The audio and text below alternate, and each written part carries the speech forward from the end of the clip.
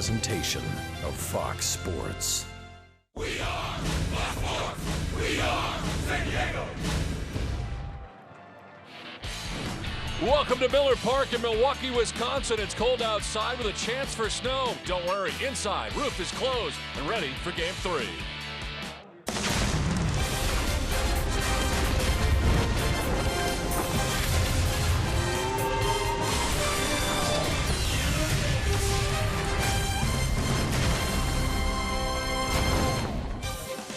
Matt Kemp and the Padres loosening up for Game 3 of a 4-game series between the San Diego Padres and the Milwaukee Brewers.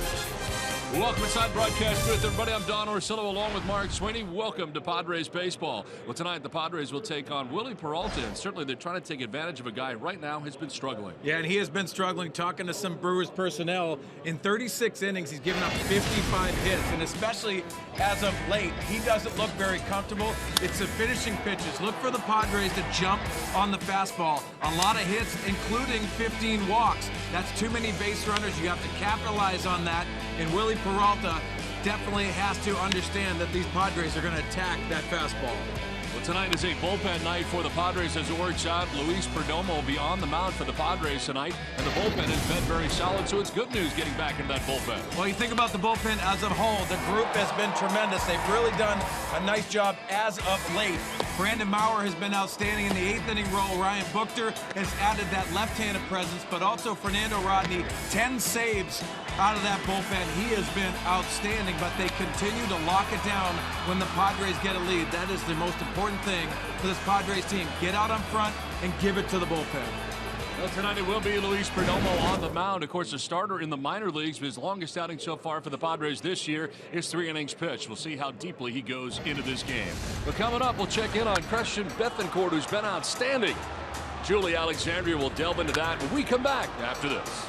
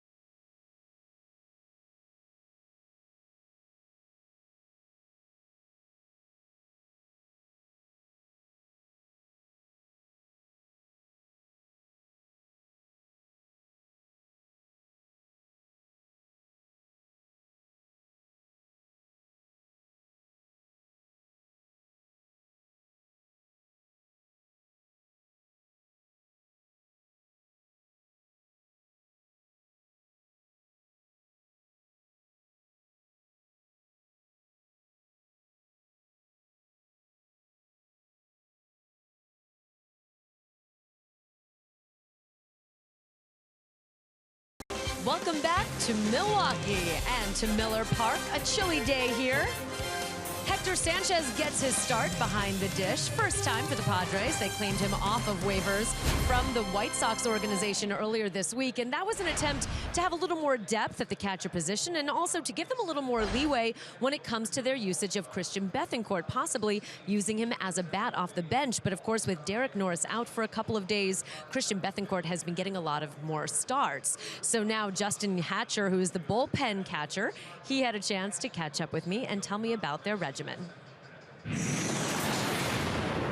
I think the biggest challenge for him is he's not getting to play very often. So it's tough when you're getting there one every 5 or 6 games to get in a rhythm, you know. He's been working hard, you know, in the bullpens, doing drill work and all that stuff, but you can't simulate game action. So for him to get a couple games in a row, I think is big for him. One thing that Justin told me he also encourages Christian to do is when he's sitting in the dugout is to talk to the other pitchers who have the day off just to get to know them a little bit more. And Andy Green also joked that Hector Sanchez will get to be very familiar with the entire bullpen in one day today. When we come back, the Padres taking on the Brewers for Game 3 of the 4-game set from Milwaukee.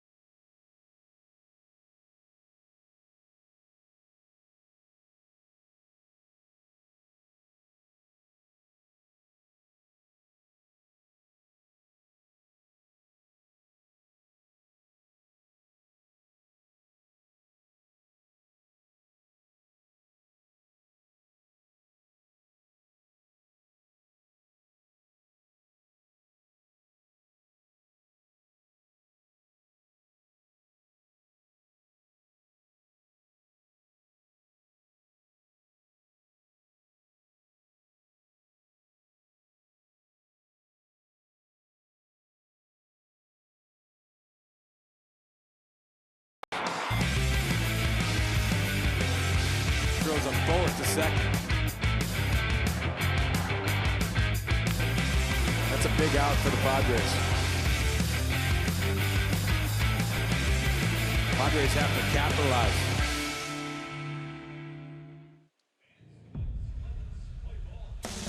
Fox Sports San Diego presents Padres Baseball, brought to you by Infinity. Visit your local San Diego area Infinity retailer for a test drive today. By Petco, your complete pet store. By Jerome's Furniture, where Jerry's price is the lowest every day. And by Pinnacle on the Park. Make your new home here. Visit pinnacleonthepark.com for details. Back at Miller Park in Milwaukee. It is cold outside, warm inside, and the Padres trying to heat up the bats here for the 3rd game of this 4-game series. It's stymied last night and trying to take advantage of Willie Peralta, who's really struggled lately. The umpiring crew, this 4-man crew, has Manny Gonzalez in behind the plate. He'll be calling the balls and strikes with Ben May at first base. The crew chief Jeff Nelson's at second base, and Laz Diaz, the umpire, at third. Well, the Padres lineup is brought to you by Toyota. Second start of the trip for Travis Jankowski. He'll lead it off with Will Myers at first base, Matt Kemp in right, Brett Wallace at third base with Melvin Upton in left, Alexei Ramirez at short. Hector Sanchez does the catching, making his Padres debut. Jose Pirela at second base bats eighth, and Luis Perdomo on the mound batting ninth. Here is Jankowski, who leads it off as he did in Chicago. First pitch of the ball game is going to miss outside. We're underway. John Jay getting his second game off of this road trip. And Jankowski's ahead 2-0.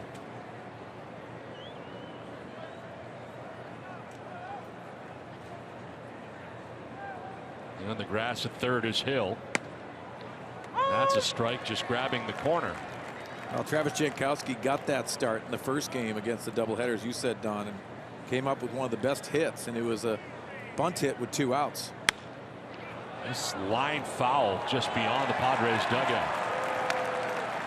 Brewers Scouting Report brought to you by UC San Diego and Health. And for Willie Peralta, secondary stuff has not been sharp, the slider and changeups. And also, he can get it up there with velocity on his fastball, up to 98 miles an hour.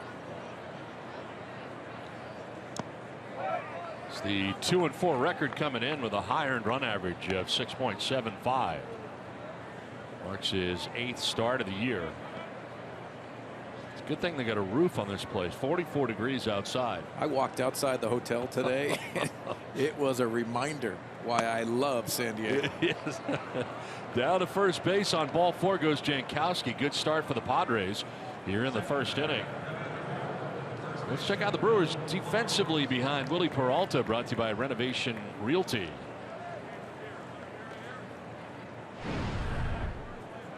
Left to right on the outfield, Presley, Neuenhuis, Santana, Hill, VR, Jeanette, Lucroy in the infield, with Maldonado doing the catching for Peralta.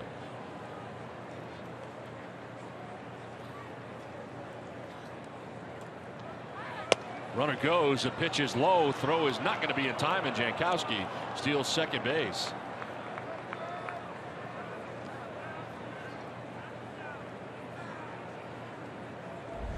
Well, disrupting Willie Peralta, you can see Travis Jankowski getting after it, and I thought he had a pretty good tag on that back foot at first glance. See the good jump by Jankowski.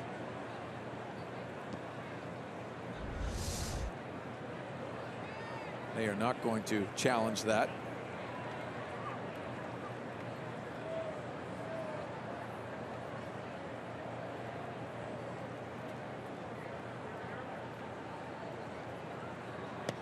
Myers will take a pitch, and it's now 2-0. We talked about the secondary stuff for Peralta. He hasn't been able to finish off too many hitters in his 36 innings of work before this start. It's a guy that has high velocity, so you'd think some hitters would cheat on that fastball.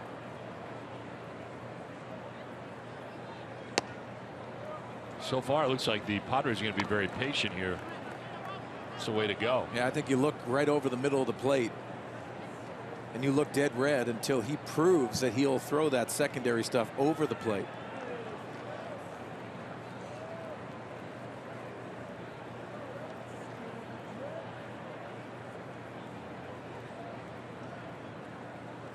Myers waiting on a 3-0 pitch, and that is in there for a strike.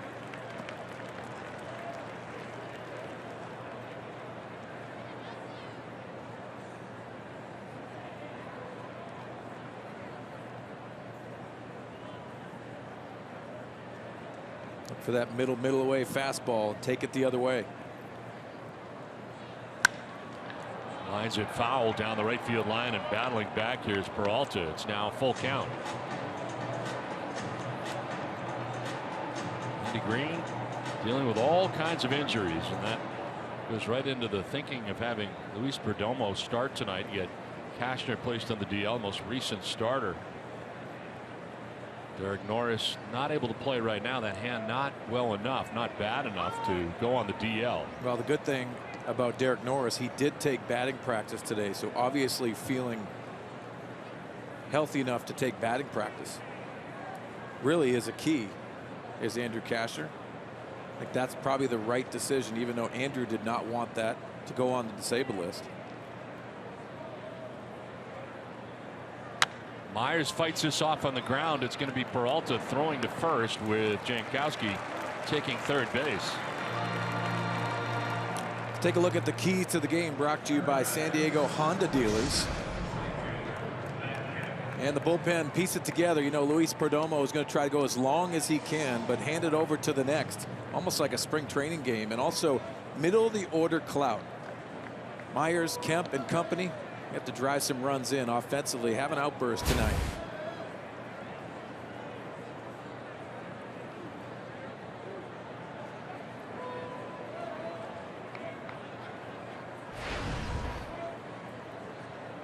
One out and Jankowski 90 feet away. Chance here for Matt Kemp. Drive in the game's first run. Kemp batting out of the 3 spot, and he'll take a pitch too. They all are. We're talking about Norris taking BP today, and this was it. Look very comfortable swinging the bat. No restrictions. You can see him turning on the ball. Really, it's that vibration off of the bat.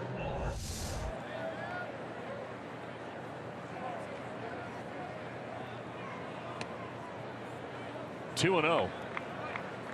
Definitely a recurring theme here. Wait for him to throw a strike. Yeah, I mean, it looks like he is very wild in and out of the strike zone.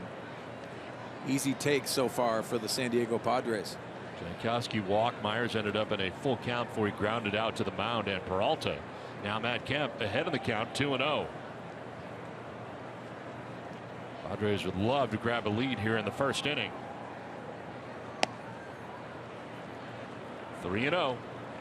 He's throwing hard, 94 miles an hour, but not for strikes. This might be a pitch around. Brett Wallace, the on deck circle. You see that average 193.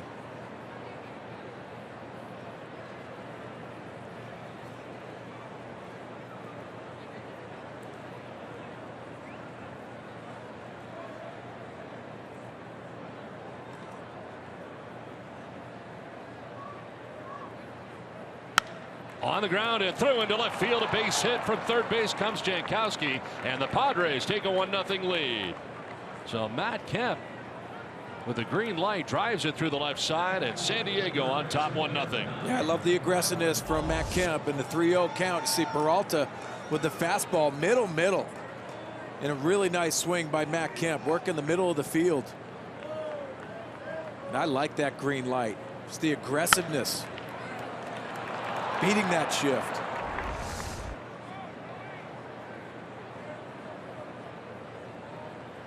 Now a shift on the right side here for Brett Wallace with 1 out, a run in. Kemp at first and held on by Jonathan Lucroy. On the stretch is Peralta, and Wallace not waiting around. He takes a hack at the first pitch. Yeah, you go back to that unselfishness of Will Myers with Travis Jankowski stealing second, advancing him to third, and just getting into a situation where it's easier for the next guy up. That's unselfish baseball. Doesn't show up in the box score, but very important to getting that run. Here's a foul off to the left out of play.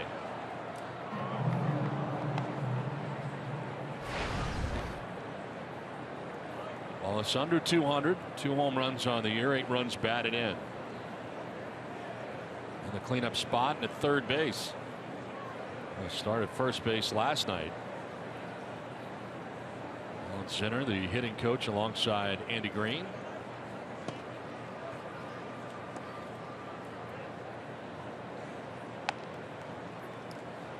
Maldonado getting the catching duties tonight. Lucroy still in the game though as they move him to first base. Lucroy starting the first 2 games in behind the dish for Milwaukee. It's a 1-2 pitch, and that's under the arms of Wallace. Evens at 2-2.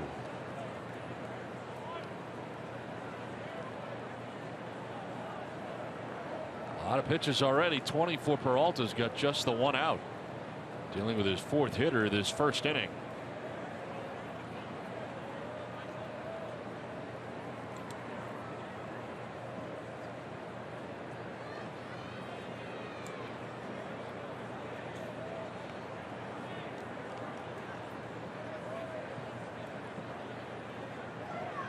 Wallace will take strike 3. That's a high strike. Barely grabbing the top of the zone, and Wallace didn't think so. First strikeout for Peralta, 2 down. Yeah, pretty interesting. You see the last pitch at the top of the strike zone, and it indeed had it on our Fox tracks.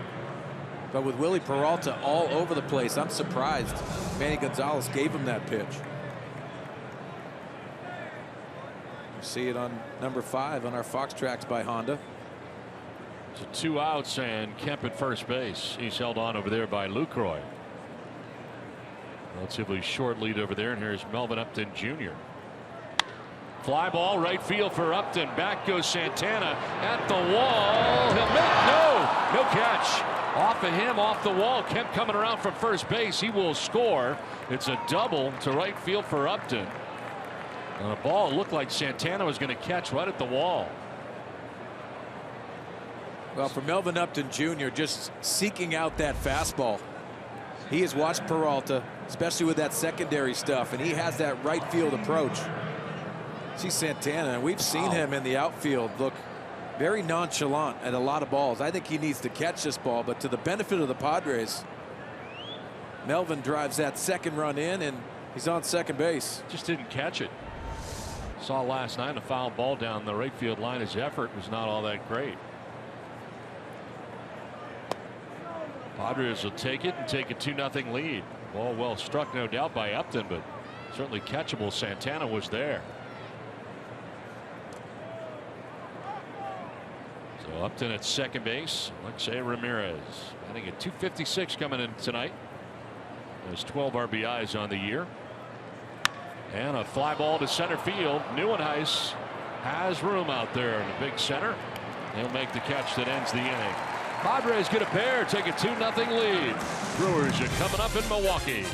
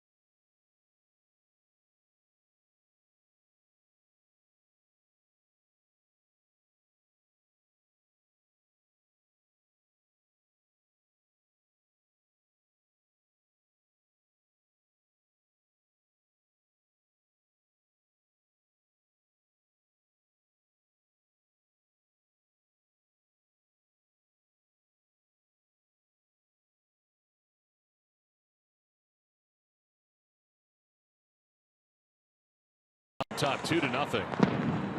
And the Brewers coming up here in the bottom of the first. Fireworks inside with the roof closed. Do they know something we don't know? But how about Matt Kemp coming off the scoring from first? Long run from Matt Kemp, getting a lot of hugs. Yeah. I think that had a lot to do with his RBI single, which was really important for the Padres to get off to a good start tonight, and they did. No high fives, just hugs. It's all love. It's 2-0 San Diego on top. This one on a long time. Yeah, lots of love. Guys. Lots of love. Lots of love. There we go. Valentine's Day today in the dugout. Yep. Gosh, the trainer Mark's going to get in on it. A hug for him. Everybody, right? I don't think they missed anybody. Really. I think we should hug. I don't want to hug you. I know, and I don't either. Yeah, Come on. Jonathan VR. Come on. You stay on your side of the booth. Here's VR leading it off. Here's my gift. I want a hug. Okay. Very nice. Very nice. That was right, really awkward. Yes. Vanilla ice. Hey, a lot of love in the ballpark tonight. Yep. We are at 283. Home run, 12 runs batted in. Scooter Gennett. And Lucroy to bat as this pitch is a strike over the inside corner. Well, Perdomo had 2 very good innings over the 3 innings that he worked last time out.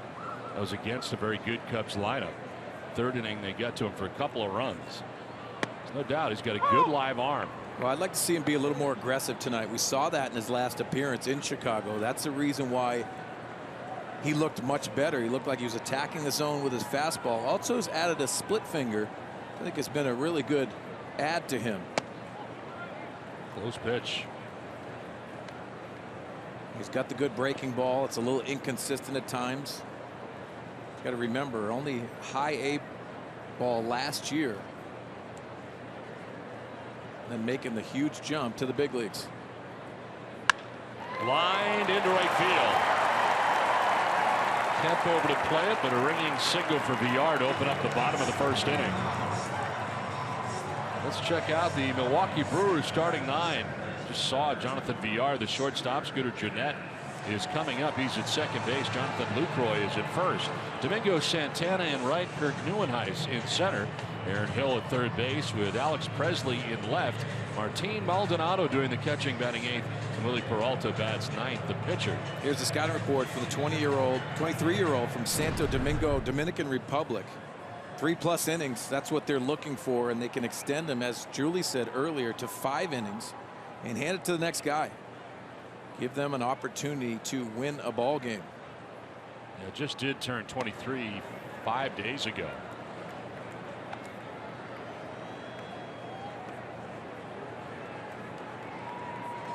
And on the grass at 3rd is Brett Wallace. Scooter Gennett found his way into last night's game, coming off the bench after a start in game 1.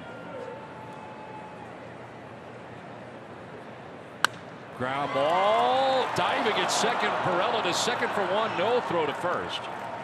Nice play by Perella. For a guy who's not played a lot of infield, he's done an outstanding job. He has, and he's naturally an outfielder, which we saw him in spring training, but he goes towards center field to grab this ball. Ramirez becomes that first baseman. You know he doesn't have a play on the double play. But very good glove work by Jose Perella. Interesting how runners are now training themselves too to come into second base towards the bag at second. Straight in. Straight in. It's your only option. And you can't go past the bag. Do anything else and that turns into a double play. Saw it in Tampa Bay this year where a game ended on a double play call on that sliding rule. Jonathan Lucroy caught the first 2 games of the series at first base tonight. Having a good year, up over 300 at 303. Well, no Ryan Braun tonight. No Chris Carter in the lineup. Braun was in the original starting lineup, but taken out before game time. There's Carter, always a power threat, and certainly available off the bench. Strike in there, and it's 95 miles an hour. 0-2. I think that's pretty important too. It's not always about velocity, but I think Luis Perdomo, when he lets it go, that velocity along with the movement, it's pretty important.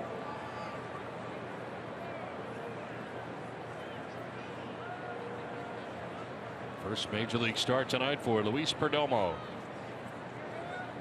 Runner goes, and that ball is low for a ball throw. Not in time. Stolen base. Scooter Gennett able to steal it. And Padres catcher Hector Sanchez not able to get it there in time. Well, it looked like a split finger, but you watch Hector Sanchez. He digs this out of the dirt. An accurate throw to second base. Just not in time to get Gennett. See that big leg kick by Perdomo.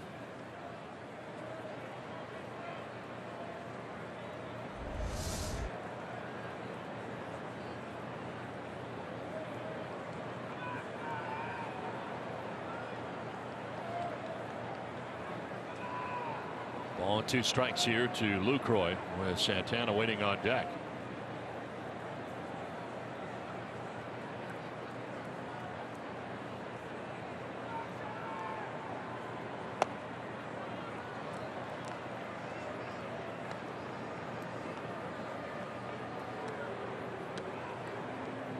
Perdomo 1-0 coming into tonight's effort. 11th appearance, but again his first start.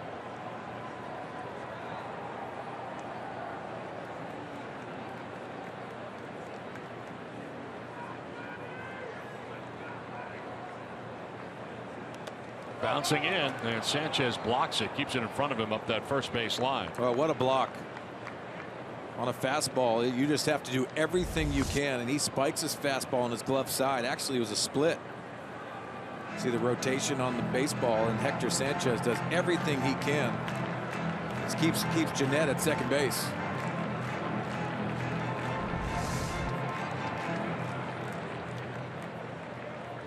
Jeanette, who stole second there with one down in the inning.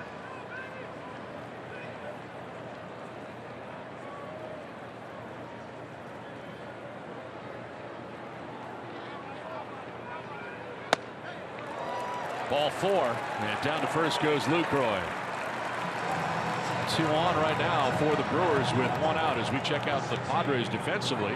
Brought to you by your San Diego County Ford dealers. Melvin Upton Jr. in left, Travis Jankowski in center with Matt Kemp in right, Brett Wallace at third, Alexei Ramirez at short with Jose Perella at second base, Will Myers at first, and it's Hector Sanchez doing the catching for Luis Perdomo. First and second, 1 out, and here is Santana. 255, 3 homers, 12 runs batted in. How big a deal of it is it tonight that Hector Sanchez is catching Perdomo for the first time? Well, you got a veteran catcher back there that knows how to call a game, and obviously he's got a no-hitter on his resume against the San Diego Padres, Tim Lincecum of the Giants. But you think about what he can do. He's putting the signs down, and trust Hector Sanchez, excuse me.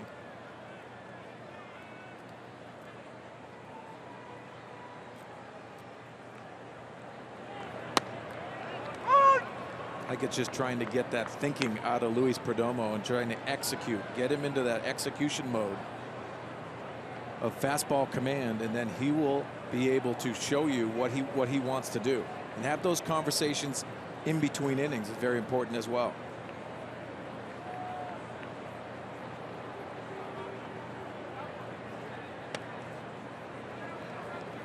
Ball's behind 2-1, and out goes Sanchez. He had crossed up there. No, it looked like he had a split finger, but just the communication. You might see Sanchez setting up over the middle of the plate because that command wavers a little bit with Luis Perdomo. Like the adjustments moving forward and how he's handling this emotionally. Remember, 61 starts in the minor leagues. That's how you develop young arms. But that was at the single-A level. Going home last night, knowing you're starting a game in the big leagues, very different mentally.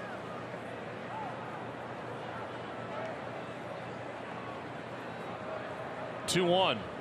Santana, that one's by him for 94 miles an hour. Evens the count at 2-2. Well, again, the talent of this young arm, and you can see 94, that has movement on the outside part of the plate.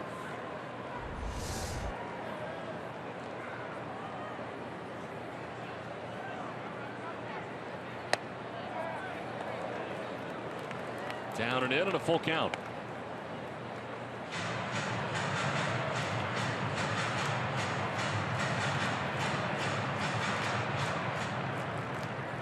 Santana appearing in his 33rd game of a possible 38 so far for the Brewers. First time he's been on a Major League opening day roster. And a swing and a miss as Perdomo strikes him out. First K for Perdomo of the night. 2 down. Well, the talent comes out. You can see it, especially the put-away pitch. And be trustful of your fastball tonight for Luis Perdomo. This is what he's got. This is exactly what he's got. Fastball, and that splitter is what he learned this spring training, and then the curveball to go along with that. He's got to be a little more aggressive and trust his catcher. Kirk Neuenhuis, the batter, getting the start in center field. Second time in 3 games here against the Padres that he's been in center.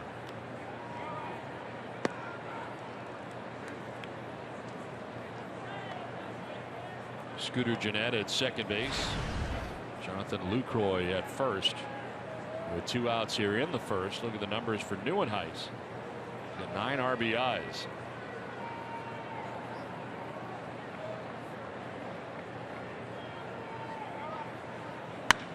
Line to left. Upton on the move. That's going to get by. From second base, Gennett scores. Lucroy is going to try and score. Here's a throw from Alexei Ramirez, and it will be not in time. Game tied. Just like that, it is 2-2. Throw to third. Safe there. Kind of forgot about Neuenhuis as he takes third base. Sanchez trying to get the attention of his manager to challenge a play at the plate. He thought he had him. And Neuenhuis alertly takes third base. Well, again, you see the relay throw, an accurate throw, and then Ramirez tries to snag him at home plate. I thought you made a good point, Don, too. Don't worry about the replay next. You have to understand there's runners out there. Pretty nice tag by Sanchez. And then he gets up, throw to third, and he wasn't concentrating on that other runner. Neuenhuis alertly gets third base. Now the Padres got to figure out if they're challenging the play at the plate, challenging the play at third. Doesn't look like they're challenging anything. So nothing is challenged. And just like that, this game is tied 2-2.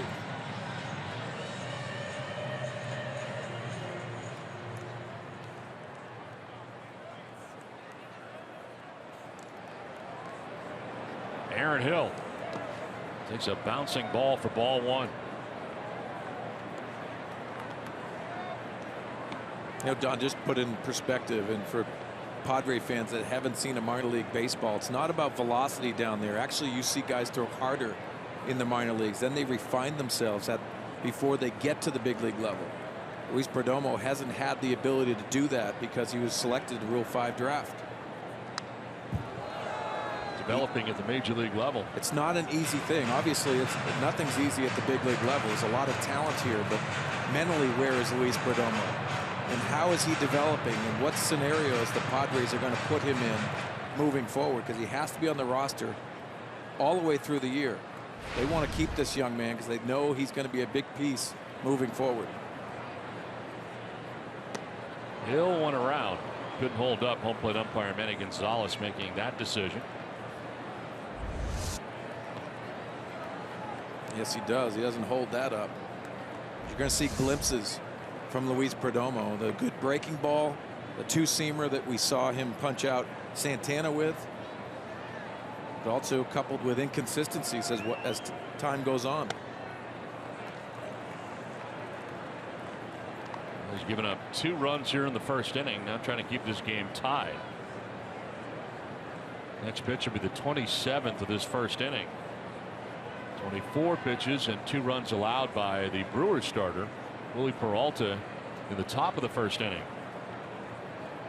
2-2 pitch, and Hill strikes out.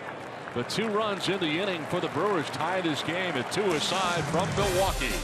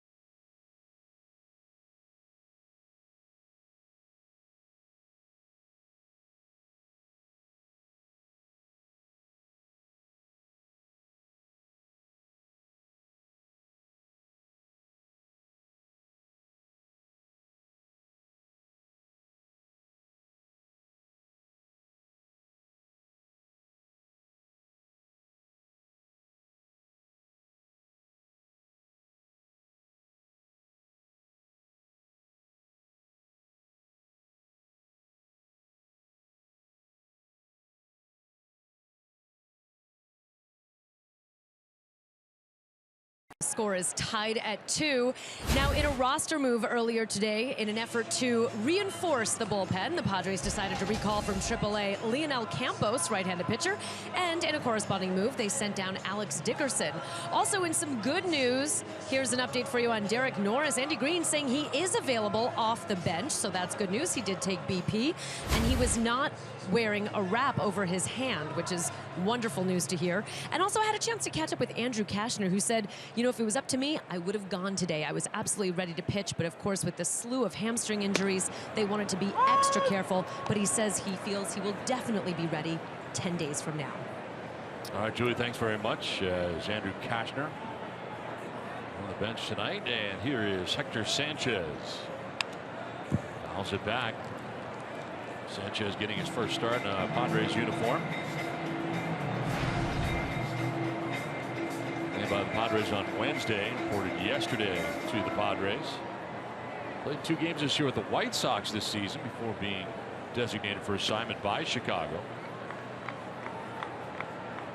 Parts of 6 major league seasons between the San Francisco Giants 2011 through 2015, and this year, as you mentioned, a couple games with the Chicago White Sox. Switch hitting catcher, which gives you a lot of versatility. Here are the numbers in his 6 seasons in the majors. Parts of dancing out of the way, a ball 2, 2-2.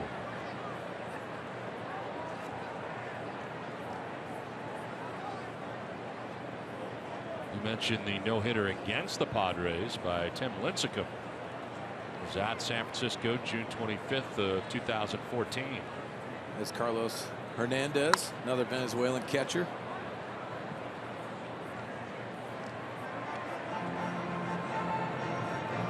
Yeah, that Tim Lincecum no-hitter and no-hit the Padres twice in his career. He's hurt his hand. Dropped the bat after that last foul ball. He's in some pain. Paul Navarro, the trainer, coming out along with Andy Green.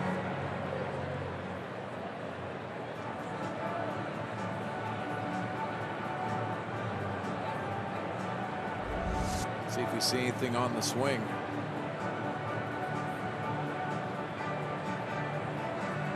You know, at times you can hit that off the end of the bat, but you see him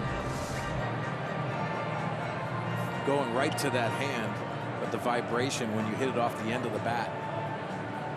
See Christian Bethancourt getting loose in the dugout just in case, bouncing around.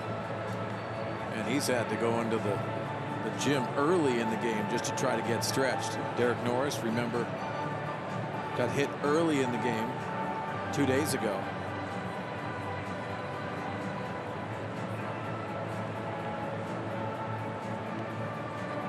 Doesn't tell whether it's a wrist or a hand or what it is.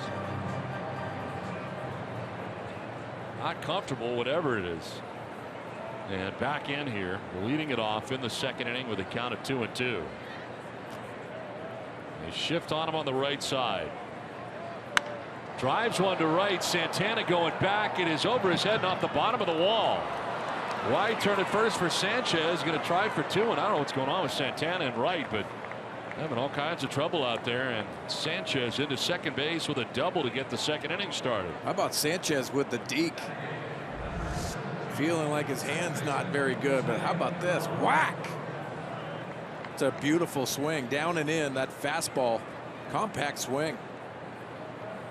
Like you said, Santana does not look comfortable in right field. He's made a lot of mistakes out there. Doesn't even look like he's interested. Leadoff double here now for Sanchez to get it started. Here's Perella.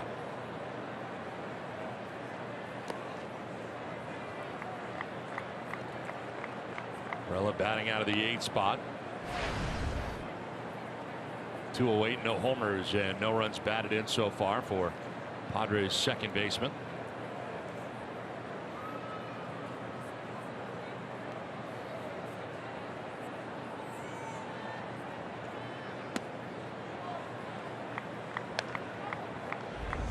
Take another look at Santana out in right field. First of all, for the youngsters out there, turning the wrong way. That left-handed bat, everything goes towards the line, but not getting in a good position athletically to play the ball off the wall once it's over your head. Thought for sure there was going to be a close play at second base. It's one of the top prospects in the Brewers system, coming into spring training and getting an opportunity. And at times looks like he's lost out there in right field.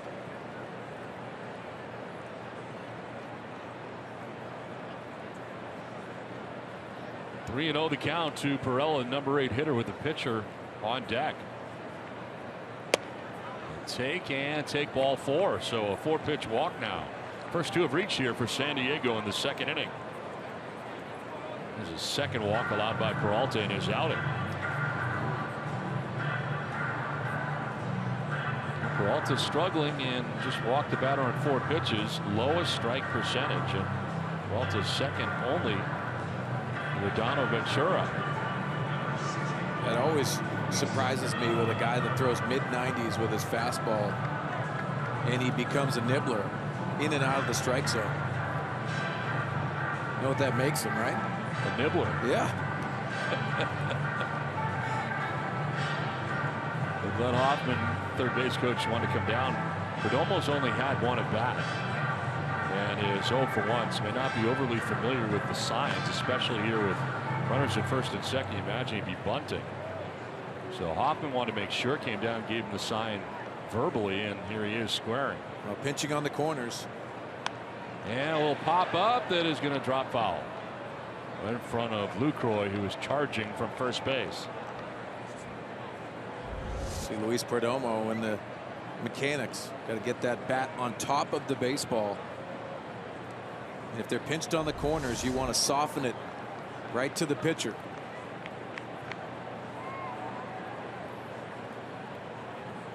Now Hill coming in from third to talk to Peralta.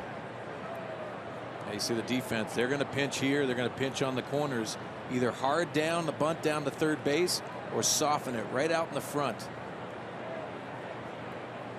See that shortstop pinched over. He's going to cover third base on the rotation of the infield. And another pop up. This one fouled back to the screen. 2 tough attempts here so far by Perdomo, who has not looked particularly comfortable in either one. Well, single-A pitchers do not bat in the minor leagues. He got his first plate appearance as a professional the other day in Chicago. Does not look very comfortable. Want to try that at home? Go out to the batting cages and try to lay a bunt down.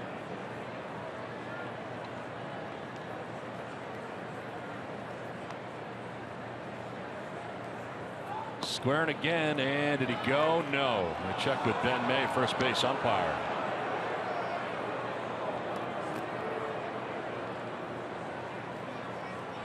Let's take a look. It's that bunt out, the bat out there, and see if he goes. Ooh, that was close. That might have been a gift for the Padres. Yep. Another chance here for Perdomo. Pulls it back, no question this time, and it evens at 2-2. Double for Hector Sanchez to begin the inning. Jose Pirela with a walk. 2 on, nobody out in this tie game, 2-2. We're in the visiting half of the second inning from Milwaukee.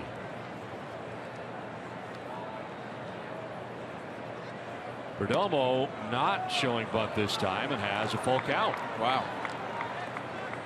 If you're Craig Counsell, you got to be scratching your head with the effort of Willie Peralta.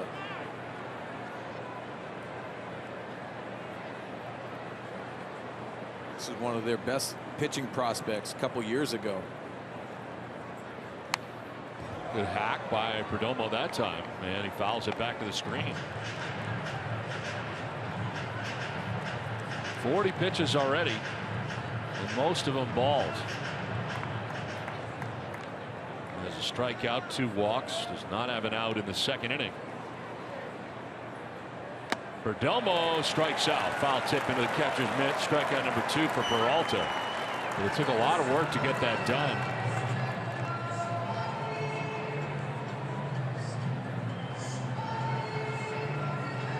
He's going to get a visit from his pitching coach.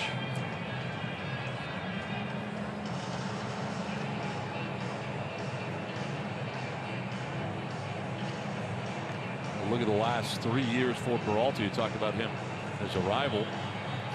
That's what he has done. Started well, 17-11 in 2014. And I think a lot of people after that 2014 season thought that he was going to take the next step and be that dominating right-hander. They even thought he could possibly be that ace.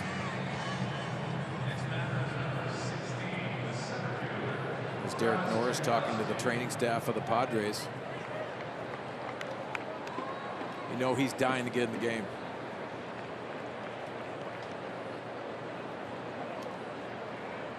So Derek Johnson, the pitching coach, back to the dugout. 2 on, 1 out in the inning, and it brings up the top of the Padres order, Travis Jankowski. Walked, stole a base, scored a run all in the first inning. Padres got 2, and the Brewers came right back with 2 of their own.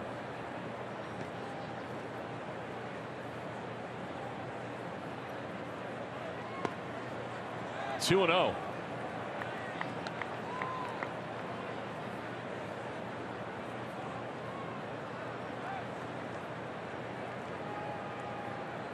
Myers waiting on deck. Jankowski on the ground towards second. Jeanette scoops into second for 1. On to first for 2. Big double play grounded into by Jankowski. Ends the top of the second. Still tied at 2.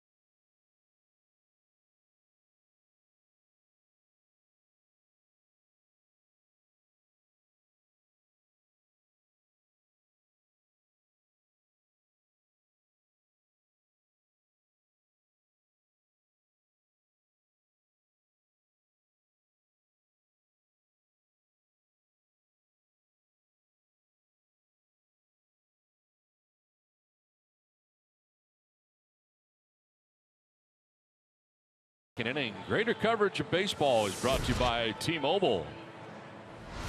And what's going on around the majors? David Ortiz with his career 513th home run, 22nd on the all-time list now, and a Red Sox 6-5 walk-off win against the Astros.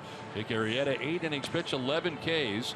He's now 7-0 as part of a Cubs win against the Pirates, and Irvin Santana snapped a Twins 8-game losing streak with a 6-3 win against the Cleveland Indians as he went 6, giving up 1 run. How about Big Papi?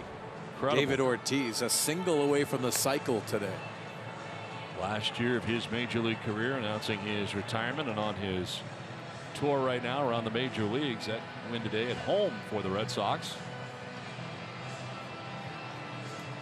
Well, good to see Hector Sanchez back in behind the dish. He was looked over by the training staff when he got to the dugout to end last inning.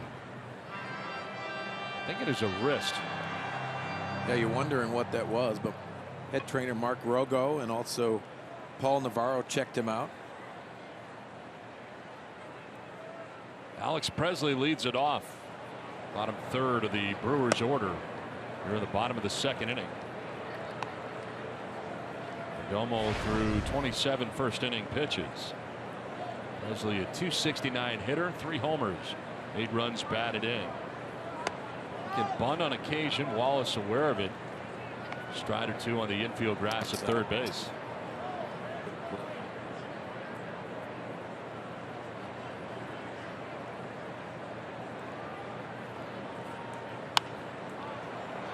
You saw that last pitch. It's a 2-0 pitch, looking for a strike, obviously. Hector Sanchez not going to sit on the corners. There's no reason to. Because when Perdomo throws that fastball, it has movement. You see the two-seam success. But if you're sitting on the edges, it's going to be riding off the edges. See him sit up right down the middle. Slowly rolled down the first baseline. Perdomo will apply the tag on the way by. Nice play. So Presley retired, and a good play by Perdomo to jump off the mound in a hurry.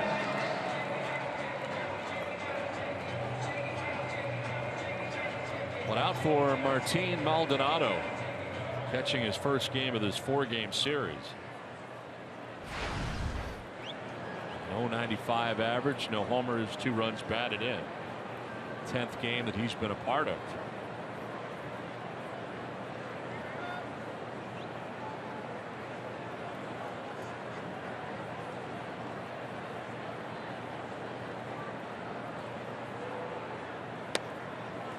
Outside for ball 1.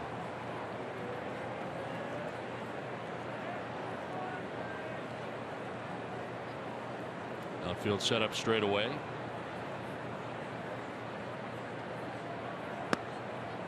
Just missed inside, and it's now 2-0.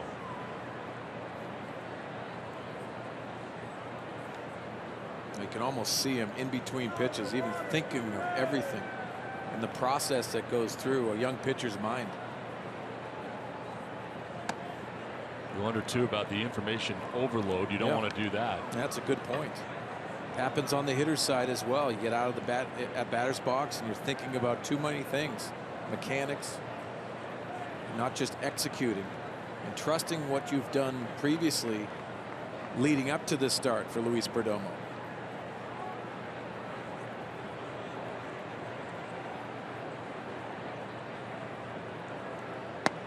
Needs a strike and gets one. Running the corner, 94 miles an hour. Still the good hitters count here for Martin Maldonado. Ahead 3-1. He'll take ball 4. There's the second walk given up by Perdomo. Set it down to Julie. Talking about that 2-finger split fastball that Luis Perdomo throws that he learned in spring training, and Darren Balsamy was telling me he learned it in just 1 day. He said usually it takes guys a couple of weeks to perfect it, but he was so impressed that he just caught onto it so fast, and now it's really his safety valve pitch. And he also says he uses it for strikes because he's got big fingers and was talking about his big hands so that it's not as taxing on his arm, so he can keep throwing it over and over. Just 1 day. Well, thank you, Julie. And yes, the trusting it to execute that pitch within the game rather than in the bullpen sessions or in between his appearances. Willie Peralta's first at bat, the pitcher for the Brewers, batting out of the 9 spot. 1 out, 1 on. And on the grass at third is Wallace. Squares already and gets his hand out of the way, or tried to. You know, the only thing I can compare it to as we take a look at this bunt attempt by Peralta, not looking very comfortable at the plate either with that high rising fastball. But a player I remember, Ruben Rivera, one of the most talented players in the game, but couldn't deal with it mentally. Had a lot of success as a defender because he had the powerful arm, he could run. Just never put it together mentally at the big league level to match that ability. And what scouts really thought, he was a can't miss. Pulls it back and fouls it back on an 0-2 pitch, and you get a 94-mile-an-hour fastball. I'm sure you've seen plenty of players that have that ability that people talk about in the minor leagues. They were tremendous players. Well, getting to the big league level, having success, and mentally meeting those challenges, I think is really the biggest jump when you get to the big league level here. Swing and a miss, and Peralta strikes out. That's a 3rd K for Perdomo the night. 2 down in the inning. I'm going to be honest with you. I think I would have been fired a long time ago if I had been a Major League scout, because there were a lot of guys in the 10 years that I spent in the minor leagues that I thought were going to be excellent Major League players, guys that dominated at the minor league level. So this guy's a can't miss. Yeah. He gets here and he's not even in the conversation. So it's unbelievable. Is there a player that sticks out for you that was one of those guys? There were a few. I think of a guy by the name of Andy Abad. Yeah. Was at AAA for a number of years with the Pawtucket Red Sox at the time. Dominated the AAA level, near 300, had good power all the time. Did have a cup of coffee in the major leagues, but there's a bunch of guys like that just got here, and some of it is that they aren't high draft choices, and you almost have to force your hand to get into the major leagues. You don't get all the chances that a lot of the first-round draft choices get to get there. Yeah, and you know what? A lot of the guys, even from the hitter standpoint, are everyday players. Then they get to the big league level. You look at Travis Jankowski, everyday player, and now he's getting starts, but he has to defend at the end of the games, and it's a different way of thinking. But you have to try to stay in a major league uniform. That is your priority, and really the thought process that has to go into every player. But you know, these guys that had success in the minor leagues doesn't necessarily translate to the big league level at times, and it's very frustrating. I'm sure you played with a number of guys you thought would be great at the major league level who never got that chance, never got there, or were never successful at the major league level. You hear that phrase, 4A player? Yep. J.R. Phillips was one of the guys that sticks out in my mind, put up huge power numbers in the minor leagues. Got to the big league level and could not do it. He just couldn't execute it, couldn't translate that power. And he was in the Giants organization, then ends up jumping all around. But I think it has a lot to do too with having the right opportunity and how you seize that and how you're ready to jump on that. But for Luis Perdomo, I don't think going into the offseason last year he thought he was going to be in a major league roster. He was thinking I might be in the Cardinals organization and hopefully make it to the AA level. Now he's got to start in the big leagues. 2-2 pitch on the ground to third base. Wallace looked at second. Now he's going to hurry to first, and it's late. Looked at second, then went to first. It all took too long, and everybody's safe.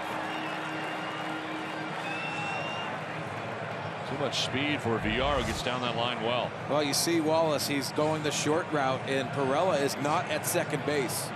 Wonder if he was in the pole position. Yeah, way over. And you can see pulled with that left-handed hitter. Wallace tries to throw it over there and not in time.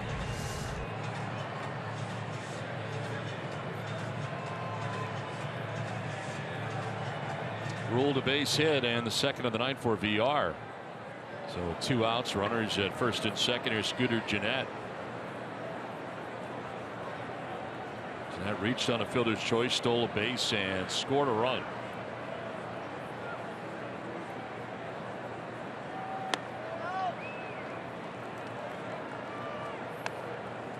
You think defensively with that Wallace play, in between pitches, you're looking at where the defense is and what you're going to do. If you know that second baseman's pulled over, very difficult to get to second base. So that's already in your mind before that ball is hit to you.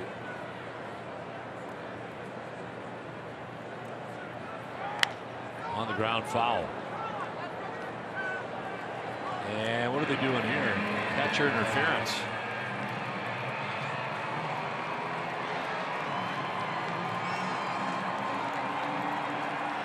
Bases will be loaded. Balsley coming out. See if we get a look at what happened here. And he ends up connecting with Sanchez's glove.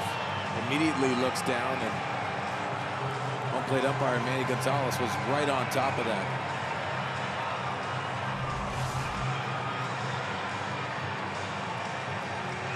So interference. It's an E2. And the bases are now loaded.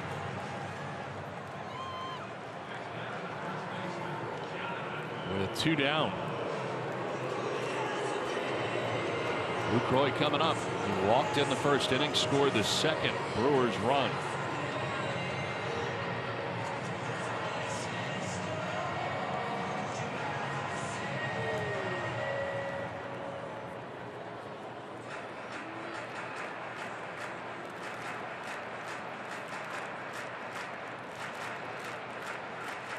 So bases loaded, 2 down in the inning.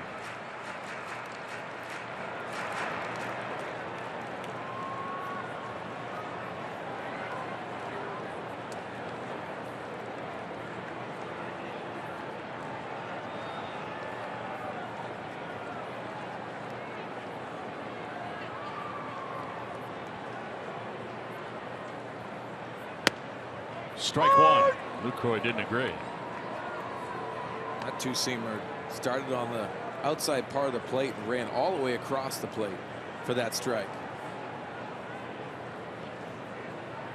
This will be the 50th pitch for Perdomo.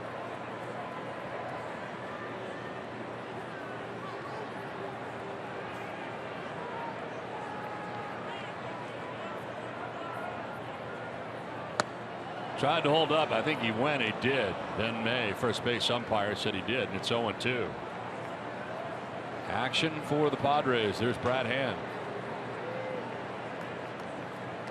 First up in the pen. This is a bullpen game for San Diego. And the first action we see here in the second inning. Bases loaded with 2 outs.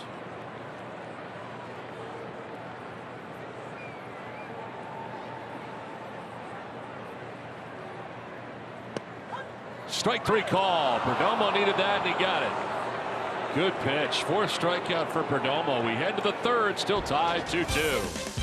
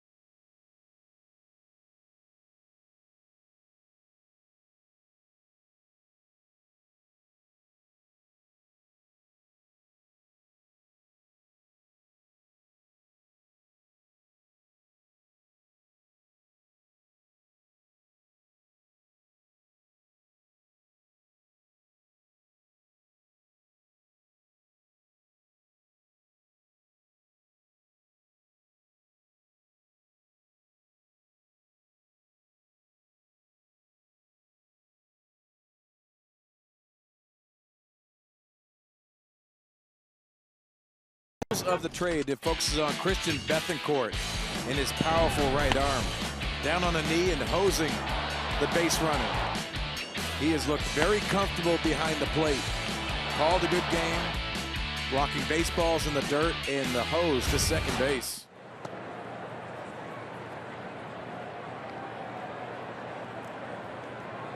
Talked to Justin Hatcher, the bullpen catcher and the catching coach for the San Diego Padres today. Loves how he's maturing at the big league level. A lot of the last 2 starts have been very good. Called a good game. So what else do you like what he's doing? So I like how he's sticking the ball on the bottom part of the strike zone.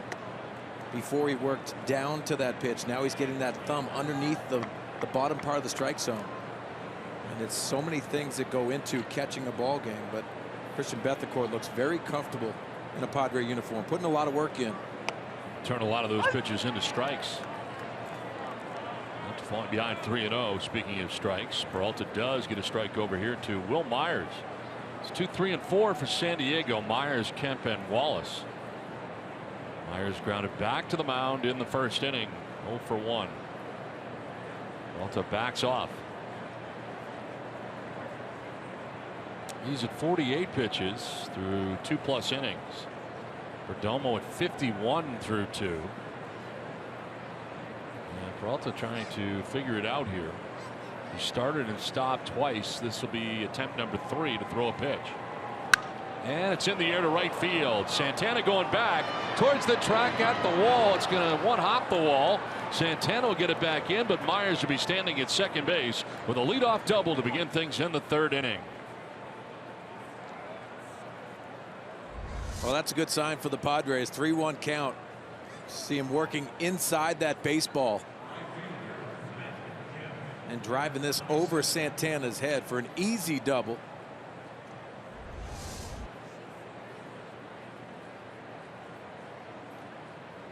So a good start to this third inning for San Diego, and here's Matt Kemp. A single to left field to drive in the Padres' first run. That was in the first. Now a fly ball to left center field. Presley and Neuenhuis. Nobody's going to get there. It's a gapper in the alley. From second base comes Myers. He'll score the go-ahead run. Kemp into second base with an RBI double, and the Padres take a 3-2 lead.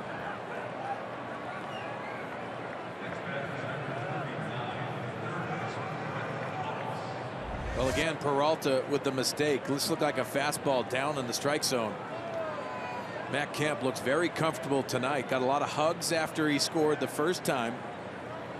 But driving that baseball to that left center gap, scoring Will Myers easily. So 3-2 San Diego on top, and Wallace will lift one down the left field line. Presley into the slide to make the catch. Nice catch here by Presley to go a long way running on a slant in and towards the line, and Wallace is out number 1 of the inning. Well, playing pull against Brett Wallace, and he does go a long way for this, and sliding going across his body. It's played by the left fielder, making a spot start for Ryan Braun. One out, Kemp at second base, and Melvin Upton coming up.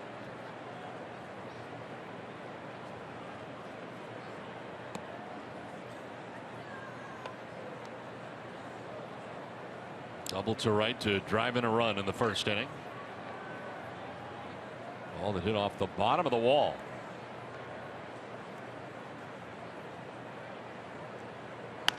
On the ground to third base. Hill backs up on it. Looks Kemp back, and the throw in time.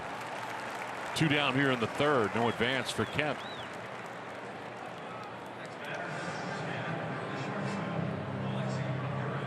Talk about batter eyes, and you take a look at the batter's eye here. It looks very dark. It looks like it'd be a good one here in Milwaukee. You see the ball very well. The darker the better. That's a huge difference at the big league level here, seeing the baseball. In the minor leagues, they have advertisements out there. You know that. They'll throw a pitch in those advertising signs in the minor leagues, and you don't even see it. Get to the big league level here, and right there, beautiful.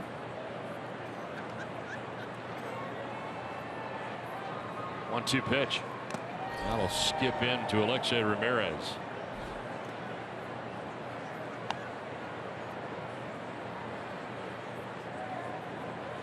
Flied out to center field in the first inning.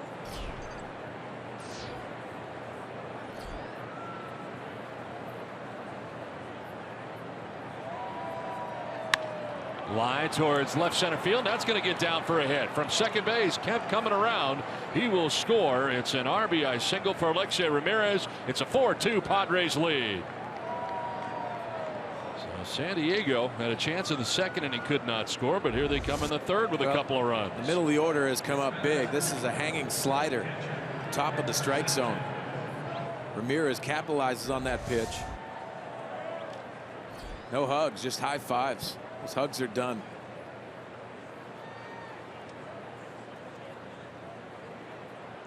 So 2 outs. Ramirez at first base, and here's Hector Sanchez. So we're done hugging too, I guess. Then if he's done hugging, we're done hugging. No more hugs. Just a high five. Yeah, it's easy to do that. Yeah, much easier. Don't touch me.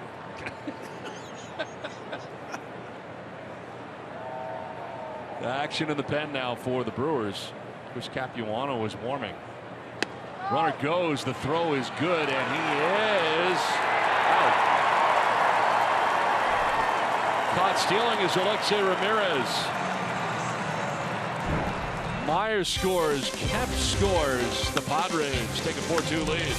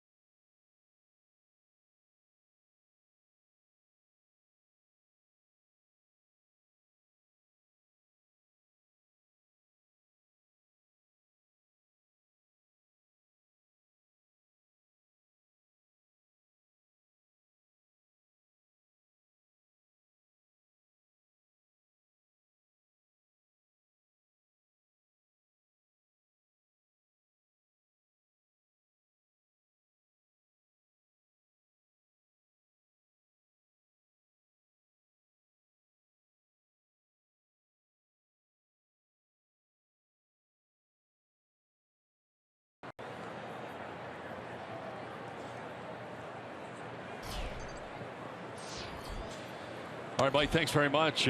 Santana leads it off here for the Brewers. Perdomo back on the mound again here for the Padres. Now has a 4-2 lead.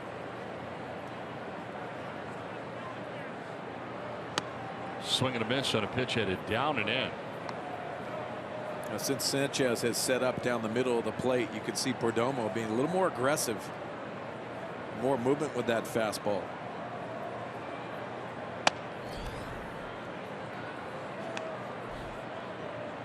That's like you can't throw it straight. It's a good thing. A lot of movement, yeah. Movement and velocity is really the difference maker.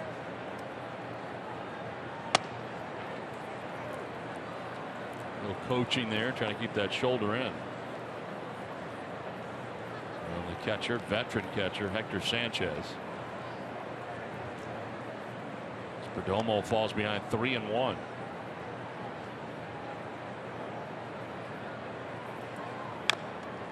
Fouled off at the plate.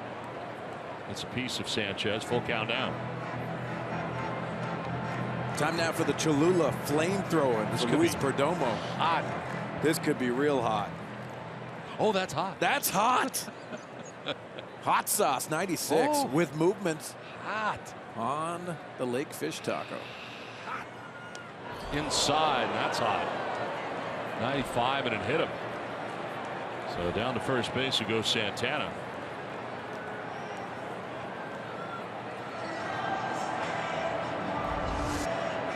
Speaking of hot sauce, right on the elbow.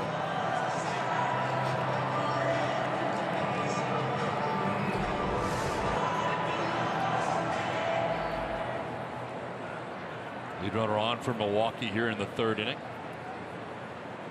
Brings up Neuenhuis.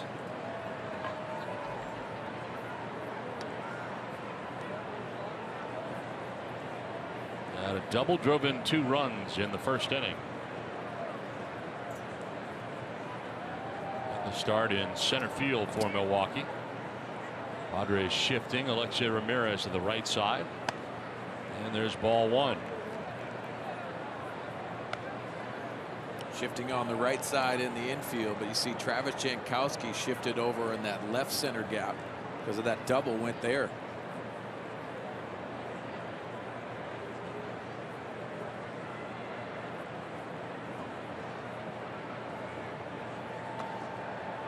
Down and in, 2-0. Think about the shifts, Don, and most of it's on the ground balls. You see the infield constantly on that right side or even shifting against Matt Kemp on the left side. But I think the outfield shifts according to how they're going to pitch and what you see on the swings. You've got to be alert.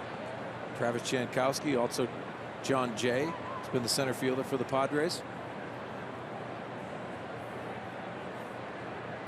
Neuenhuis fouls it back to the screen, and it's 2-1.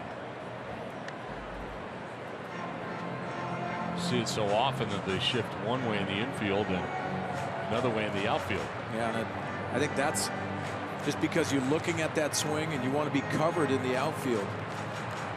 The Padres have done a nice job shifting towards right field and having Matt Kemp corral that space because of Melvin Upton Jr.'s success in left.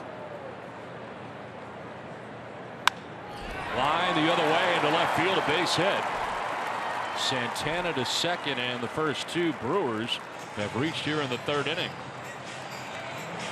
So a hit batter and a single. You got Aaron Hill coming up.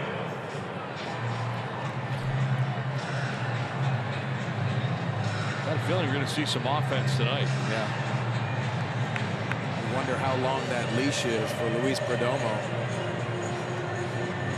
That hand had been up last inning, and that leash, well, I think it's over.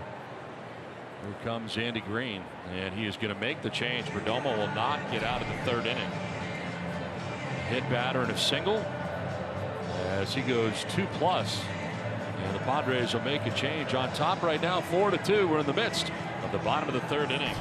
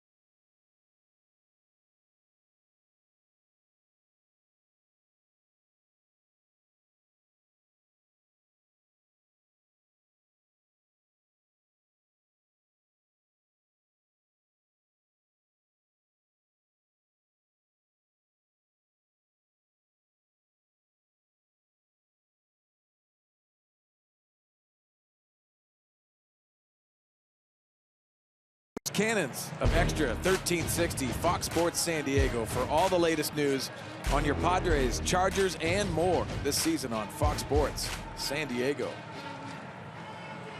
In the midst of the bottom of the third inning, as this pitching change brought to you by El Cajon Ford. Perdomo out and in to his 17th game. Well, his last appearance was against Chicago and had one of the biggest appearances of this road trip after the era of Ramirez. Had the big strikeout to end the inning and preserving that 2-game sweep of the doubleheader. Now, when Andy Green ends up taking out Perdomo, he's talking to Hector Sanchez, and it's probably about what Brad Hand features, what he likes to do. He's having that communication. I think from Sanchez's point of view, he's learning on the job with his whole pitching staff. Yeah, generally you get a spring training to be able to figure out your new staff. Well, not tonight. Crash course.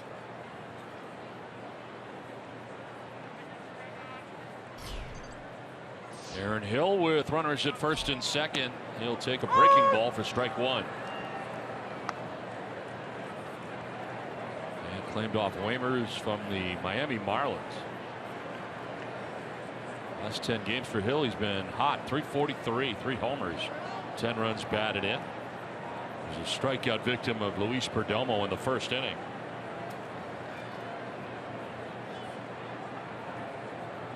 Santana at second, Neuenhuis at first with nobody out here in the third inning.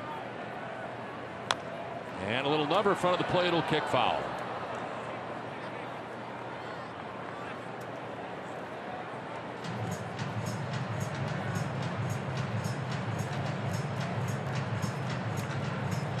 Aaron Hill has seen time at third base and at second base in this series. The former first-round draft choice of the Toronto Blue Jays.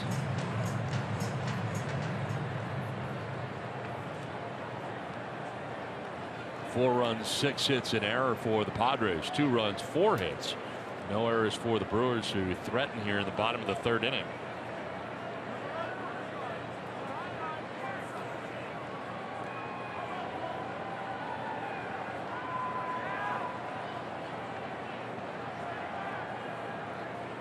Bill thought about it. Did he go? No. As they check with Ben May, first base umpire. He's had to make a lot of calls early in this game. See if Aaron Hill goes. Oh, that was pretty close. That was a lot closer than I thought.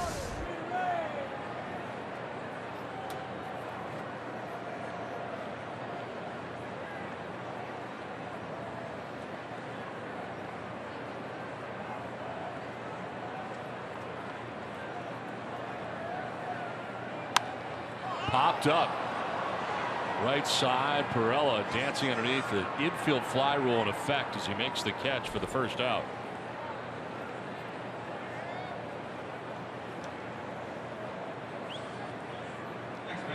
So 1 down, and that'll bring up Presley for his second at bat. He grounded back to the mound first time up. You go back to that last appearance for Brad Hand in Chicago. I thought it was pretty important. He pitched around the big left-handed hitters of those Chicago Cubs, but ended up striking out the side, which I thought was huge, preserving that 1-0 victory. 1 out, first and second, and Presley the batter. 5 for 11 and 455. The runners in scoring position this year.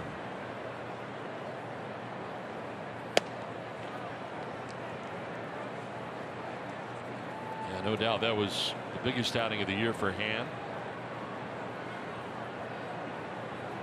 Scoreless ball in 10 of his 16 outings so far. Lefties, and he's dealing with one right now, only hitting at 154 against him. Foul off to the left, evens a count of 1-1. The strikeouts you're talking about in Chicago.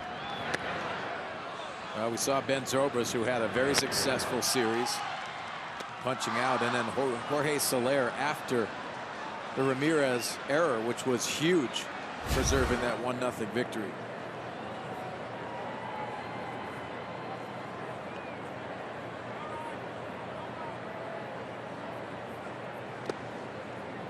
in the dirt outside. So it's 2-1. Santana started the inning, got hit by a pitch. Neuenhuis with a single to left. Perdomo leaves, Hand comes in and gets Aaron Hill to pop out to second base. So third of the way there, one out, and Presley right now the count of 2-1. In the air to center field, struck well. Jankowski going back onto the track, will make the catch in front of the wall. Tagging at second, moving to third is Santana. That's the deepest part of the yard here in Milwaukee, and Jankowski has room back on the dirt of the track.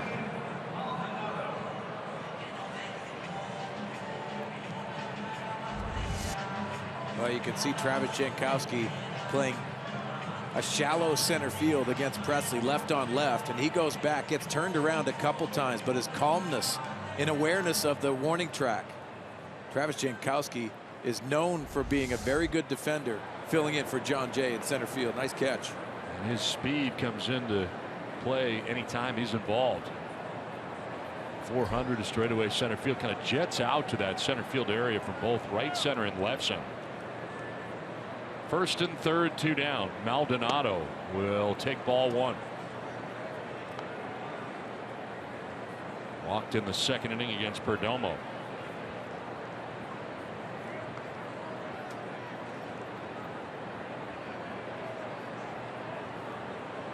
Myers holding on.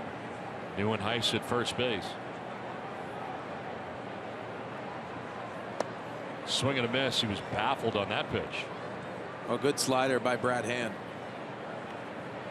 Works off of that fastball and has really good late tilt in that strike zone.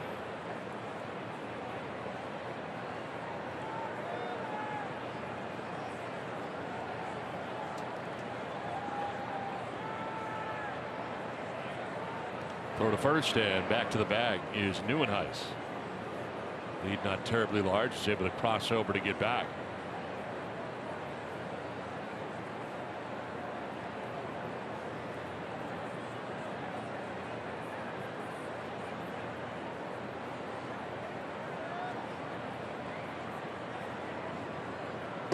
Swing and a miss.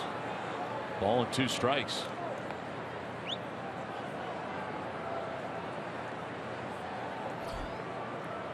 Martin Maldonado catching his first game of the series. Imagine we'll see Lucroy back there and behind the dish tomorrow, the day game after the night game. And the finale of this series, as well as the road trip for San Diego. I think Brad's going to go back to that slider or even the fastball elevated. Give him a different look. Change that eye level.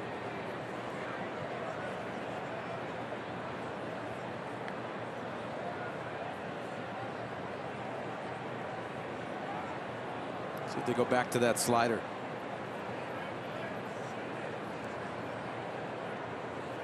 Two-two pitch. There it is, and he misses with it. Taking second base, stealing it, is Neuenhuis, and it's second and third now. He's kind of forgot about him, so he takes second base. Two in scoring position, two down, and a full count now.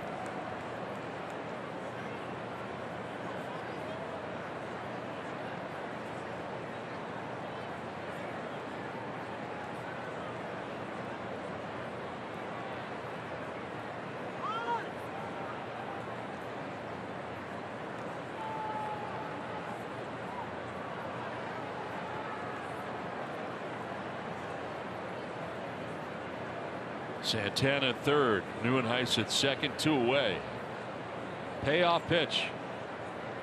Maldonado with a foul tip held onto by the catcher Sanchez for strike three. So he gets out of it as stranding to the Milwaukee Brewers. 4-2 Padres at the end of three.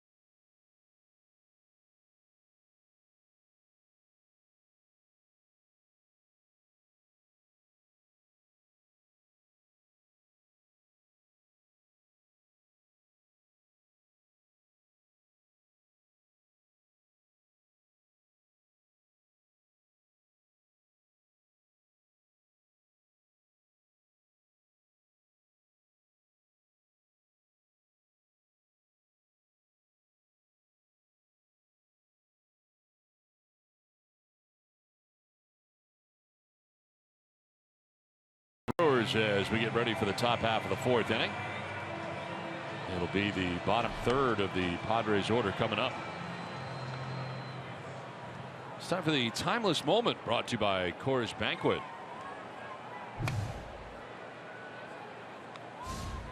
Mark McGwire, it's 2 home runs, passing Jimmy Fox and tying Mickey Mantle for 8th place on MLB's career home run list.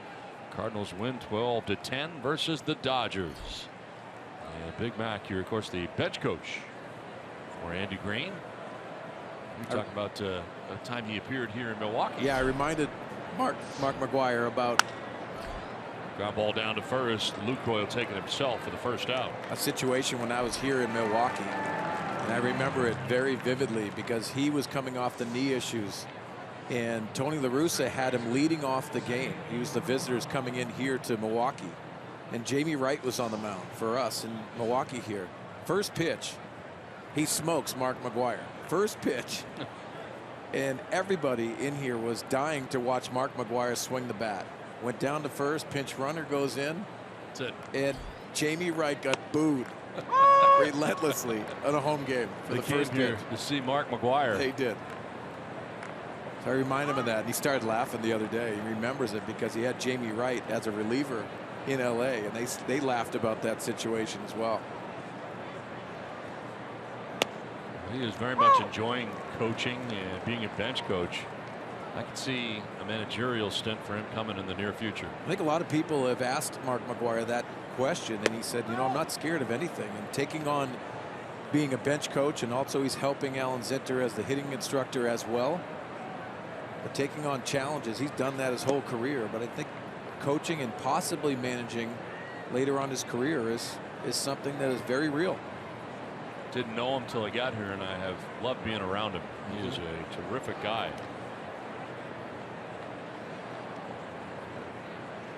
I think he'd be a good manager. Yeah, he has that calmness and being around him, and really the passion to be the communicator. But he loves being on Andy Green's staff. Line caught by the shortstop VR. Hot shot, but right to the shortstop. 2 down.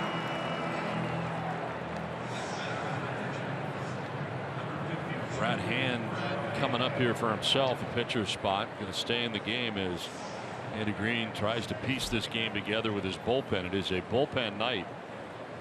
Only got 2+ from Perdomo. Brad Hand coming in to work the third. He'll be back for the fourth as he takes strike one.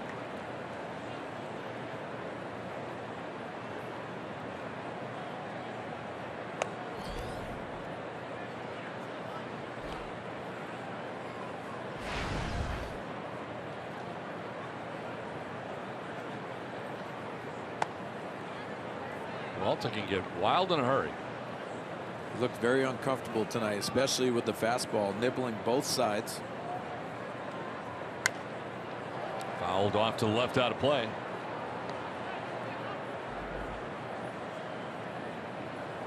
It'd be frustrating for the Brewers. You kind of just wanted to see go after some guys. Well, I think it's not necessarily just fastball command, but it's the put away pitches that I'm not seeing from Peralta.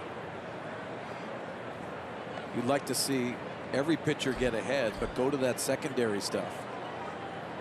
He's already at 70 pitches through 3 2/3 innings.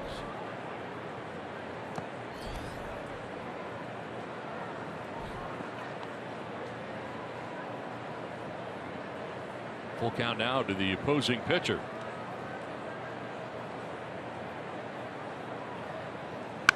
And a drive to center field. Neuenhuis have been playing shallow. He's got to go back, and he makes the catch. How about Hand taking that almost to the base of the track out there in center? Gone to the Padres in order on top 4-2.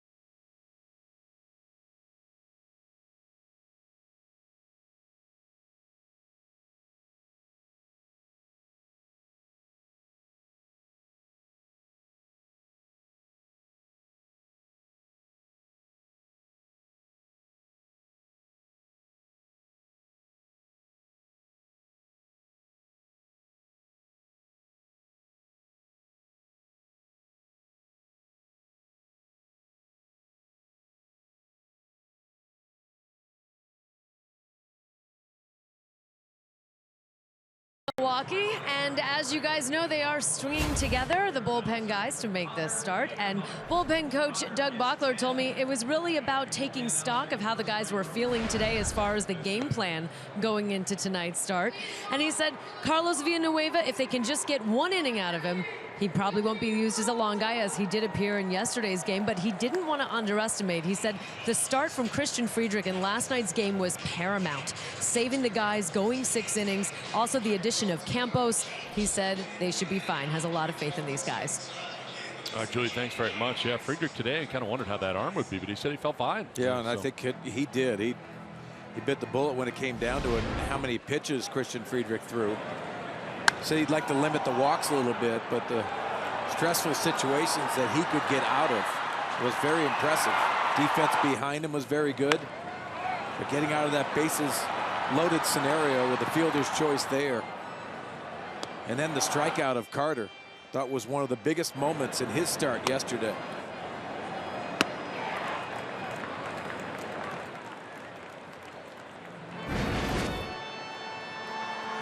So it's on to the bottom of the 4th inning we go. 4-2, Padres on top. Hand back on the mound. Einar Perdomo, 2+, 4 hits, 2 runs. He walked 2, struck out 4, and had a 1-2-3 inning after he came in. And he came in kind of in a pressure situation, leaving runners at 2nd and 3rd. Peralta, the pitcher for the Brewers, leading it off here in the bottom of the 4th inning.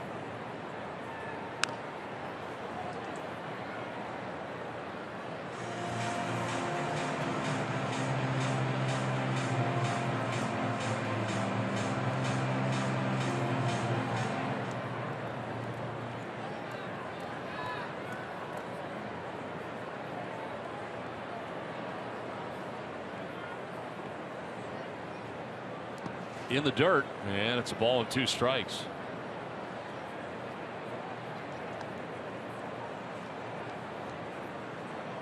Norman Thomas fan.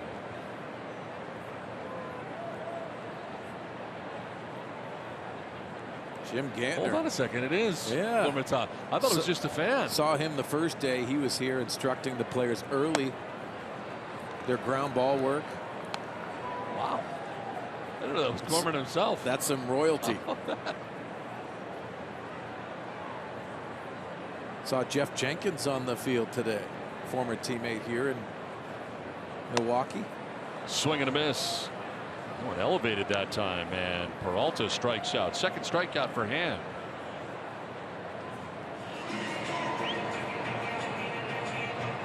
Now Jeff Jenkins right now. Right in the middle. Rock and BA. Jeff was a great teammate. Won a world championship with the Philadelphia Phillies late in his career. It's good catching up with him, and a lot of fun. Big left-handed bat. Had that uppercut swing. It's here with Jeremy Burnitz and Richie Sexson. One out here in the 4th inning, and a strike. Top of the order, Jonathan VR is 2 for 2 in the game. Single to right. Infield hit to 3rd.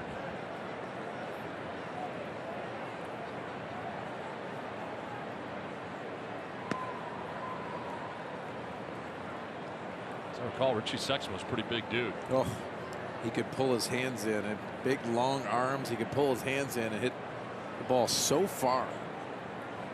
Very good defensive first baseman. He came over here from the Cleveland Indians. They didn't have any room for him, and he was very talented. Ended up going with the Diamondbacks and also Seattle Mariners.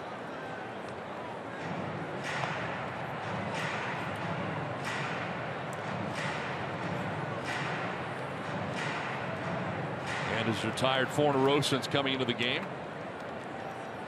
Strikeout to begin this, the bottom of the 4th inning. Now ahead of VR, 1-2.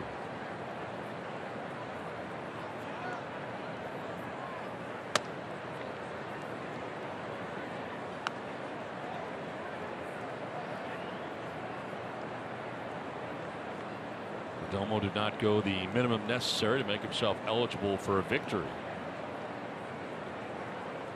It's 2+. 2-2 is chop foul. over by the Padres dugout. They're housed on the third base side here at Miller Park.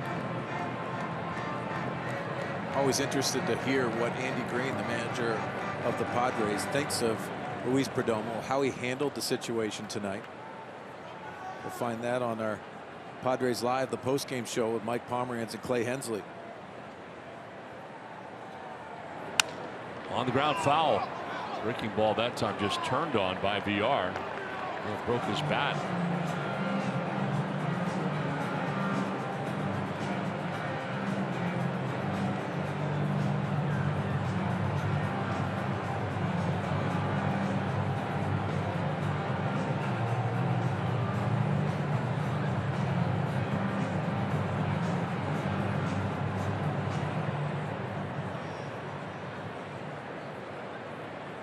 Two and two to the shortstop of the Brewers.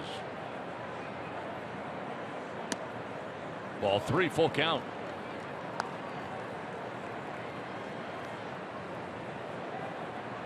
You see Brad Hand, he works on the first base side, which gives it a lot of problems with that sweeping slider. Very difficult for the right-handers to stay inside that slider. He has that use of the fastball that's elevated out of the strike zone. I think that's the difference when you have that sweeping slider and depth to your breaking ball.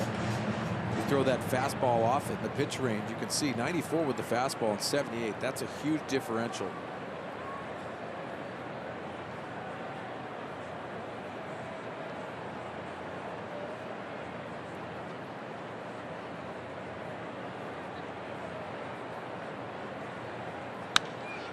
Hot shot quickly into right field by the dive of Perella at second base. VR is 3 for 3 in this game. And aboard with one out here in the bottom of the fourth inning.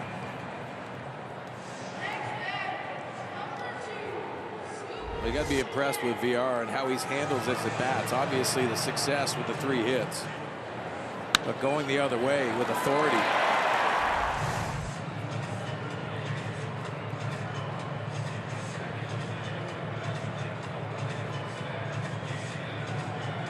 One out, one on. There's Scooter Gennett. He's been on twice without the benefit of a base hit.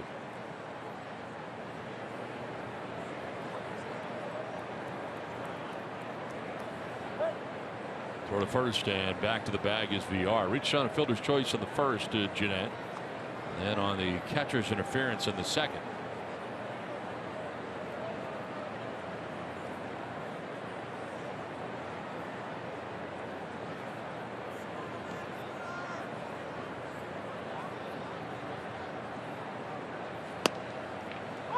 Strike one right down the middle. That would be center cut. Yeah, you're wondering if he was sitting on breaking ball there.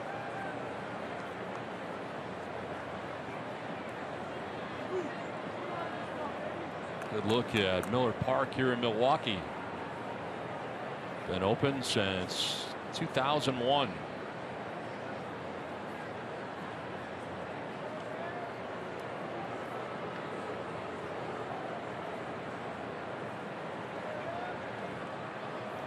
Good sight lines throughout the ballpark. Gotta love the roof, especially on a day when it is 44 degrees outside. Loving the roof today. Check swing grounder. Hand's going to try and start at the second for one. Good throw, and it's a double play. Nice job by Brad Hand to field and throw. And the double play ends the fourth inning through 4. San Diego enjoys a 4-2 lead. It's a good defense turned in by the Pods.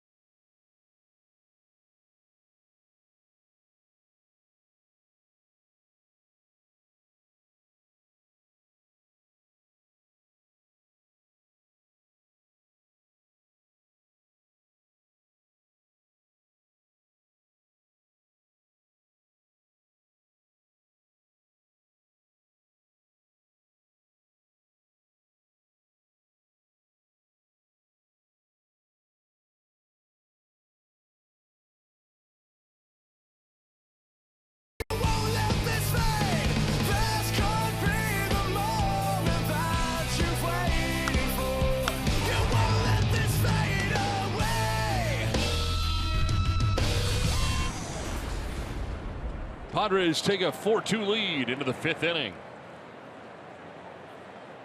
Back at Miller Park. Top of the order, Travis Jankowski to lead it off here in the 5th. And he shows bunt. Racing in from third is Aaron Hill, but it's a ball, 1-0. Well, that's got to be on the scouting report, especially that bunt that Travis laid down in the Chicago series. Ground ball at Jeanette, second baseman. Little hop, better hurry, and he just did get it there. Took an extra step and it almost cost him. Appeared to be a little surprised by the speed of Jankowski. We'll bring up Will Myers. Myers has grounded back to the mound and double to right. 1 for 2. Going to shift on him on the left side here are the Brewers.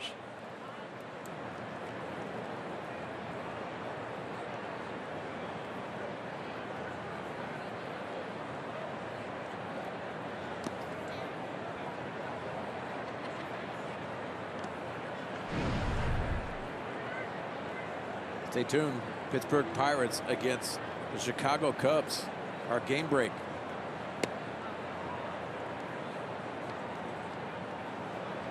Matt Kemp's had a big night already.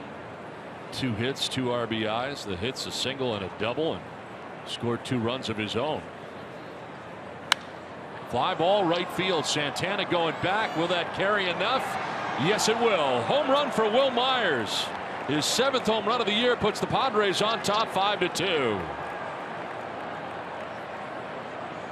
You got that cutout area in right field, and Myers takes it up and over into the seats. His 7th home run, 17th RBI, and San Diego on top 5-2. Yeah, the ability that Will Myers has at the plate is just off the charts. This was set up from his last at bat, the double to right. His bat ball is absolutely smoked to right field.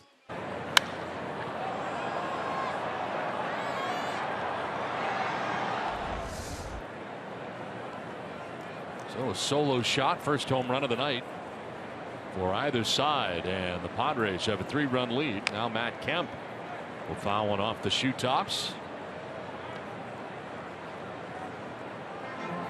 Well, that's to feel good for Will. Got the start off yesterday. Knew he was going to be right back in there.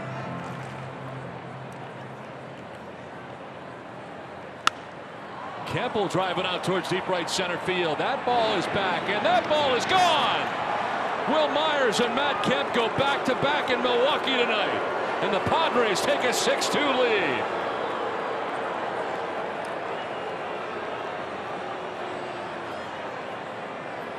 Third hit of the night from Matt Kemp. 3rd RBI. And some breathing room for the Padres. Well, Matt Kemp got some hugs because he's had a road trip where he's been 1 for 20. After his first plate appearance, hugs in the dugout. This is absolutely mauled to right center. Matt Kemp's hitting that ball to right center, heads up. It's going to get real loud.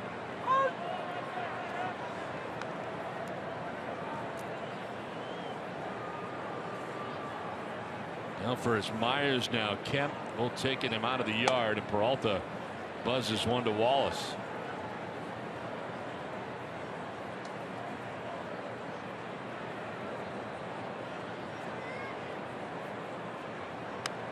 Foul back to the screen. This takes you back to last year when Matt Kemp was struggling with that power. So many people were wondering, was it going to happen for Matt Kemp? Well, he has answered the bell. That's his 9th dinger. It's very comfortable at the plate, and I think it has a lot to do with Alan Zinter and Mark McGuire, the bench coach. Wallace goes around, and he is rung up by home plate umpire Manny Gonzalez. He didn't think he went, wanted him to check. He doesn't. It's out number 2. 3rd strikeout for Peralta. How about the job of the top of the order for the Padres in this game? 1 through 3. Jankowski, Myers, and Kemp have combined to go 5 for 8 with 6 runs and 4 RBIs. That's what they need from the offense here, and the big boys showing up tonight. Alan Zinter has to be pretty pleased with the approach. Upton takes a strike. Good to get Matt Kemp going again. You have to capitalize on mistakes. Willie Peralta has struggled with command.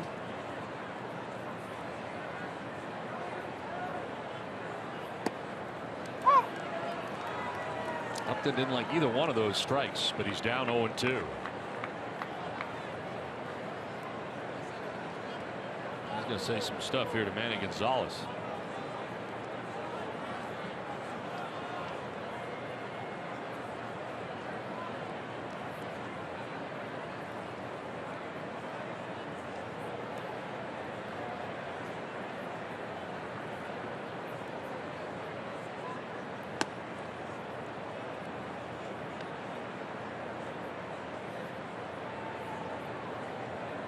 Upton doubled to right in the first inning, grounded out to third base in the third inning. Now foul back to the screen. Good swing by Melvin. Of course, former Padre Justin Upton, what's he doing this year? 35 games, hitting at 214. Melvin at 261, has more home runs and more RBIs. So Melvin of the Upton brothers having a better year right now to this point. Yeah, and I think the consistency really shows up, and we're talking offensive numbers there, but he has played a spectacular left field.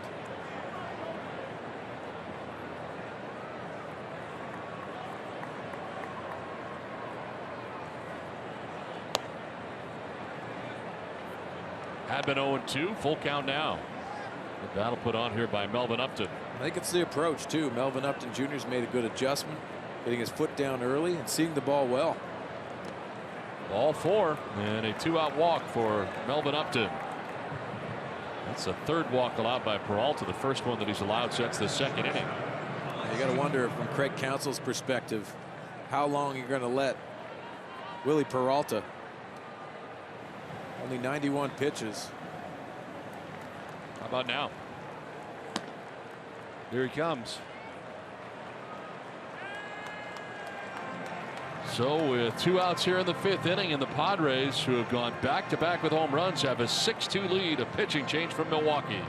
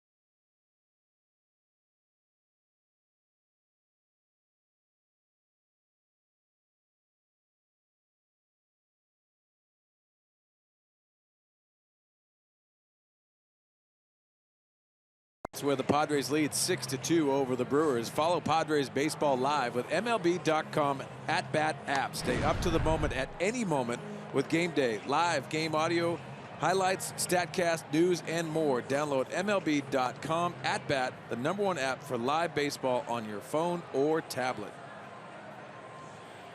Carlos Torres into the game here for Milwaukee. First out of the pen for Craig Counsell. Torres into his 17th game of the year. See that right-handed average 261 relies a lot on his cutter. Different shapes to the cutter, also a fastball and curveball to go along with that.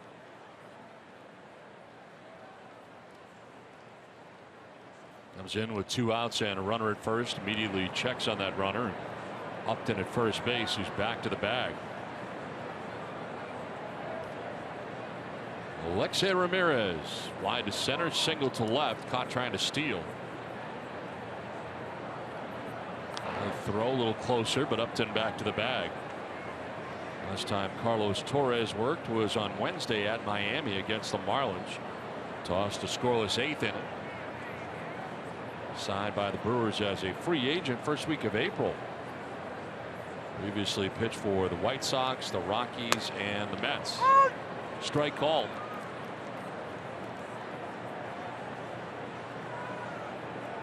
'59 relief appearances for him last year out of the Mets pen. 5-6 with a 4.68 ERA.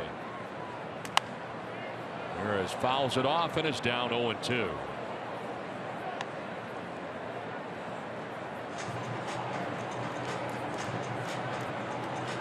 Peralta, the departed pitcher, after 4 2/3 innings, responsible for Upton at first base.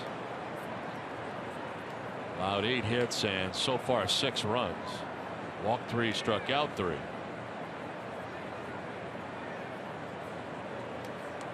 Ramirez will chop it down the third baseline foul. You know, talking about Peralta and some scouts that are here at the ballpark, they were saying they were wondering about the health of Willie Peralta. And just if you look at this start, obviously the fastball command was not good, but not finishing off pitches. And that's the reason why they're wondering if he is healthy indeed, because he did not look comfortable tonight. Looked very timid. And to the benefit of the Padres, they capitalized on that.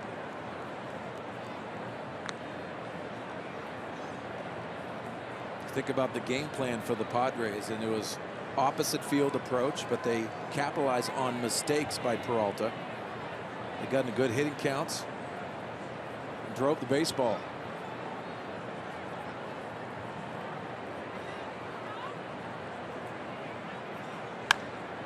Fly ball out to center field. Neuenhuis is out there in center. Makes the catch that ends the inning.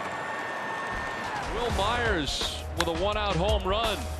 Matt Kemp followed him up. Back to back they go. Myers and Kemp. Padres have a 6-2 lead.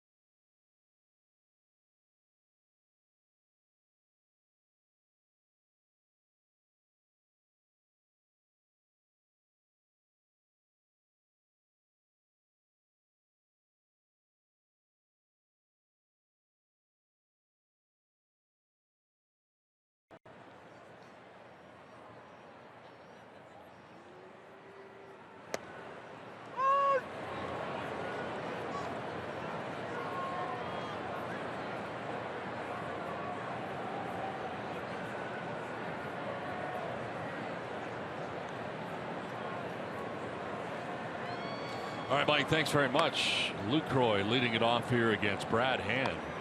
It's good discussion. Arrieta, Kershaw. What a great decision to make. Pick your poison. Absolute filthy lefty.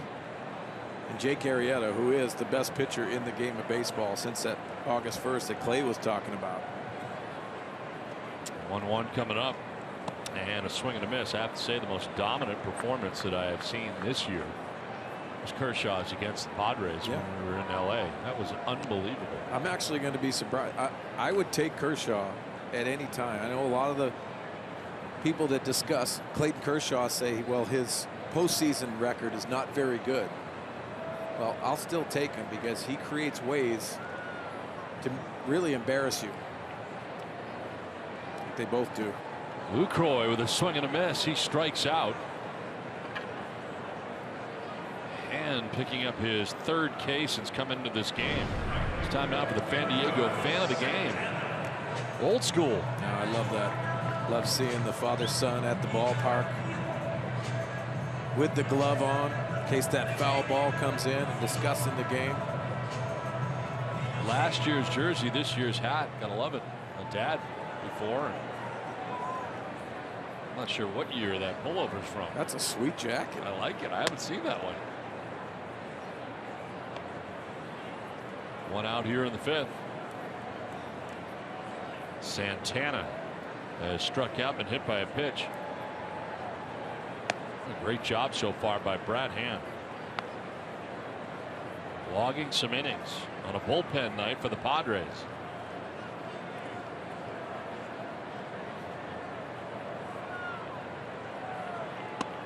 There's a strike, 2-1. Hope somebody can step up and grab some innings, and he's doing it. And we talked about it.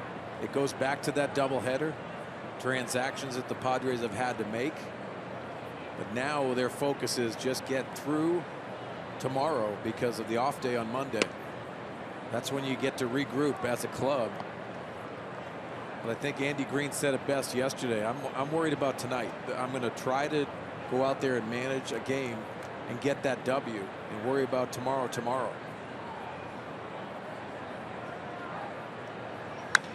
Fly ball right field, struck pretty well, kept going back towards the track and onto it to make the catch. Santana gives it a ride to right, but he's out number 2 of the inning. Want to know more about life off the field for John Jay? Find out on this week's all-new SD Live, Tuesday after Padres Live on Fox Sports San Diego. I want to know more about John Jay. 2 down here in the 5th inning. St. Louis Cardinal came over here playing a good solid center field, but also leadoff. I think it's one of those positions that's very underrated in the game of baseball these days. 2 outs here in the 5th inning. He's done a great job. He took it over in center field right out of the gate in spring training. Night off tonight so far. 2 outs here in the 5th inning. Kirk Neuenhuis. I think he went. They checked no. This is Laz Diaz.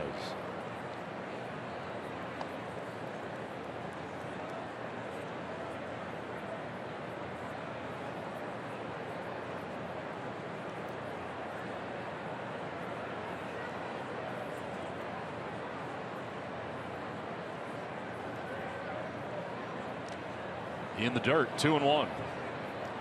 And upset with himself that last delivery.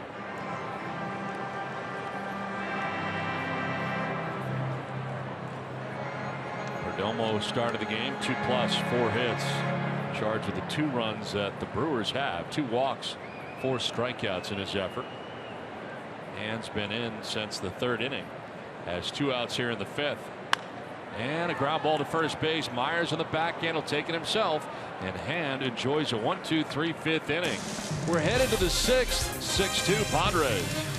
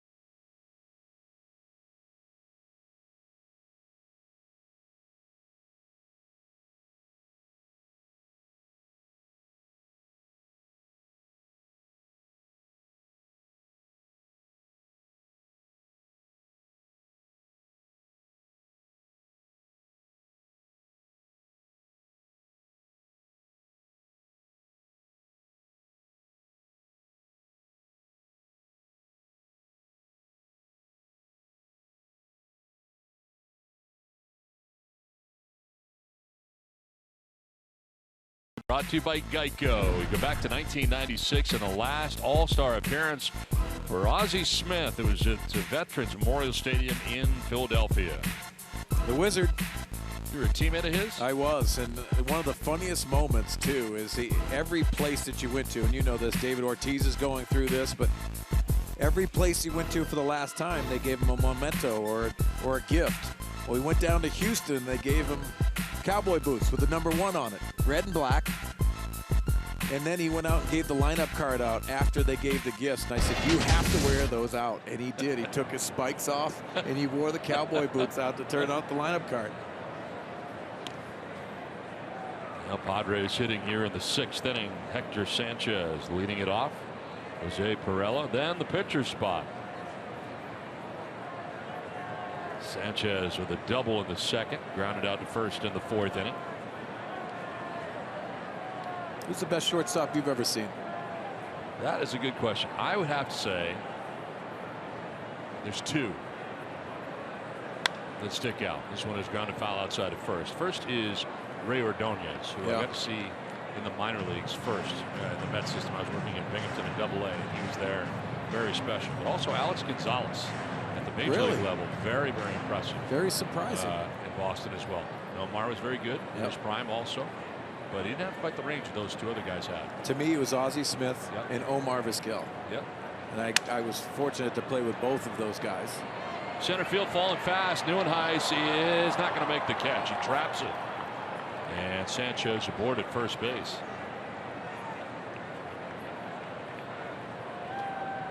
Well, how about Hector Sanchez with his Padre debut? First at bat, he had the double, and this dumps right into center field. Also catching 2 bullpen guys tonight for the first time. You've seen much of Jose Iglesias over the years? Yes. Pretty incredible. Yeah, I love watching that position because it really sticks out because of Ozzie Smith and the preparation that you have to have as a shortstop.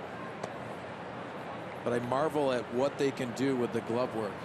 And that's the reason why Ozzie sticks out, and Omar, they had that internal clock that you just they didn't have the great arm strength, but they knew exactly what everyone was doing running wise, and the ability that they could slow the game down really stuck out in my mind.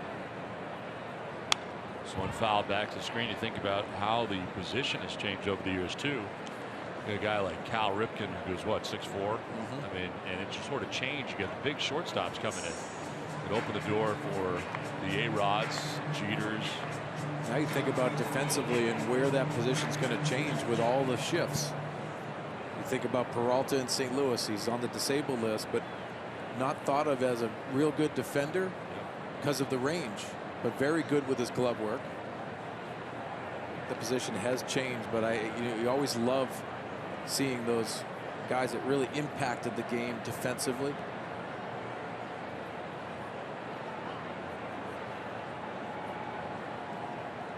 Pirela batting with a runner at first, nobody out, and a ground ball left side at third. Hill will go to second base. He'll get the lead runner.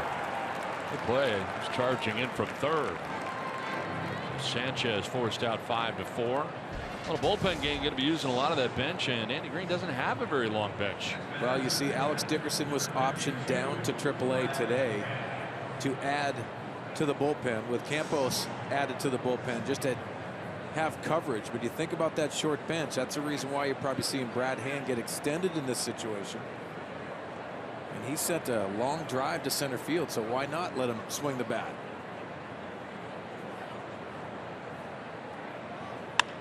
Now he sends one to center, shallow center. Neuenhuis will get there to make the catch for the second out. Back to the bag at first goes Pirela, 2 down.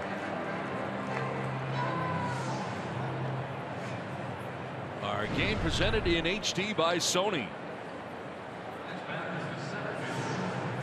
Top of the order, Travis Jankowski coming up. Walk, a stolen base, scored run. Since then, he's grounded out twice to the second baseman, Scooter Gennett.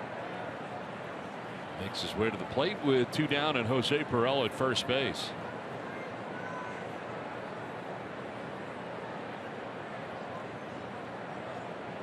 Willie Peralta started the game for the Brewers. 4 2/3, 8 hits. He's charged with all 6 runs the Padres have. Walked 3, struck out 3. Strike 1 to Jankowski.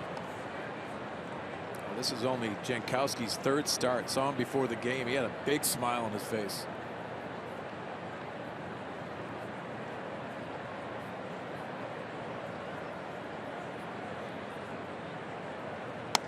Tries to bunt, throw to first, and back to the bag is Perella. Had a dive back head first to get there, but he does.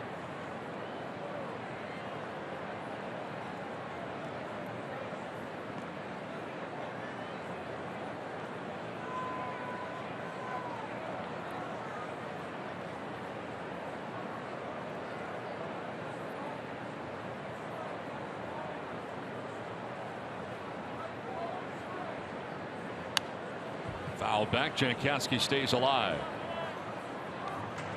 Padres going back to back with home runs in the 5th inning. Will Myers, Matt Kemp. All that off Peralta, and now Carlos Torres into his 2nd inning of relief. Has 2 outs in the 6th inning.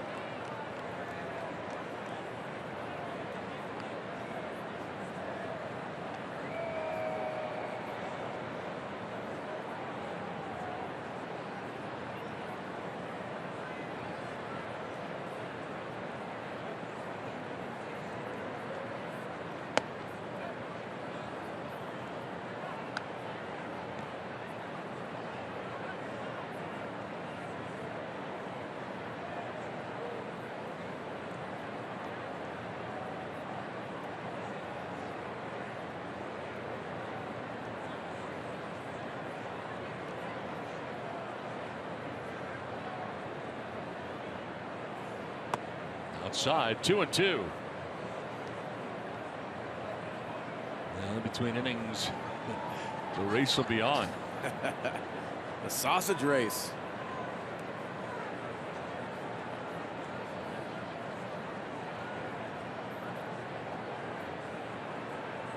Two. And it had been 0-2. It's full count now. Jankowski has been patient. You know, with the struggles that we had when I was here in Milwaukee, sausage race was the most important thing. We weren't winning games consistently. Yeah. But those sausages in that race, most important thing ever. I feel like there's more than I remember. It's like they've added them over the years. Now there's like 6 guys running. Swing and a miss, and Jankowski strikes out. That will end the top of the 6th. Padres have a 6-2 lead. Bring in the sausages. Here they come.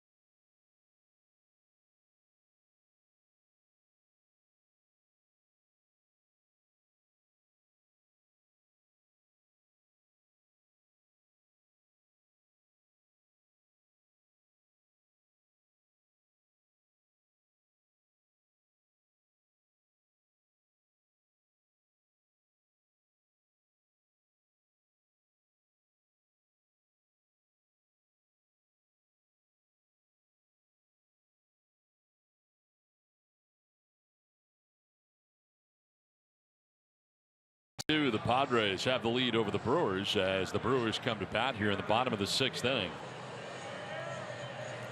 Well, the hot dog dominated tonight. Yep. Wasn't even close. There used to be 3 of them. Now there's 5 of them. How do you like to walk through the concourse with those things on? I bet you they're heavy. Oh, yeah. Very top heavy. There it was, and it was tremendous. Domination of the dog. Yeah. Kind of even let up there a little bit at the end. I don't know if you noticed. Yeah, maybe he had a hamstring problem. Kind of showboating. I thought it was kind of taunting, actually. Might as well have turned around and backpedaled to the finish line. Talk to the dog. Yeah. You're right, though. This crowd was as loud as it's been all night. They go crazy. Well, we didn't give them anything to cheer about when I was here, including myself. You're the guy that got Davey Lopes fired, I always right? say that, too. Yeah. When I see Davey, I go, Davey, I got you fired in Milwaukee. This is his only opportunity to be a manager in the big leagues. So what happened? Why'd you get fired? Mark Sweeney. He's the one that put me in. He's got to blame himself. Yeah, I had a tough time swinging the bat in 2000 and 2001 here in Milwaukee. But you rallied. You had more left in you. Here's a base hit the other way. Hill starts it with a single. His first hit of the night. Coming up Brad Hand. Well, the thing that happened, and I had some shoulder problems, which I'm not making excuses. Now, remembering it back, I swung, and I felt good about it, and I swung through it, and I looked up for the velocity, because you can see the velocity in the stadiums, 86. That's not going to get it done. And it was a fastball. Yeah. A little different game now. I think I'd struggle with the velocity in the game. Be late, tardy. But I'm sorry, Davey, wherever you are. Yep. Mark Sweeney got you fired. Yeah. Lead runner on here in the bottom of the 6th inning. And a pitch for a strike. You know, Davey Lopes. I love lookalikes. Davey Lopes. I'm saying he looks like Hall & Oates. What do you think? You got Hall & Oates in there? Yeah. Oates. Because you'll kiss. You'll kiss. Not Hall, but Oates. Oates. Right. I used to sing that to him. He used to laugh. I wanted to make him laugh as much as possible because everyone thought Davey Lopes was angry because he had that facial expression. Sure. Well, he loved to laugh, and that was my purpose every day, to try to make him laugh. But I couldn't do it because I was swinging through 86 miles an hour. That's not funny. That's not funny, especially when you're managing and you're trying to win a ball game. You know you're going to get fired. But the sausage race was exciting. Now that's funny.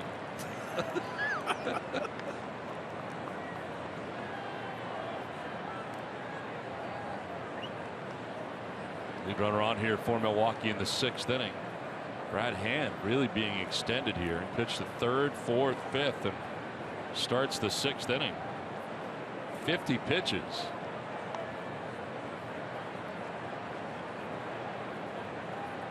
Outings last year, 60+ pitches. Can be done, but certainly hasn't been stretched out like this at all this year. And that's the difference when you get into your role, and he has been. Foul back to the screen. Here in San Diego, you settle in and you start realizing how you're extended and how you're used.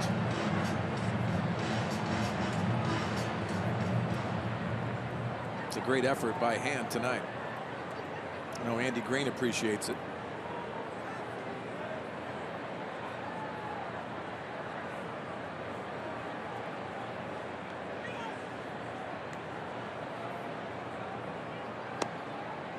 Outside, full count.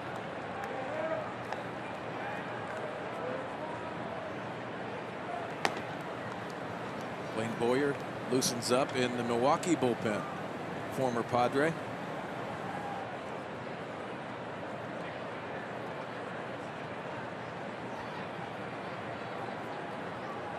Payoff pitch. And a fly ball foul down the left field line out of play.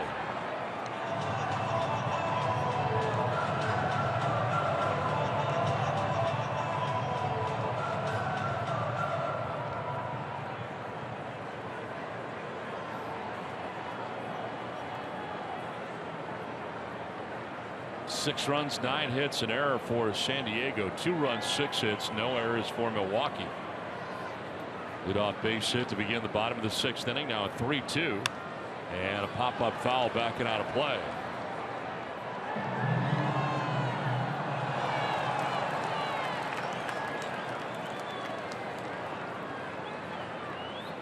It almost started, went 2+, gave up the 2 runs the Brewers have, and Brad Hand has been in the game since.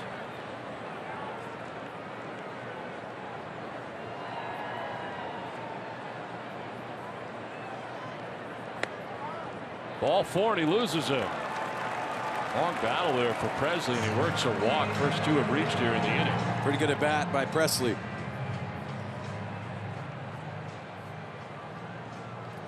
Pinch hitter has come out on deck for the pitcher's spot as Martin Maldonado batting now, but Colin Walsh has come out on deck.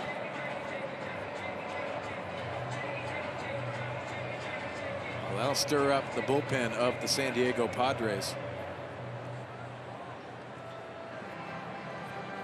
Let's be around the Quackenbush range, and there he is.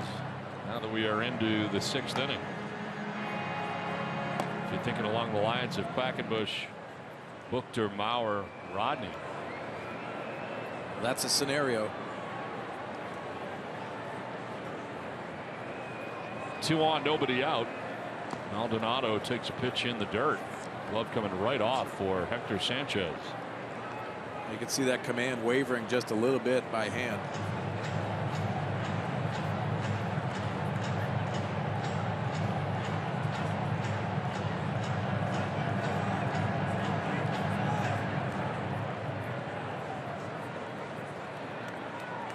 .56 total pitches for the left-handed reliever.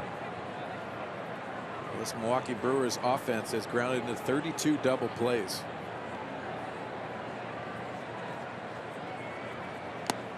Bunted at it and evens the count at 1-1.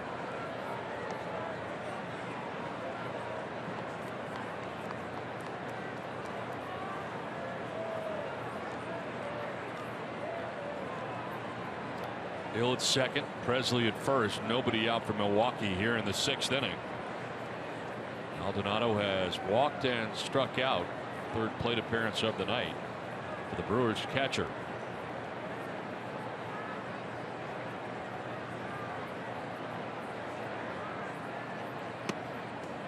Oh, good pitch, didn't get credit for it.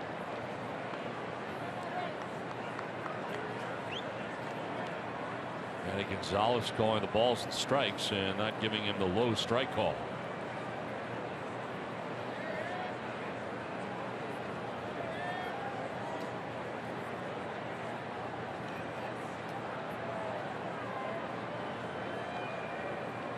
Pitch 59 coming up here for Brad Hand. And another foul. Actually hit it twice, but still in the batter's box. Colin Walsh has come out on deck here for Milwaukee to pinch hit. And the pitcher's spot. EDM for Carlos Torres. And an inning and a 3rd in relief of starter Willie Peralta.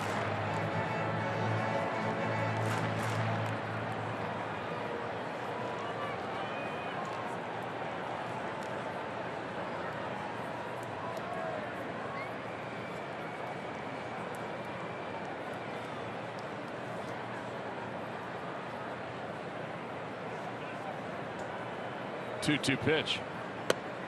That's outside for ball 3.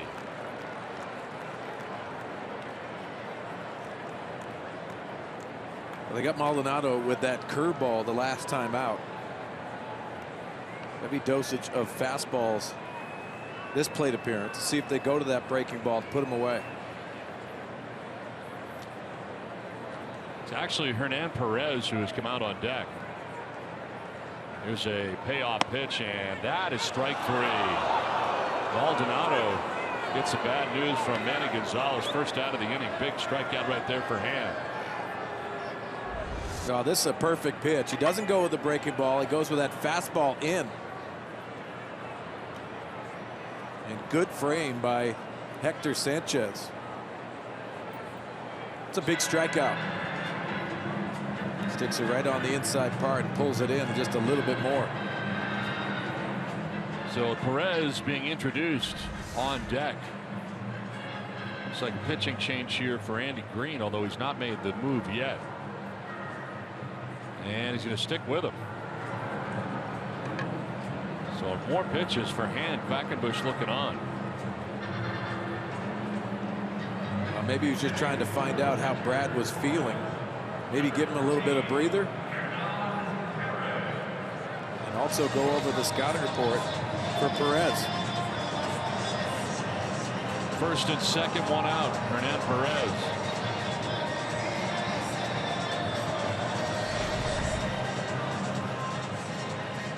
See Perez's numbers this season, 3 home runs. He'll also lay the bunt down as well. You got to be aware of that. An aggressive swinger early coming off the bench. The Brewers have had their problems with runners in scoring position in the series. They're 1 for 8 in that category tonight, 1 for 20 in the series.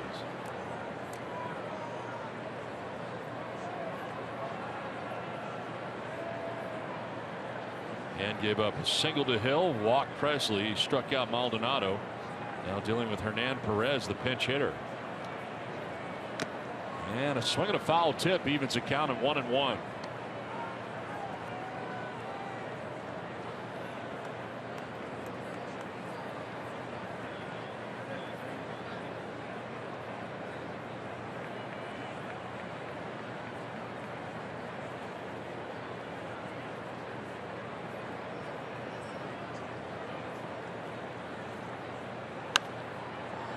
Fouled off to the right. It's 1-2.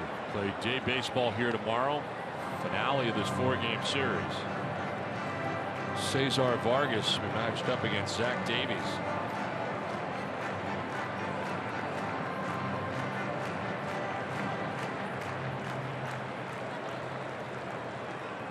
Vargas looking for his first major league win. So far has pitched well enough to have at least one, but is 0-2 heading into that outing here tomorrow. 1-2 on the ground down the third baseline foul. Saw Christian Bethancourt sitting next to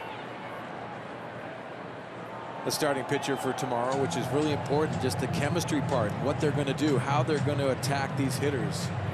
And it's an instant scouting report. I love that. Talked to Justin Hatcher before the game. He said that's what they're trying to encourage him to do. We heard Julie's report as well. Don't sit over there and just take in the game. You got to be aware of what's going on and get better.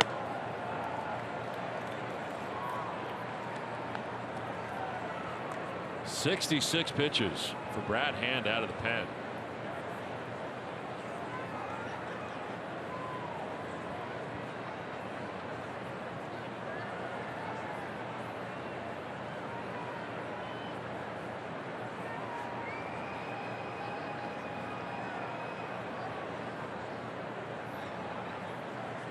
To Perez.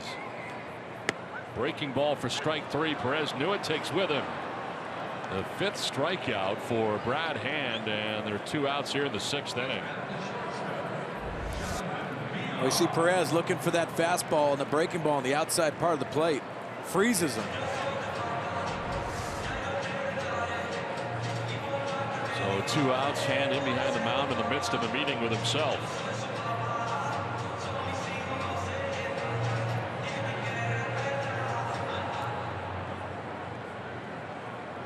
Surveys situation finds Hill at second base, Presley at first, 2 down. There's Jonathan VR. He's been a tough out. In fact, they haven't gotten him out in this game yet. 3 hits, 2 singles, actually 3 singles, 2 to right, 1 in the infield, and there's a ball in the dirt smothered by Hector Sanchez.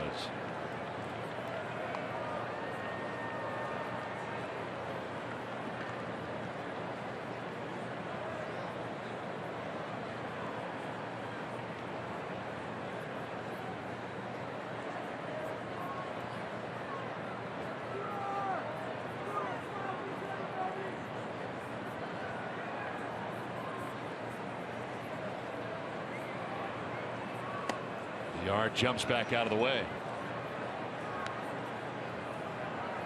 And trying to work his way around a single and a walk to begin the inning. Struck out Maldonado, struck out Perez. Now behind VR, 2-0.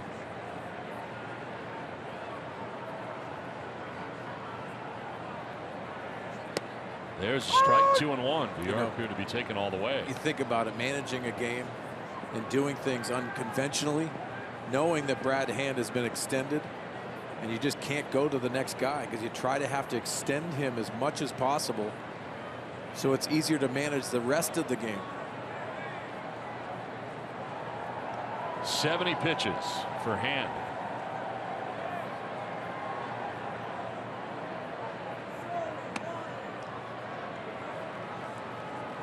And he might be about on empty. 3-1.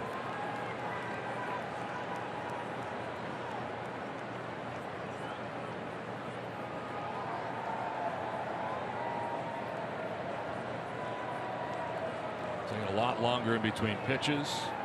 And that's the indication too, Don. I agree with you. Trying to grind it out, but taking his time.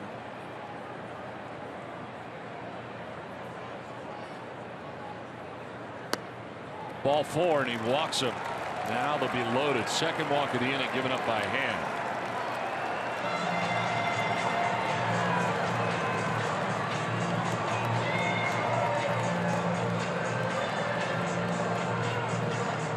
Sanchez to the mound. You get Scooter Gennett coming up. Now you got the lefty-lefty matchup here, so he's going to stay with Hand.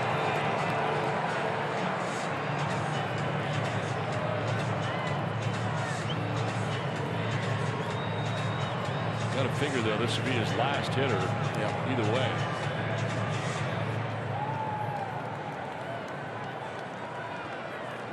Jankowski in center field, shading the opposite way.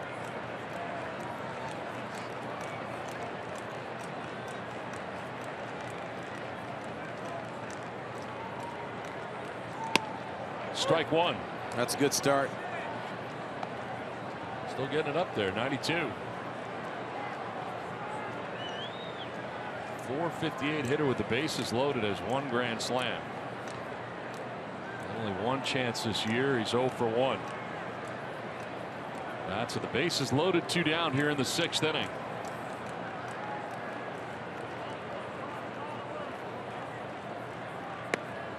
On the corner for strike 2.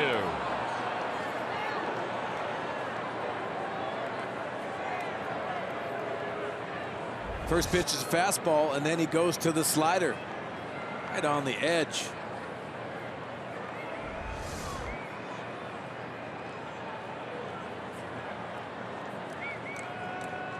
Two outs, bases filled with Brewers here in the 6th inning. He's ahead of him 0-2.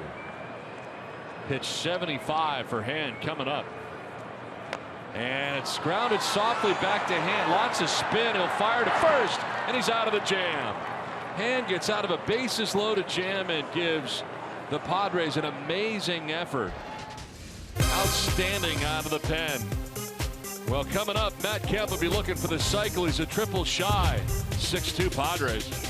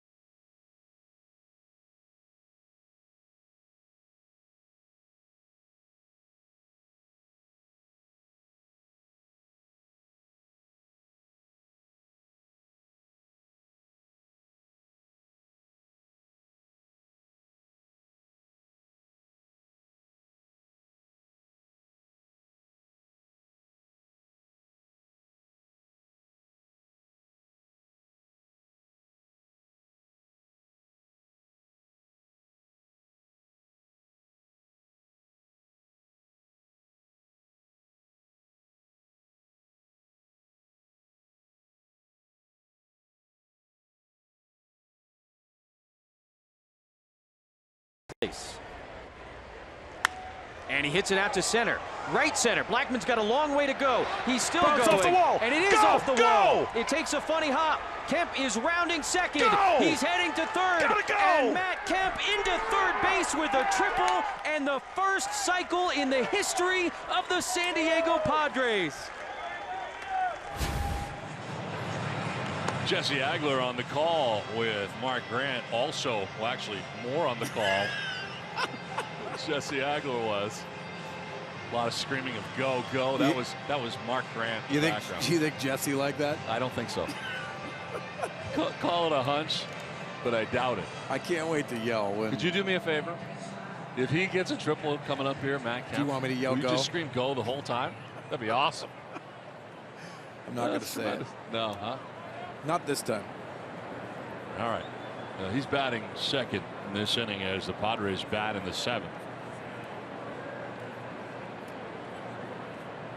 Myers 2 for 3. A double and a home run.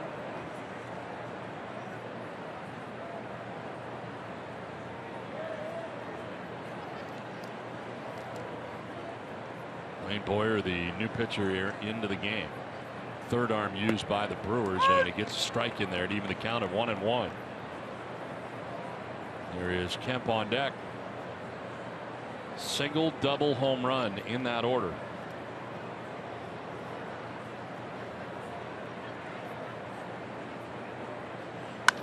On the ground, the shift is on. Second baseman Jeanette throws out Myers, first out of the seventh inning. Well, here is the day for Matt Kemp. Well, you think about what he did, the RBI double in the first inning, and then the double to left center gap that he cruises into second base. Follows that up with the bomb, the back-to-back homers. What a day by Matt Kemp. One out.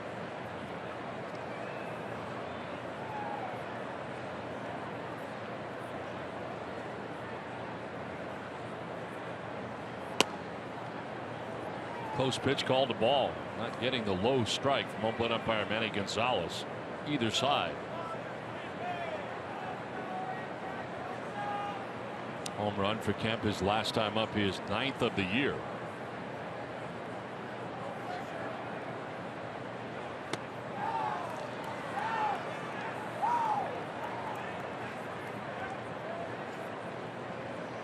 So Blaine Boyer, the third pitcher for Milwaukee. Member of the Padres for 32 appearances in 2014. Last year, a member of the Minnesota Twins.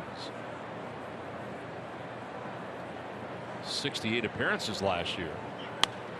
It's a pop-up into shallow right. Jeanette, the second baseman, few strides on the outfield grass. There are 2 outs in the inning, so Kemp retired for the first time tonight. Brad Hand, tremendous effort tonight as he goes a total of 4 innings in relief.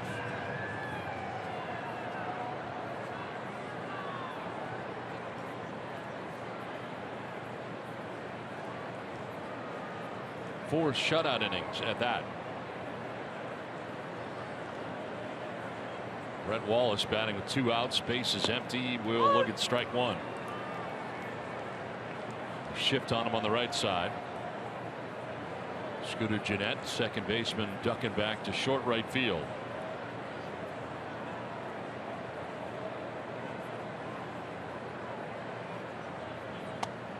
Ties him up inside. You've seen a lot of teams do that to Brett Wallace. They're giving that slow breaking ball look, but also pound him hard in. Try to get him to pull the baseball. I like when Brett Wallace is at his best. He's going the other way, using that big part of the field. On the ground into the shift. It'll be Jeanette, short right. He's got to get it there. Low throw, but it's dug out by Lucroy to end the inning. 7th inning stretch, 6-2 Padres.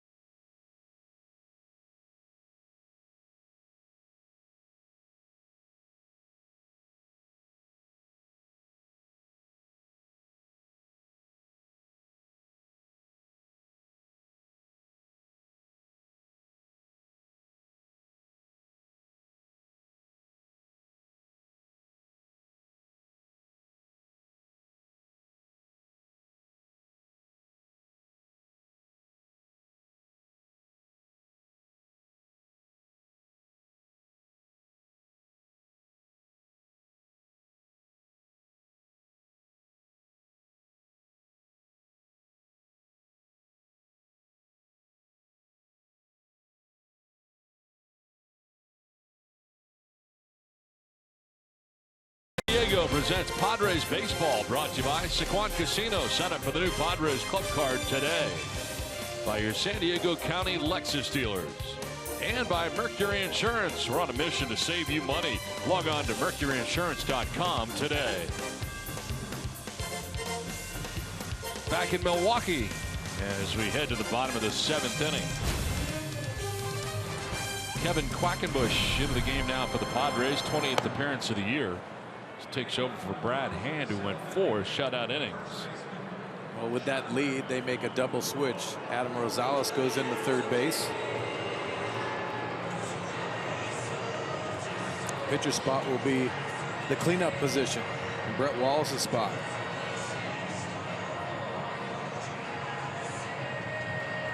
Jonathan Lucroy coming up here to lead it off. Walk and 2 strikeouts for the Brewers' first baseman.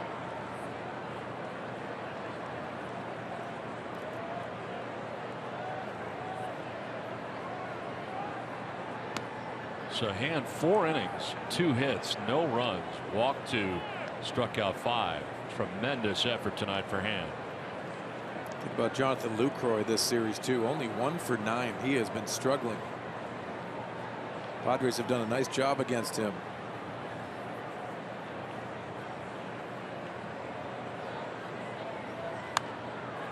Fights it off, foul, ball and a strike. Started this game hitting at .303. 3 home runs on the year. Think about trade pieces, and Jonathan Lucroy actually asked for a trade in the offseason. It's going to be one of those pieces that if a contender needs a catcher, probably getting a lot of calls on Jonathan Lucroy. Saw the box score for the Brewers in this game at VR. It's been the best so far. He's been on base 4 times, leadoff hitter, 3 hits and a walk. Was left on base last inning, as were 3 Milwaukee Brewers, as Brad Hand able to get Jeanette to ground back to the mound and end the inning. Brewers have left 9 men on base in the first 6 innings. They bat here in the 7th. And a foul to the screen for Lucroy. Talking about trade rumor possibilities, and this guy's having a tremendous year again. Yeah, I think if you think of the American League and the possibility with his injury history of late, back issues, the thumb issue, I think American League team would love to have Ryan Braun. A lot of teams would love to have him, but he does have no trade clauses in his contract, and most of them are West Coast teams. The Miami Marlins are on there because he went to the University of Miami, and probably believe that, but it's one of those interesting things that Ryan Braun has earned with his big contract, where he would like to play. But that's a piece moving forward. You wonder if this Brewers team wants him to be the building block, or would they like to get young controllable players in return?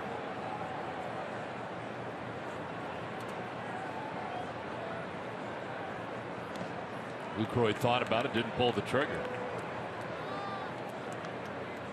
That's a term you hear a lot. Young controllable players, certainly something teams like. Yeah, I think the problem is that it's a big contract, and is it worth it with the history that's gone on both on the field and off the field, and is that risk worth it? Obviously Ryan Braun is putting up the numbers this year, and he's all-time Brewers home run leader. Speaking of home runs, there's a drive to right that has Kemp and he'll make the catch in front of the wall. Lucroy making a bid for his 4th home run of the year, but he's out number 1 at the bottom of the 7th inning. Well, it's time now for the Bill House plays of the game, and it's Brad Hand's work in his 4-inning effort. Well, he was tremendous tonight. 75 pitches on his outing. Had big strikeouts when he needed them. Also the big outs. Some much needed innings out of the bullpen of the Padres. 1 out here in the 7th. Quackenbush has got it, and now it is Santana. Struck out, been hit by a pitch, and flied out to the warning track and right. 250 hitter.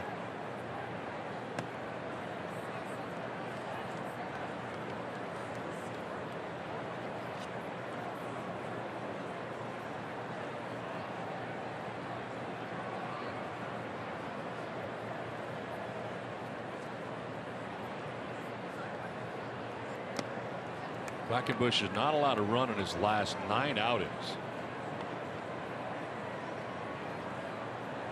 And now hitters hitting a combined 183 against him.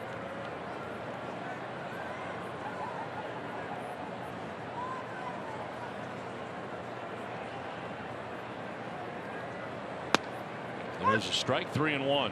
Well, Kevin Quackenbush in the minor leagues put up a lot of big numbers as the closer in the minor leagues. But you see the consecutive scoreless appearances. This bullpen for the Padres been outstanding. Quackenbush shows 9 appearances, encompass 6 2/3 innings. And a walk with 1 out handed here to Santana. Well, tomorrow the finale of the series, finale of the road trip. Cesar Vargas, Zach Davies. Get underway at 10:30 tomorrow morning on Fox Sports San Diego. And Vargas looking for his first major league win. Davies 1-3 so far in the year with a high 6.29 ERA.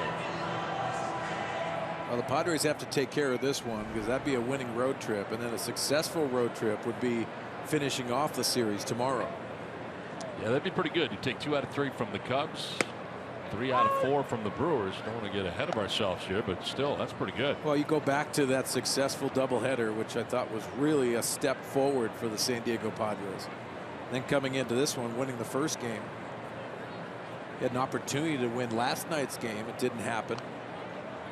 And coming out tonight, it's going to be a total team effort to get this one. Now, last night was frustrating. One timely hit away from winning that ball game.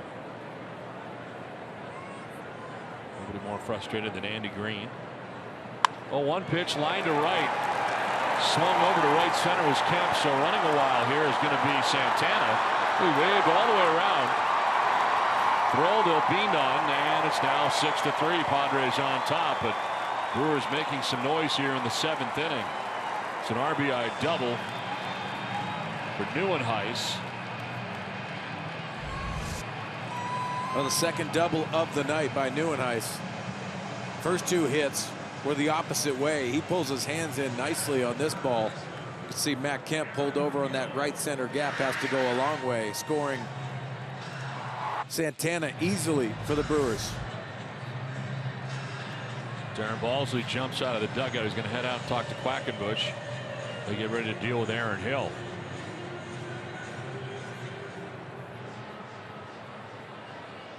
This copyright telecast presented by the authority of the San Diego Padres and may not be reproduced or retransmitted in any form.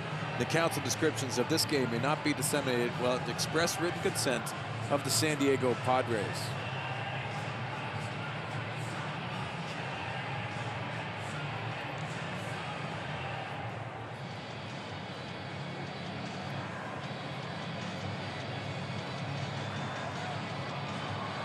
One out. Neuenhuis at second base. Ryan Buchter in the pen.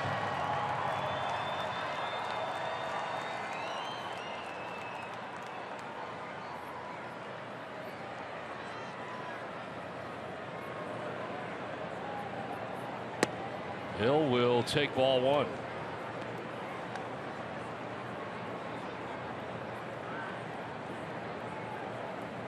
Singled his last time up to right field. He's got one of the 7 hits Milwaukee has in the game. In the dirt, 2-0.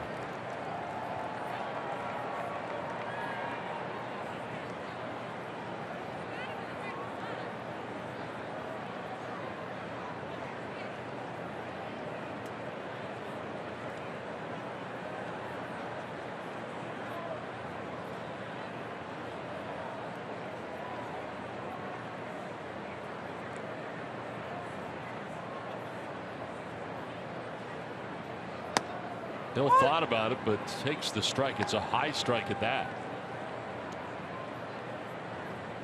Padres and Brewers playing game 3 of a 4-game series from Milwaukee, Wisconsin. Brewers have just grabbed a run in their half of the 7th inning, but it's 6-3, San Diego on top. Ball 3.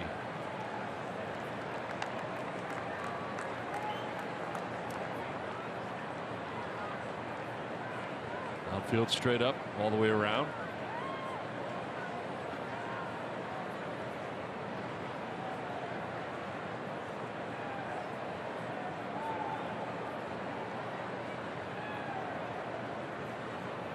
In the dirt, ball 4, and Quackenbush with his second walk of the inning. Now you got the tying run coming to the plate. And you wonder if this is it for Kevin Quackenbush. Command has not been there tonight. Last thing you want to do in this situation is the free passes.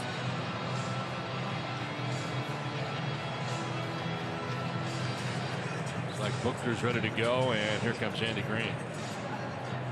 So Quackenbush gives up a run so far, a couple of walks. Who depart, responsible for 2 men on. San Diego on top 6-3.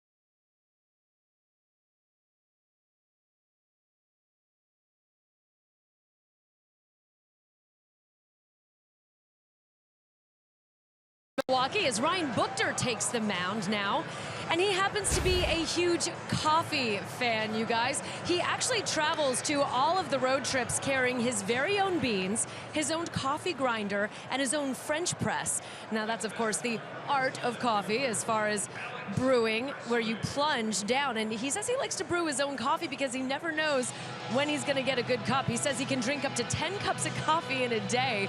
So of course I had to ask him how he prepared for today's game, knowing that he maybe used a little more. He said he went to Starbucks because he didn't have time to do the French press, and he did his regular iced coffee with an extra shot of espresso, but also huge coffee fan as I am as well. So we bonded over coffee. Are you guys into coffee that much? Julie, are you having 10 cups of coffee too? Yeah. That's a lot of pretty coffee. Much. That is a lot of coffee. I am. I love coffee. I'm not a 10-cupper though. I'm a Dunkin' Donuts fan. I run to Dunkin'. 2 on, 1 out. And the new pitcher is Coffee Man. Ryan Buchter misses with ball 1.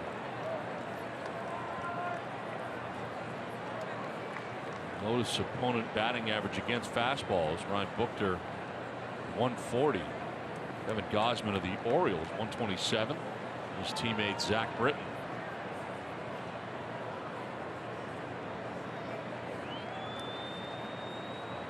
Alex Presley batting. And he takes ball 2, gets away from Sanchez. No advance though. Buchter falling behind 2-0. Well, this is the factor. As you see the numbers from Ryan Buchter, they are outstanding. Factor of Ryan Buchter and Sanchez not working together before. Wonder if that comes into play. See the 0-53 against lefties.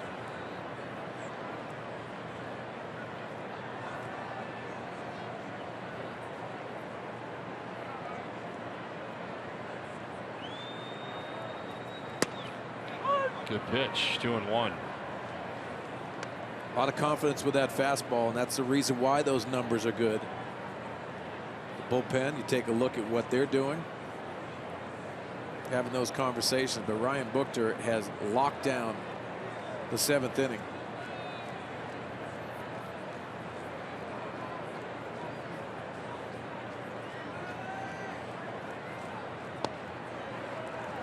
Ball's behind 3-1. Sal Fernando out there. It is right now a save situation. Wasn't coming into this inning.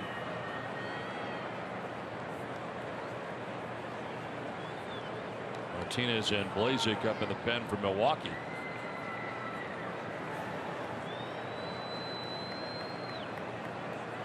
Big pitch here. Ryan Buchter with a 3-1.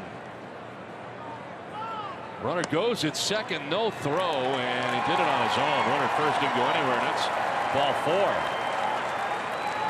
Third walk of the inning allowed by Padres pitching, and now the Brewers have him loaded here in the 7th inning.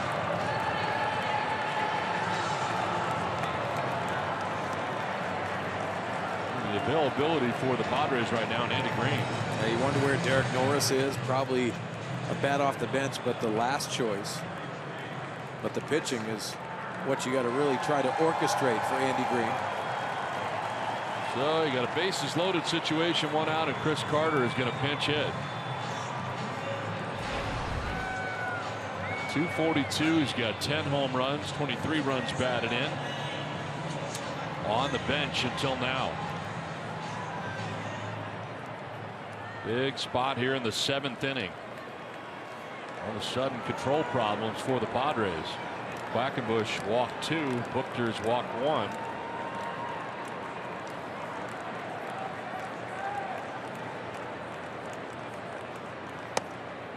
Ball 1. 2 grand slams for Carter in his career. 345 average in this situation. This year does not have a hit.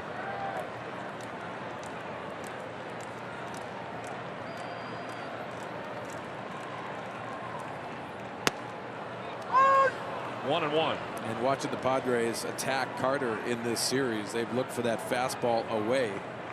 Most of those power hitters, you worry about them getting extended.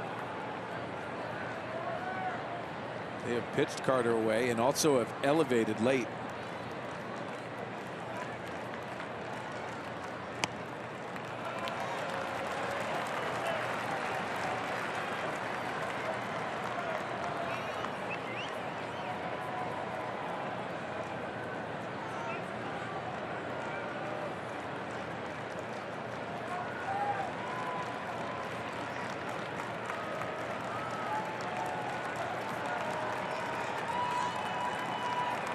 The 2-1 pitch. Carter takes it. It's ball 3. No place to put him with the bases loaded. And Buchter has got himself in a corner right now. You see Walsh on the on-deck circle. You remember Ryan Braun is still on that bench. You wonder if his availability is there for manager Craig Counsell. Doesn't look like he's ready.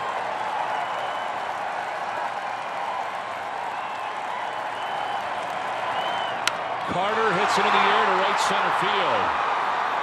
Jankowski will give way to Kemp, and Kemp will make the catch, tagging at third base. Is Neuenhuis, so score without a problem, and it's now 6-4. But that's out number 2. Well, with big Chris Carter up to bat, you got to worry about the home run ball. And Ryan Buchter loves throwing that fastball in. There's strike 1, which was really important moving forward, and then continuing to work inside with that fastball, losing it on his glove side, and the fly ball to Matt Kemp. Also Aaron Hill staying in second base, not even tagging on that, which was pretty surprising. The Brewers have now used as Colin Walsh just been introduced as the pinch hitter. Flores and Braun on the bench.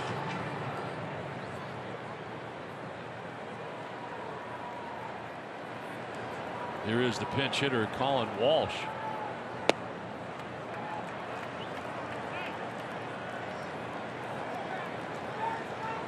Brandon Maurer up in the pen right now for the Padres. Buchter has secured out number 2 of this inning. Tying run at first base right now for Milwaukee.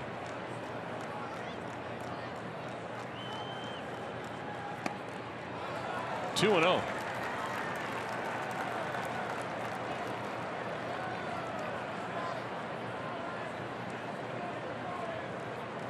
Runs in this inning, charged to Kevin Quackenbush, who's still responsible for the runner at second base, and Aaron Hill.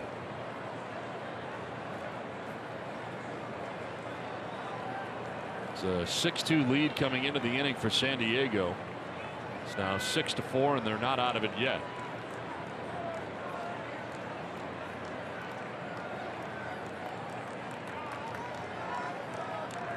Walsh ducking out of the way is ahead 3-0.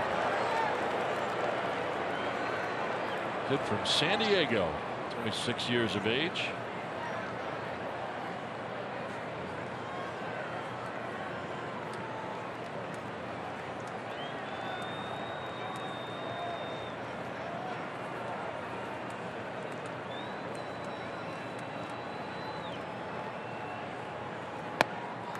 Ball 4. It's 4-pitch walk. 4th walk of the inning allowed by Padres pitching. So it's been a tough night for guys that are usually very reliable for Andy Green. Quackenbush walking 2. Buchter has walked 2. And Andy Green headed out here with the bases now loaded. 2 outs in the inning. He's got Bauer ready to go in the pen. He's going to go get him.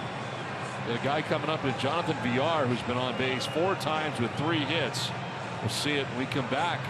6-4 Padres. Pitching change from Milwaukee.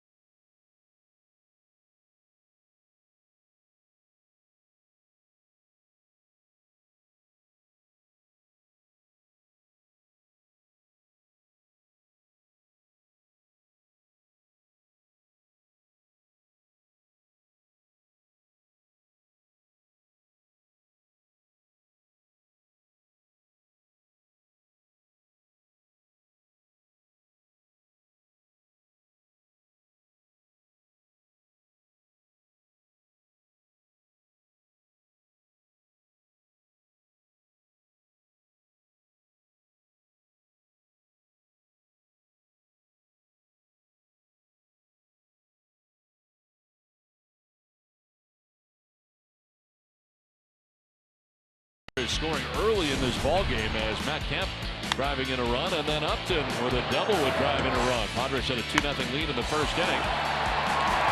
Back come the Brewers, though, with 2 of their own in the first, and Kemp was back at it again, doubling in a run in the 3rd inning. Alexei Ramirez drove one in, and Will Myers going back to back with Matt Kemp in the 5th inning. Myers with his 7th, Kemp with his 9th.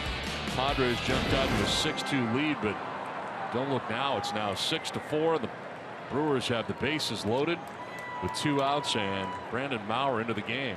Brandon Maurer pitched in the first game of this series where he worked a 1 inning and a walk in a strikeout.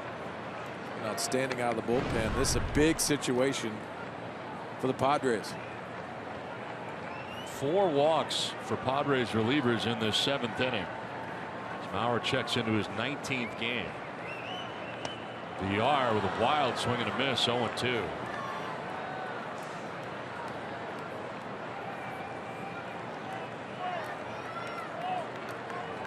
Quackenbush walked 2. Buchter walked 2. Bouncing in, nice block by Sanchez.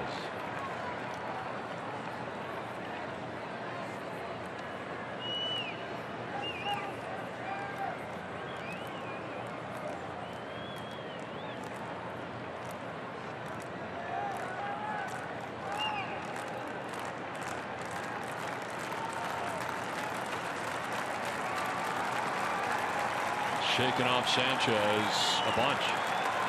Now finds something to throw. Here's a 1-2 pitch. And it's outside. Fastball is what he wanted. Couldn't locate.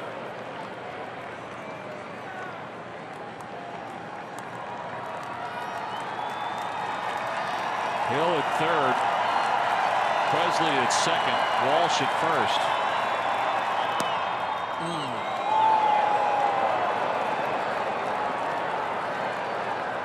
Everybody's going to be on the move here. 2 outs in the inning, a full count, bases filled with Brewers.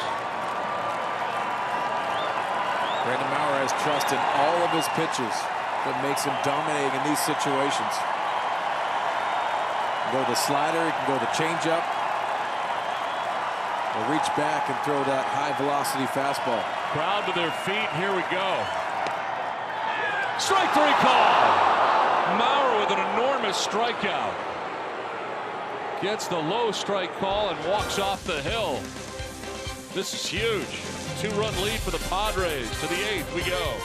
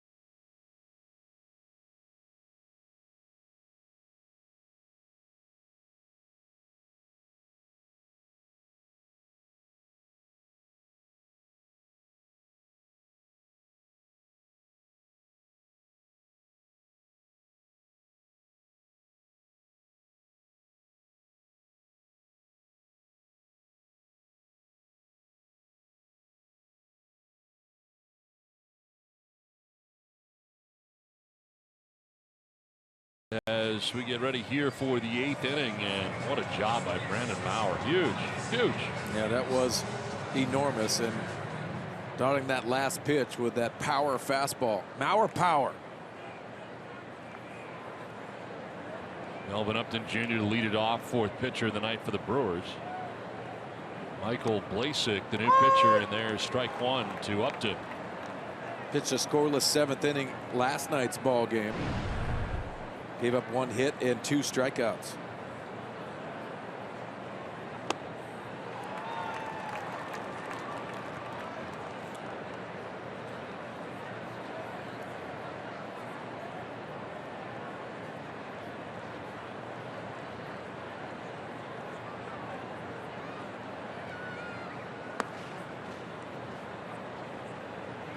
So the Brewers left them loaded, and the Brewers have left 12 men on base through the first 7 innings.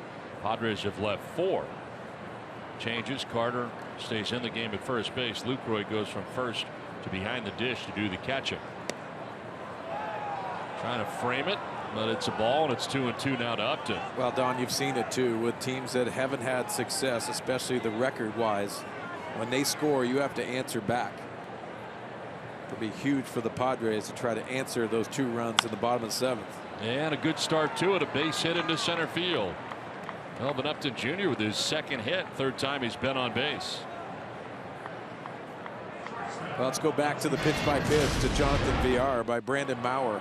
With the success by VR with 3 hits previously, you see that changeup followed off of the fastball, and then you see the slider down again, trying to pepper that outside corner with that fastball just off the plate. Then the last pitch rung up. Big situation and emotional Brandon Maurer coming off the mound.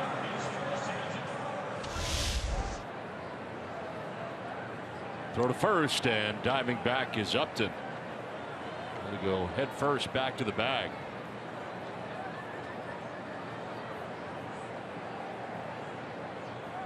Ramirez 1 for 3 tonight, single to left field back in the 3rd inning.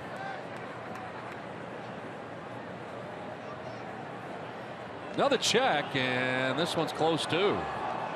It's a good move by Blasek, and Upton has been late to react. Well, it's a running situation, but also implementing the possible hit and run with Ramirez up at the plate. Still have 2 runs to work with, and when you want to put a play on, this is the aggressive time. Not a bad combination to work with either, with Upton at first and Ramirez at the plate.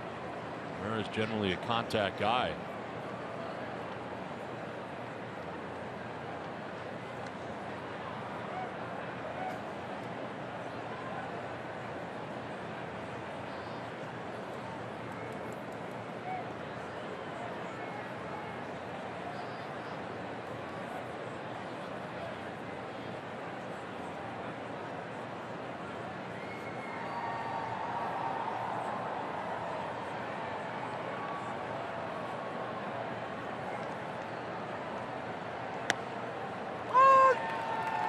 In there for a strike at 93.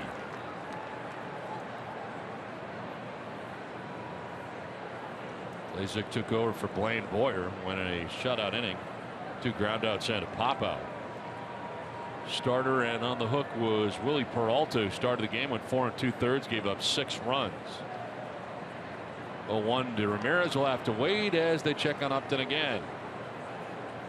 I believe that is 5 times they've gone over. Craig Counsell taking care of the running game and trying to keep Melvin Upton close. We've seen Blasek already. He wants to go to that slider.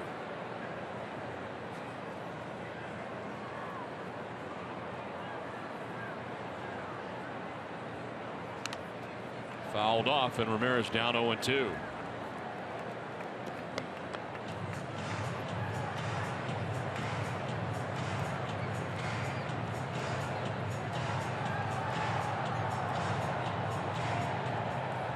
Padres getting 2 in the 1st, 2 in the 3rd, 2 in the 5th. 5th was the back-to-back home runs from Myers and Kemp.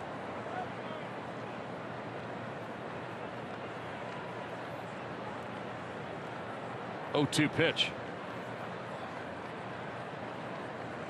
Ramirez lines it to left field. Presley on the run will get there to make the catch.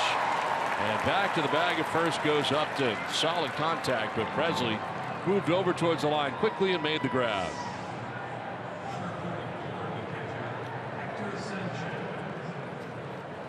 So 1 out and 1 on. That takes us to Hector Sanchez.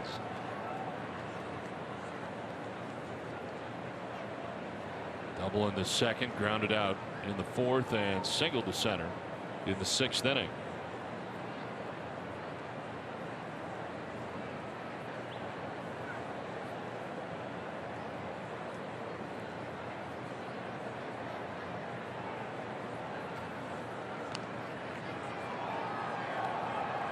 They are really paying attention to Melvin Upton Jr.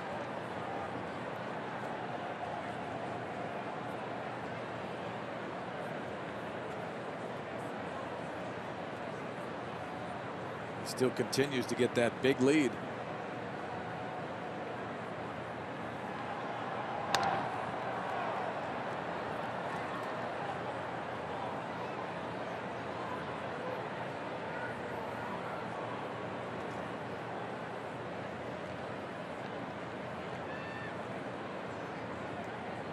Stretches it out again.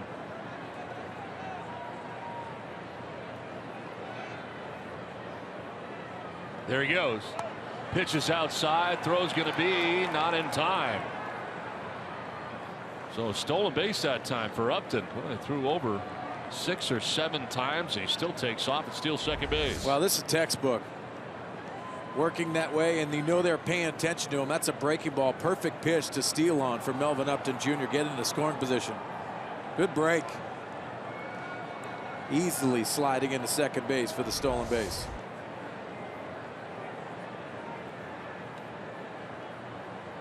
So 1 out Upton in scoring position now. Sanchez with the count of 1-0. Takes a strike. Couple of hits tonight in his Padres debut. Doubled in the second, singled to center in the 6th. Wrapped around a ground out to first base.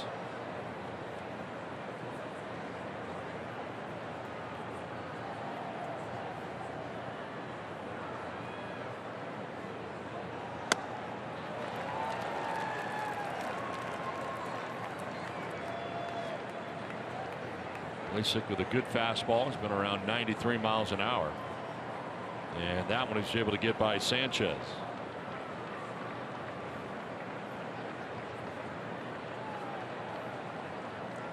Lasik, the 4th Brewers pitcher of the night, working here with 1 out in the 8th. And a runner at second base and Melvin Upton Jr.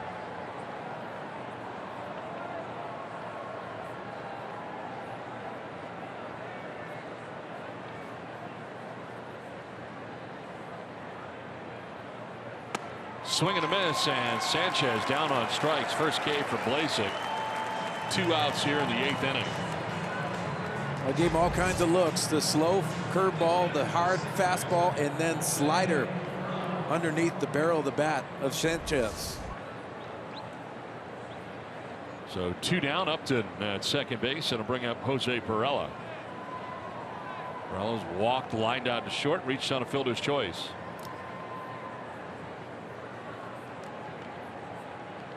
Padres would love to obtain some insurance here in the 8th inning.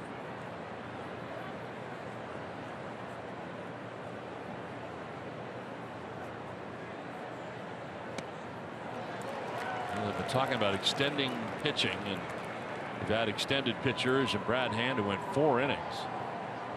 Bauer is going to be coming back out. Nobody warming in the Padres pen, so he's not going to just work that last out of the 7th. He's got the 8th. Leading to the bridge of Fernando Rodney. Ball and a strike now to Jose Perella. Think about how Andy Green has had to manage this game and inserting Rosales with the lead. That double switch. He's in the pitcher's position in the 9th hole. So that allows Maurer to go out there and pitch the 8th.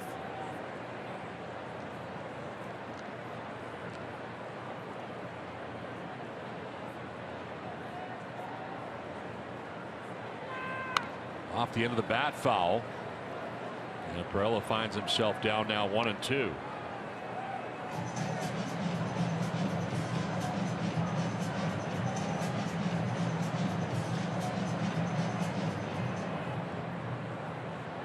Padres have left 4 men on base. Brewers have stranded 12. Perella trying to deliver Upton right now here in the 8th. And a fly ball to shallow center. Neuenhuis and the second baseman. It's Jeanette who goes out there to get it in shallow center. On to the bottom of the 8th, 6-4 Padres.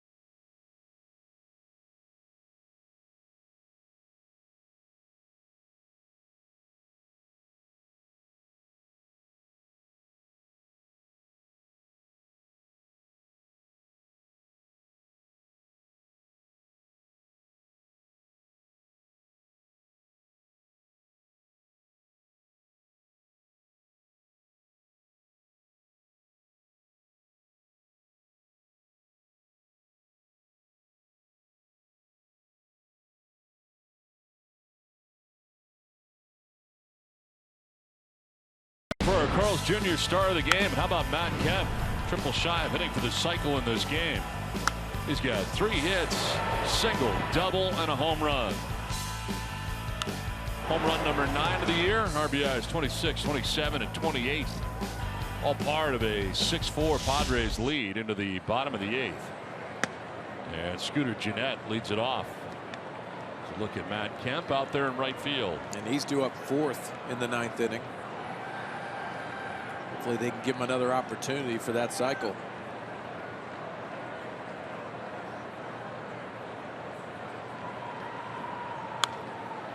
Popped up foul off to the left. Gennett made the catch for the final out of the top of the 8th inning.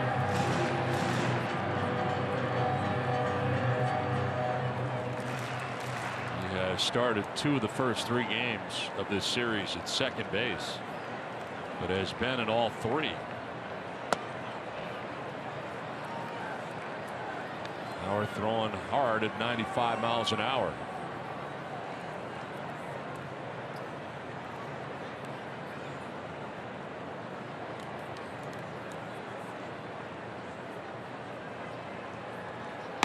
Swing and a miss.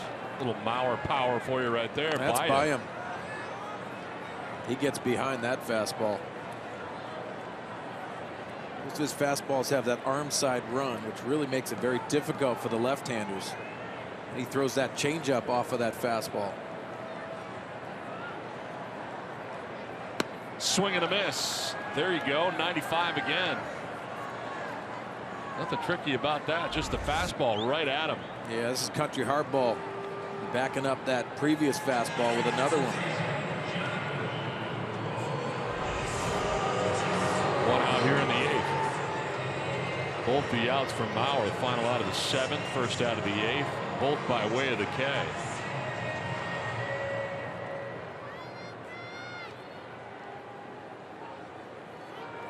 Lucroy, who started this game at first base defensively, has since part of a double switch shifted in behind the dish. Strike 1.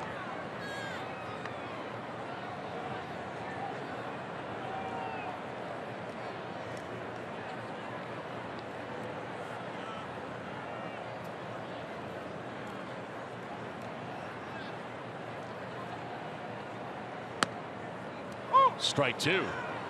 97 that time. A little extra. Wow.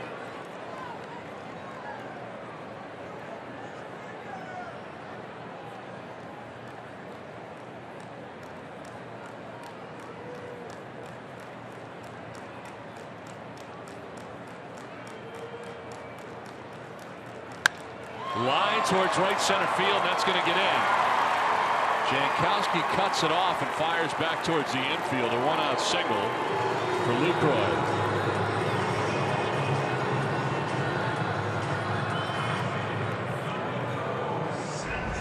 Nice adjustment by Lucroy with a 2-strike hitting. Shorten up his swing. Dumps that right into right center.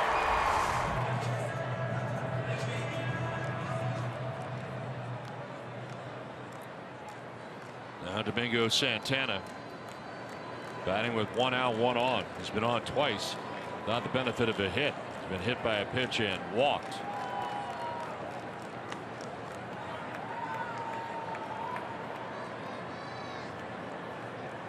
You got Martinez, who had been up earlier, and the closer Jeffress up now.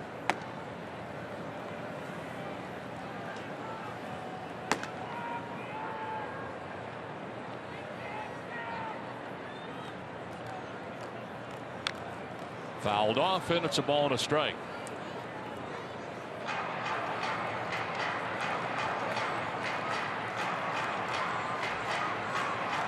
Seen Perdomo, Hand, Quackenbush, Buchter, and now Mauer.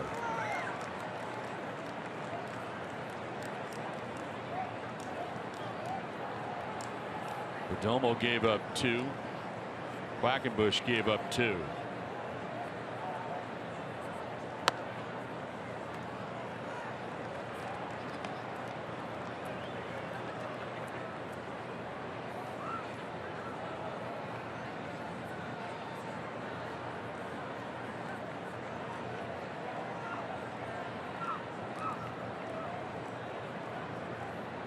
Lucroy, the short lead at first. And that's strike two. 2-2. That's a great slider. He needed that secondary pitch. He has a good feel for the slider. That's his best secondary pitch. Rodney getting ready. You wonder if he would come in for more than one inning.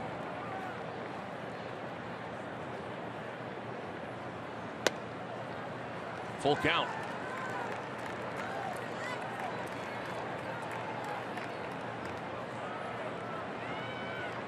Mauer struck out Jeanette. Single by Lucroy. Now full count to Santana.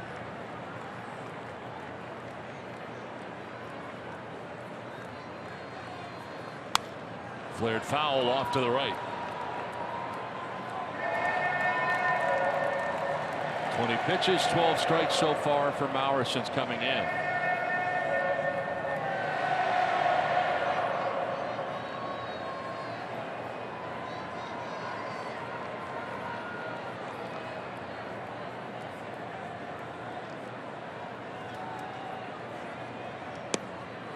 Ball 4 and he walks in.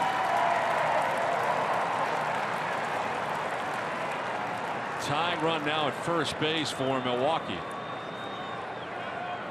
Walks have been a problem the last 2 innings for Padres relievers. That's now 5. This Milwaukee ball club offensively came in 3rd in the National League in walks with 145. You can see they've shown some patience in big situations.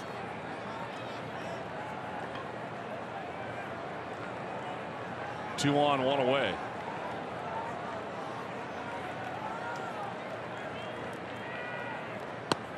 Neuenhuis very late on that. Lionel Campos has jumped up in the pen.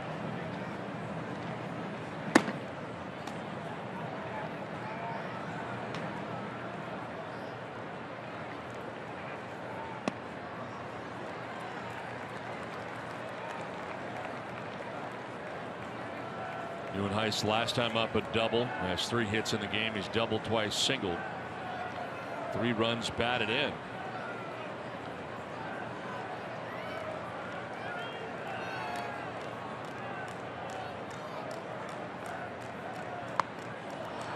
One and 2, and he changed up. That's an equalizer right there. You know, a guy's swinging the bat well. He's had 3 hits tonight. You go with that changeup off of that fastball look.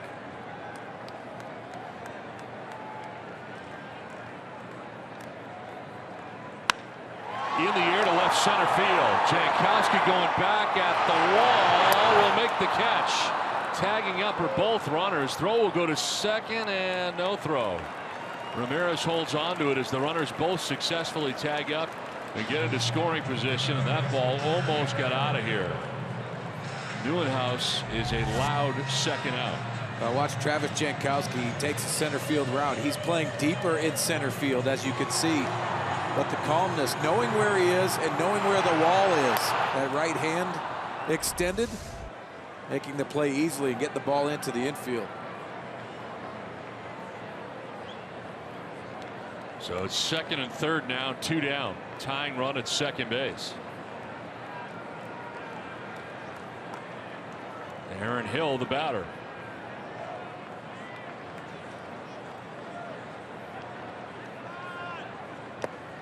Ball 1. Hill struck out in the first inning, popped out to second in the third. Since then, he's been on twice, single to right and a walk. Brewers have already stranded 12 base runners in the game. Mauer trying to keep a few more out there. Ball and a strike. Going to that changeup a little more often now after a plethora of fastballs early.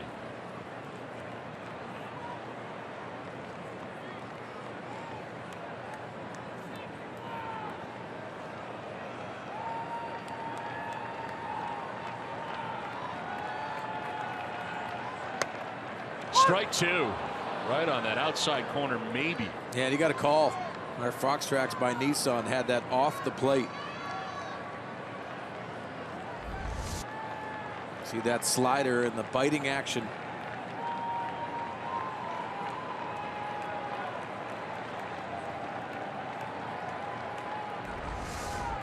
Second and third, 2 outs, and the 1-2. On the ground towards short. Ramirez will go to first, and it's dug out by Myers. That will end the inning. Mauer out of the jam. Hold on a second. Hold everything.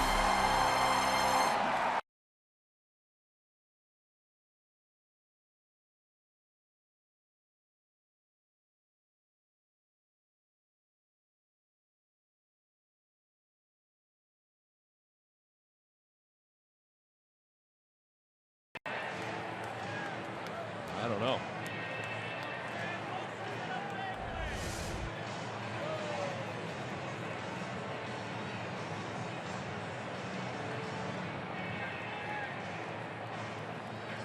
This would be the second of the game for Hector Sanchez. Goes as an error, and it'd be the second error for the Padres catcher. Yeah, you see the swing, and then Aaron Hill leaving the box, and he immediately looks back. He knows he hit for the second time, like you said, Don, and frustration from Sanchez. So the bases are now loaded. Mauer's got to work some more. Now it is Alex Presley. Lifts a fly ball foul. Rarely do you see a catcher's interference. Never do you see it twice in one game. Yeah. They're still talking about it.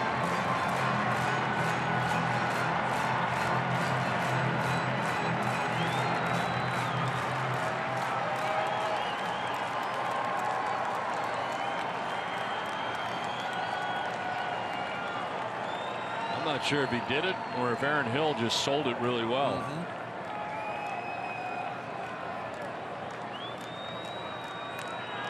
Either way, bases loaded, 2 down. 0-1 pitch coming up. 1-1. Talking about 31 pitches now for Mauer in this game. And taxing pitches as well. He's going to have to dig deep.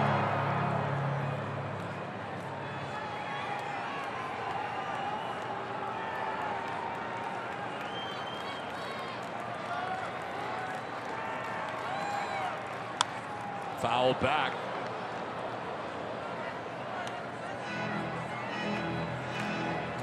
Now still has the good velocity on that fastball, and also against left-handed hitters. He's that little run. Makes it very difficult to square up.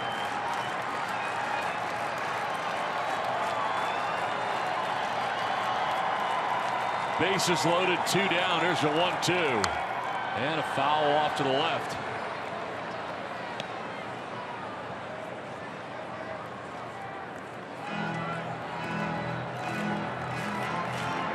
Reaching back for what he's got left here with the fastball.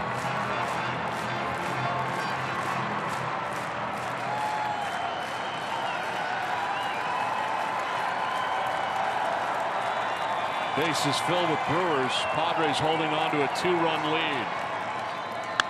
On the ground, Myers knocks it down.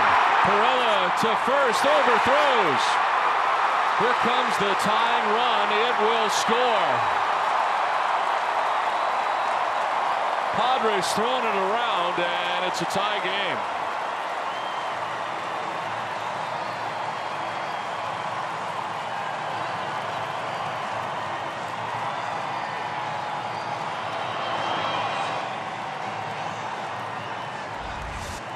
Well, you see the pitch by Mauer. It's a hot shot off a changeup, and Presley pulls this one. Mauer gets over there late, but Perella's throw is way over the head. See Perella backing up Myers and unleashes this ball over the head of Mauer, scoring the tying run.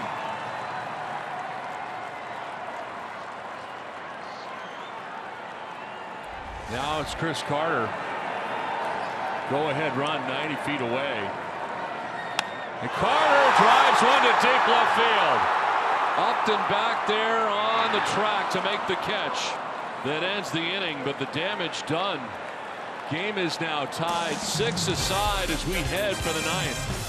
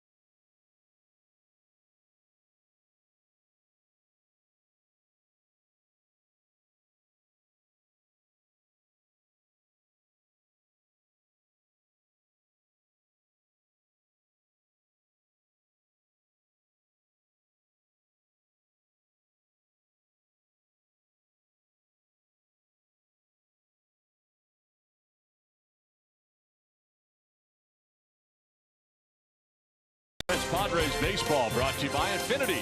Visit your local San Diego area Infinity retailer for a test drive today. By Petco, your complete pet store. And by Tough Turtle Turf, the industry's only lifetime turf. Back at Miller Park, a wild one tonight from Milwaukee. Padres had a 6-2 lead. Hector Sanchez with not one but two catcher's interference in this game, and one couldn't come at a worse time. Bauer was in the process of getting out of an inning with a 2-run lead. Instead, the Brewers get another opportunity and they make good on it, scoring twice, tying the game, and now in a tie game at home they bring in Jeremy Jeffress, their closer, into the contest. Yeah, 9 saves on the year, notched his 9th last night in the 1-0 win against the Padres. He has been unscored upon in 13 of his 15 appearances this season. Part of a double switch earlier. Rosales took over at third base, and he'll lead it off here in the 9th inning.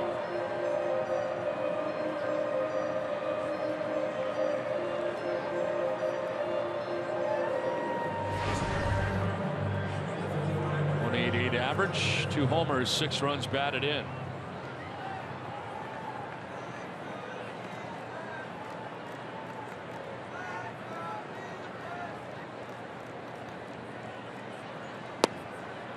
So a bullpen that has been spectacular for the Padres tonight has been a problem. Quackenbush charged with 2. Mauer charged with 2. 1-0. 2-0.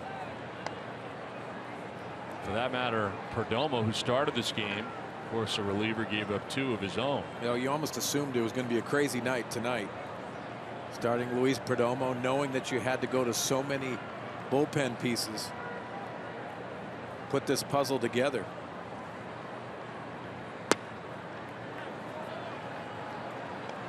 Jeffress has fallen behind here, 3-0 to the first batter that he faces.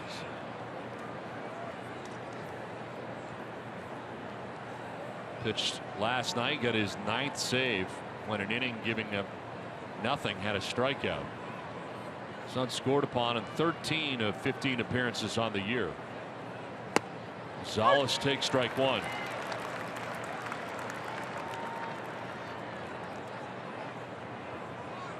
Last year called upon 72 times.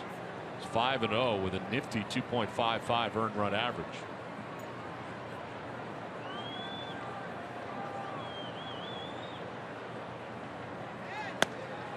Strike 2. Battle back up the corner. Looks like Rosales was taking all the way on that 3-0 count. 3-1, excuse me.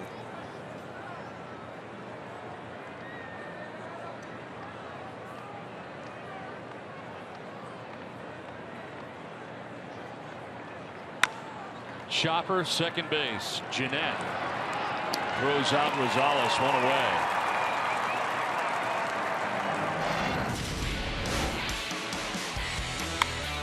Well, the interference call. Aaron Hill running down to first base looked like it was going to be the last out of the inning. Instead, gets first base on the catcher's interference, and then this happens. Pitcher covering, and the overthrow by Perella. He's charged with the error that leads to the second run. 2 score from Milwaukee, and they tie it up. Tough to watch for Andy Green. Travis Jankowski batting with 1 out. Well, the surprising thing to me, when Sanchez has that catcher's interference early in the game, you would think you'd make that adjustment a little bit and receive a ball just a little bit deeper and not even come close to that, especially in a big situation. That changed the whole dynamic of that last inning.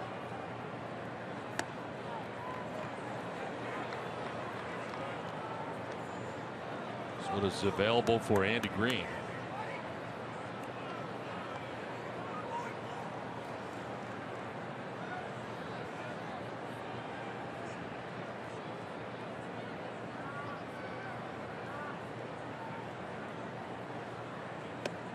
You think about this being a bullpen game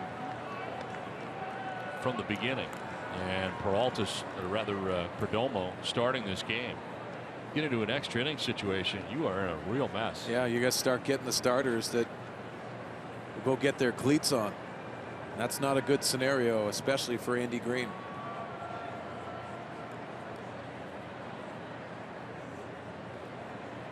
Jankowski straightened up. 3-1 the count. Love to get on his speed. He can turn a single into a double in a hurry. Will Myers waiting on deck, and Matt Kemp if he gets a chance.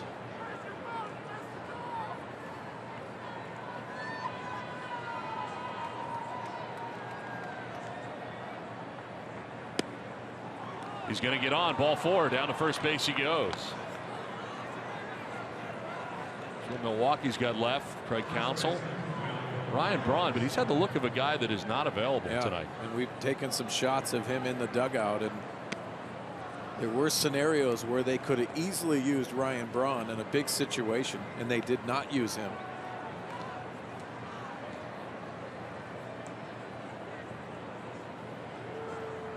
Rodney looking on. 1 out, 1 on. Padres trying to grab the lead here in the top of the 9th.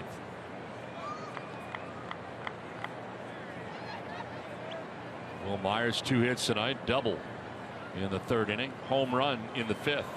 It's a solo shot. Well, they'd take another one of those right here. And keep a close eye on Jankowski. He'll be looking to get into scoring position here.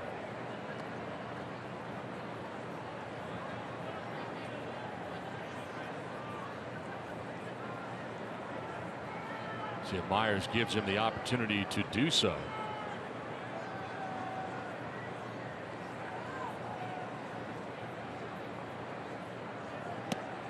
Strike 1. Mentioned the home run back in the 5th inning. Myers with his 7th of the year.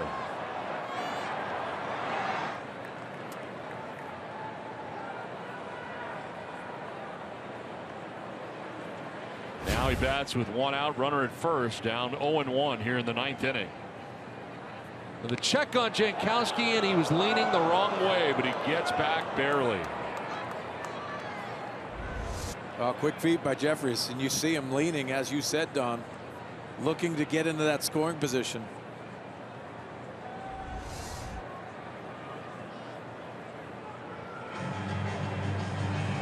Counsell's not going to challenge him.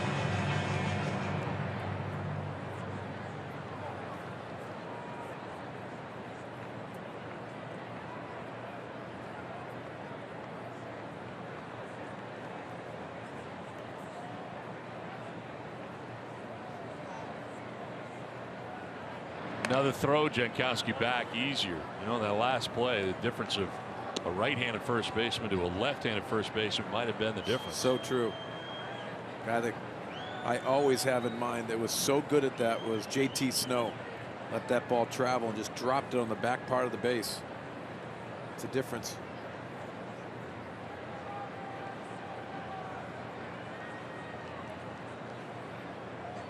Myers on the ground to short. VR with a bobble. Throws to second. They do get the lead runner. We'll see. Jankowski still standing on the bag. Wants to wait and see if they're going to challenge it. Mark McGwire on the phone, and we'll see.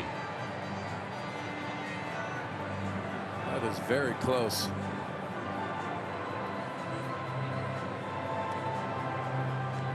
They're going to challenge it.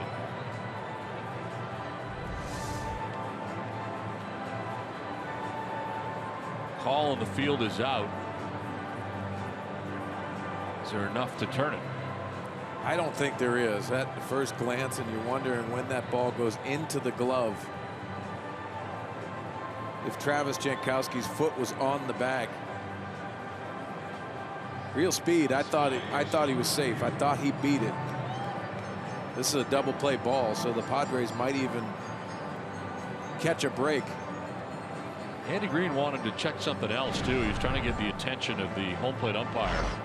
It's oh, I know what they want to do. They want to check here an injury at first base on Myers. I'm not sure what he did, but Paul Navarro, the trainer, is out there checking on him.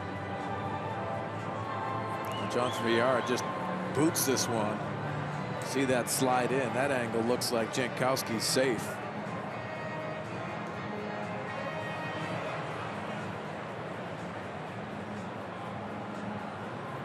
The crowd not cheering it. They're seeing it on the big screen, and they're not sure. Fans here in Milwaukee.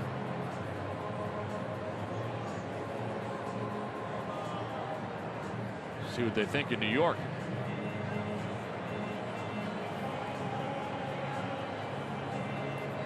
Meanwhile, Paul Navarro is checking out Will Myers to see if he can run.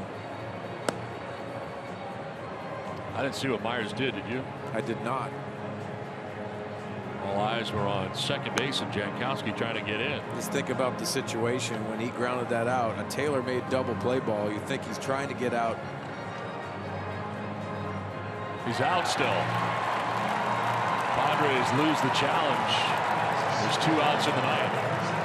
Will Myers is holding his calf area. They're still not done checking on him.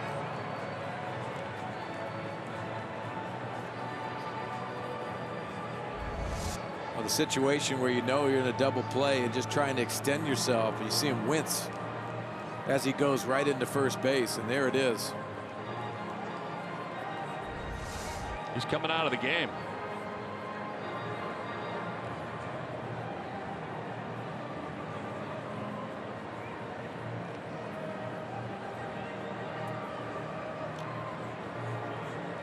Not good for the Padres.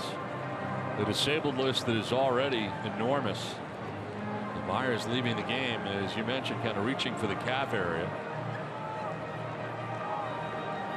Well, you wonder about the availability of Derek Norris. Also Christian Bethancourt, who has been taking ground balls at third base and fly balls in the outfield. Brett Wallace has already been taken out of this game. John Jay is going to pinch run for now.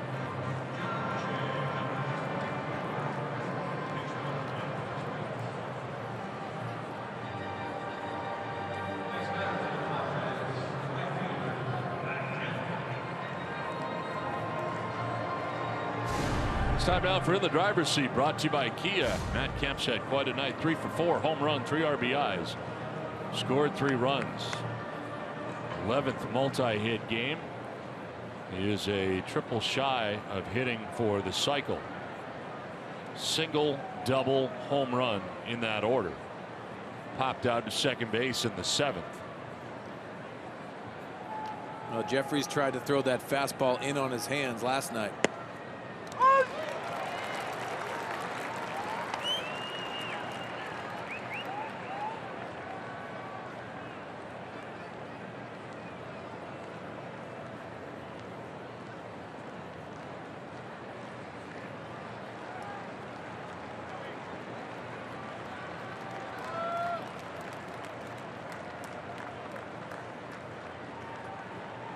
Kemp, broken bat grounder up the middle. It's Jeanette, the second baseman, who throws to first to end the inning. On to the bottom of the ninth inning, tied 6-6 from Milwaukee.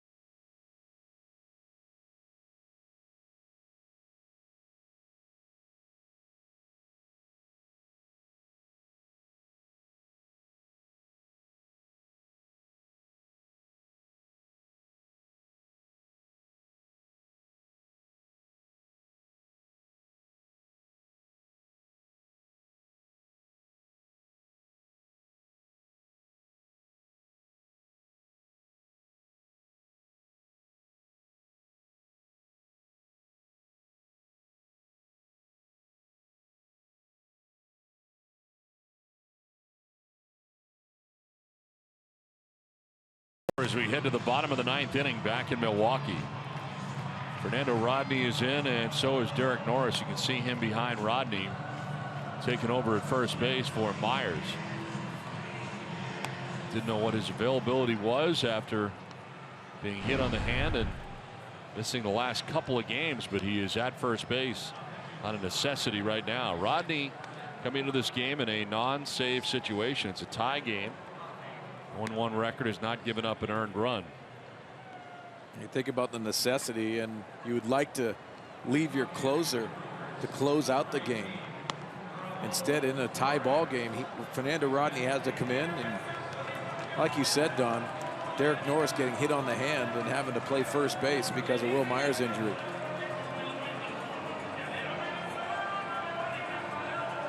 Ramon Flores will lead it off. Batting in the pitcher's spot.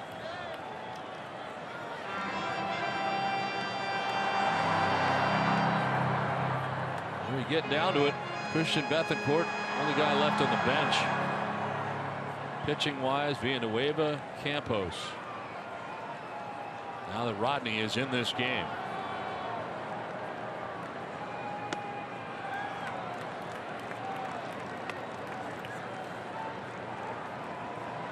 Flores pinch hitting in the ninth in the pitcher's spot. Villar and Jeanette to follow.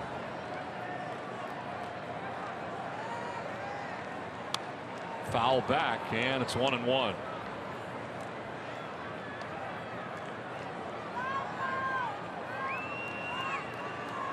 Padres had a 6-2 lead in this game. It's 6-6 in the bottom of the ninth. Brewers have had many more chances. They have left 14 men on base. Padres 6. Ball 2. Braun's been on the bench all night, and there have been some key situations where you thought you might see him. And he doesn't look like he's ready. Sweatshirt has never come off, and again, he was a late scratch just before the ball game tonight. Well, with his injury history, you wonder if he's even available at all tonight. I'd be surprised if he is, just the way he is handling himself in the dugout.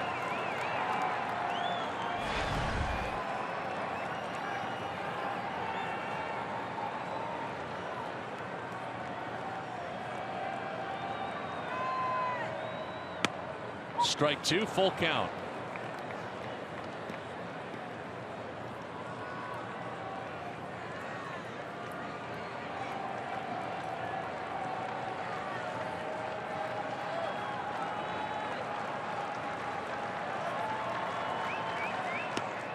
Check swing, one around, strike 3. First out of the ninth inning.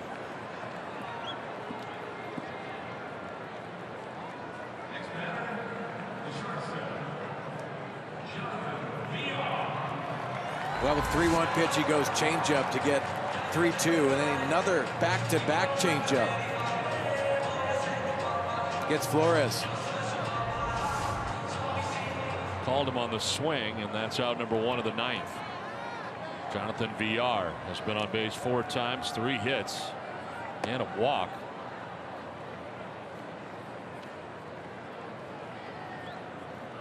Struck out last time up. His 5th AB of the game comes here with 1 out in the 9th.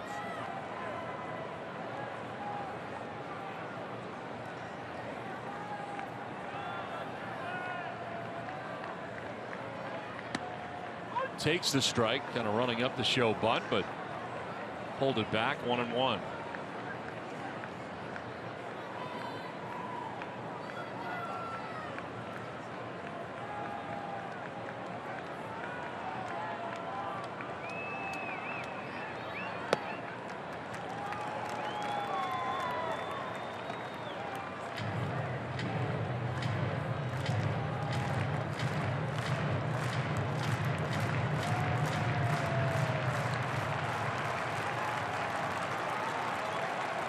Game coming up on 4 hours with 1 out here in the 9th.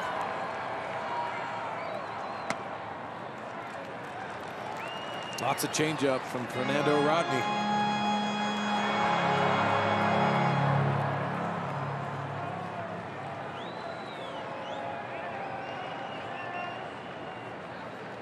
Villanueva.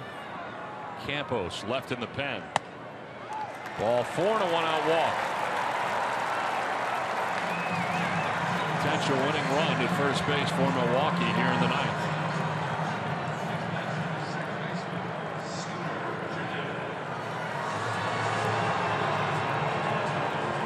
Scooter Gennett coming up.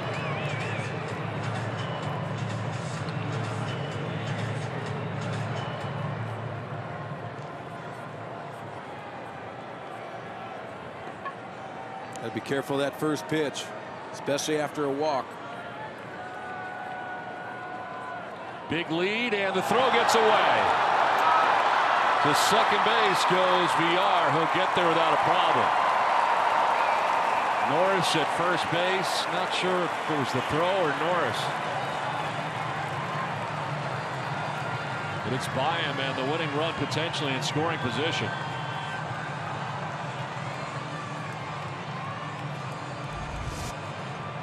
Well, no, it's in a running situation. It looked like VR was going to take that. That's a bad throw by Rodney.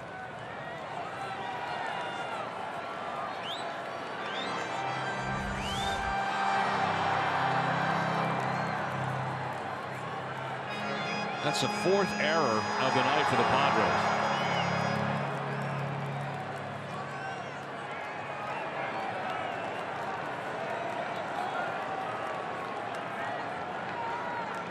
Gennett, swing and a miss.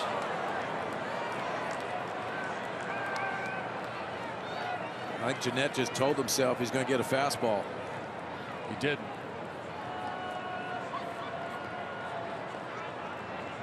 VR at second base, 1 out here in the 9th. Infielder's got to knock it down. You see the outfielders moving just a little bit in. They have to throw that potential winning run out at home. Gets the fastball, and it's by him.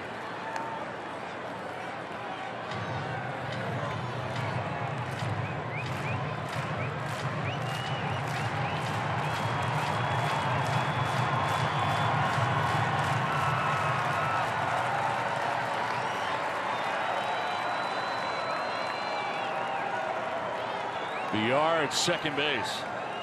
1 out in the 9th. Fastball again, but Gennett lays off. Still has good velocity on that fastball. To me, it looks like Rodney wants to show that fastball up in the strike zone to set up that changeup.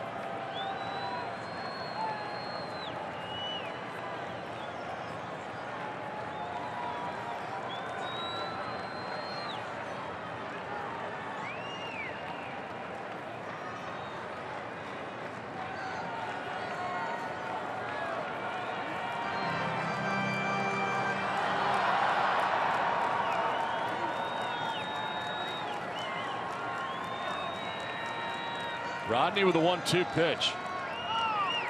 Runner goes, throw to third base, going to be close. He's out. Sanchez throws out Villar at third.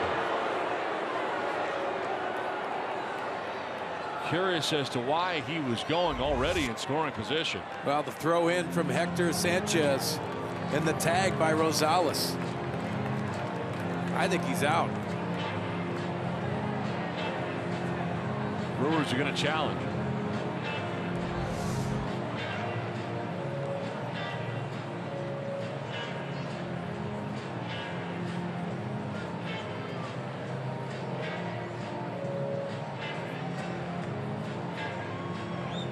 Saw Villar before that pitch just dancing around at second base trying to time Fernando Rodney.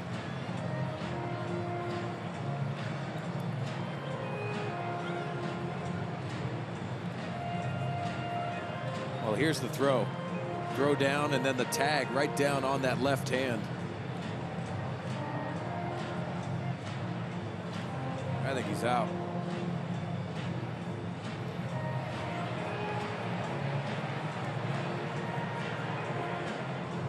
Was the call on the field, and it looks that way, but the Padres are seeing it.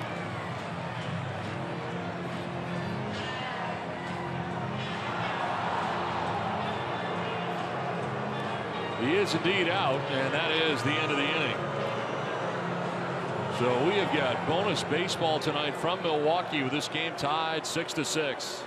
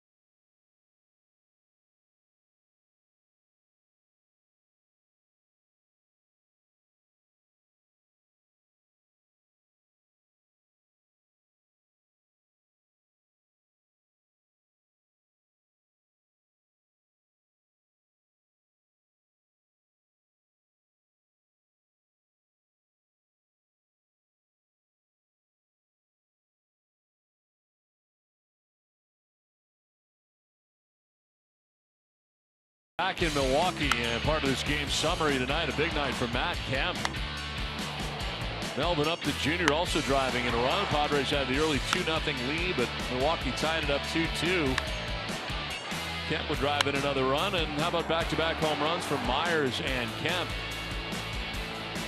Back in the 5th inning, and Kemp would add the back end of that back-to-back home runs. Padres had a 6-2 lead, but Milwaukee made their way back. Tough night tonight for the bullpen, and an even tougher night for the new Padres catcher, Hector Sanchez. 2 catchers interference, but none bigger than the one that kept this game going and gave the Brewers a chance to tie it up. Norris batting for the first time. Well, we saw Derek Norris take batting practice today, but a little different story. Tyler Thornburg in his 16th game. Power fastball and also the slider to go along with that.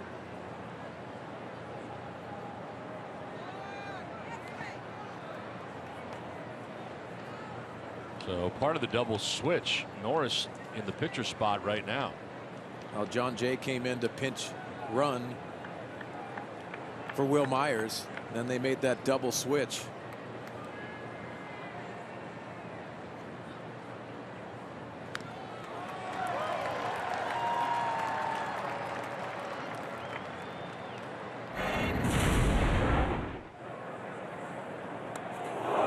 was the injury to Norris. Hit flush on the hand. Wasn't a glancing blow. It was a direct hit. 96 miles an hour that just traced off the hand. That is very painful.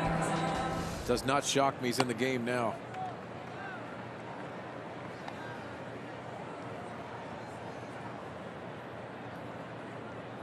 Tyler Thornburg is the 6th pitcher of the night for Milwaukee. And Norris strikes out looking.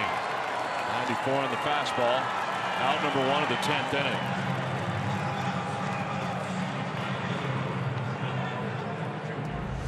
Well, Tyler Thornburg, known for his strikeouts. He's up to 14 per 9 innings.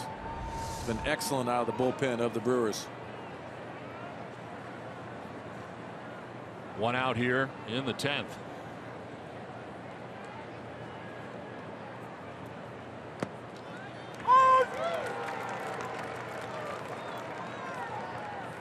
Upton has doubled, grounded out to third, walked, and singled.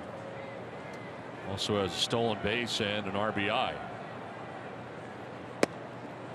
Strike 2. With Christian Bethancourt the only one on the bench, and then Campos warming in the Padres bullpen. It's when those starting pitchers start putting their cleats on.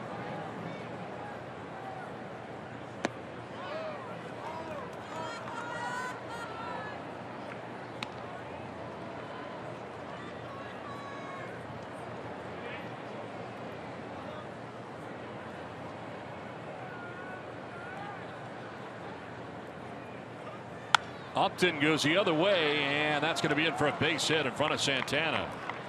So there's the 3rd hit of the night for Melvin Upton Jr. Throw back in, gets away briefly. No further advance for Upton. Well, he waits back on this breaking ball, sits on it. It's a laser to right field. See him sit back on that. Beautiful hitting by Melvin.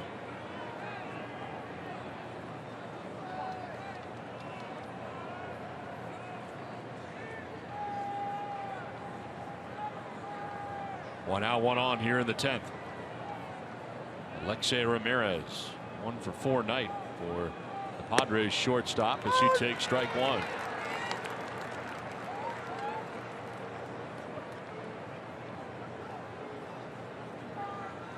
Look down to Glenn Hoffman in the third base coach's box. See if anything's on here. Upton, after singling in the 8th, stole second base. Ground ball back to the mound, a bobble by Thornburg. A second, they get the lead runner, and they cannot get Ramirez at first base. Bobble costly, but they still almost turned it over.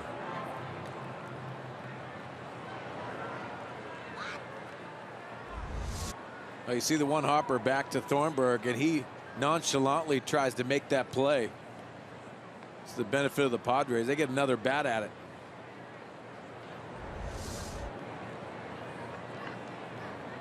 And that at bat will be Hector Sanchez. His Padres debut.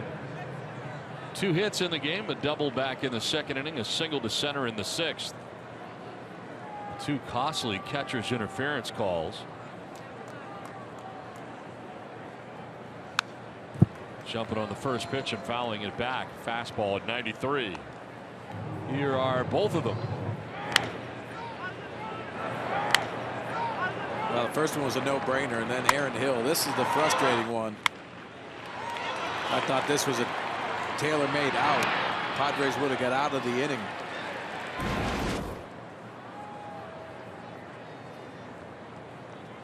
Upton goes, pitch inside. The throw is going to be high and backed up. Stolen base number 2 of the night for Upton.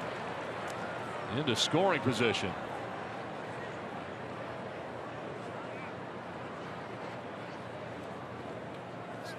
Actually, Ramirez who steals second base. Well, the aggressiveness, and you see him going. Lucroy launches this.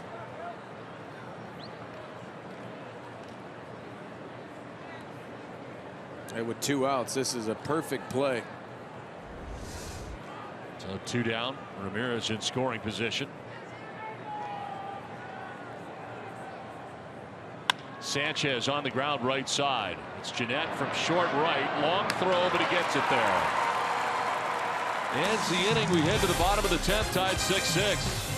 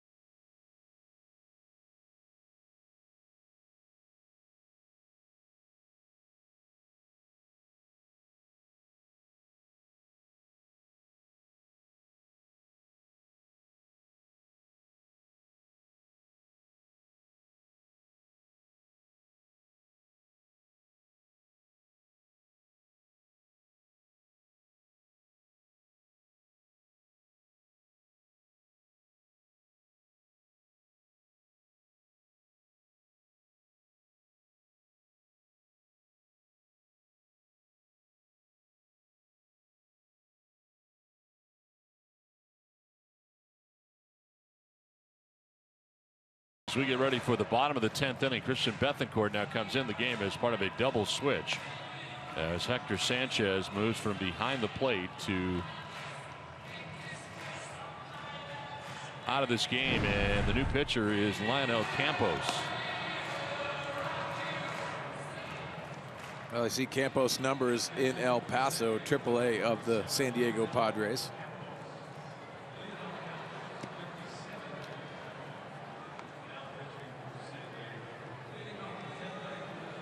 So Rodney went an inning, did not give up a hit nor a run, walked one, struck out two. Campos, the 7th Padres pitcher of the night. And remember, this was a bullpen night from the beginning. Luis Perdomo started, and only Carlos Villanueva remains. And Villanueva threw last night and was extended a little bit, so I think they're going to try to extend Campos. See Villanueva stretching out there. So you want to manage in the National League, do you? Wow.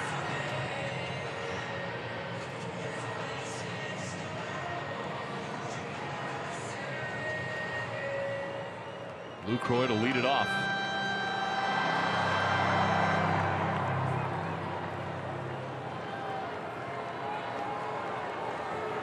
Outfield deep and straight away.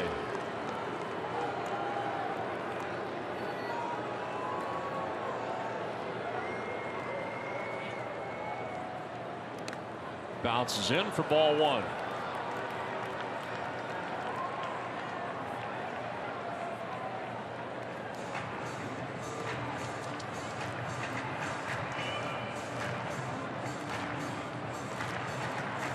Second stint of the year for Campos with the Padres. Was up the 21st of April. Optioned back to 22nd. Worked in one game for the Padres the first time he was here. Saw a lot of them during spring training. Healthy hack by Lucroy. Well, Lucroy was previously 1 for 10 in this series before that last single in his last at bat.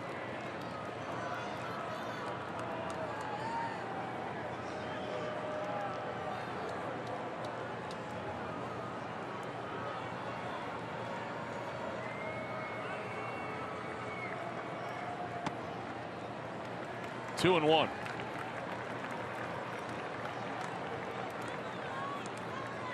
Perdomo gave up 2 runs. Hand went 4 shutout innings. Quackenbush a third, giving up 2 runs. Buchter a third, no runs. Bauer was charged with 2 runs in an inning and a third. Rodney 1 shutout inning, and now Campos pitches here in the 10th. Lucroy will chop one softly towards third. Rosales racing in, throws in time. 1 out in the 10th.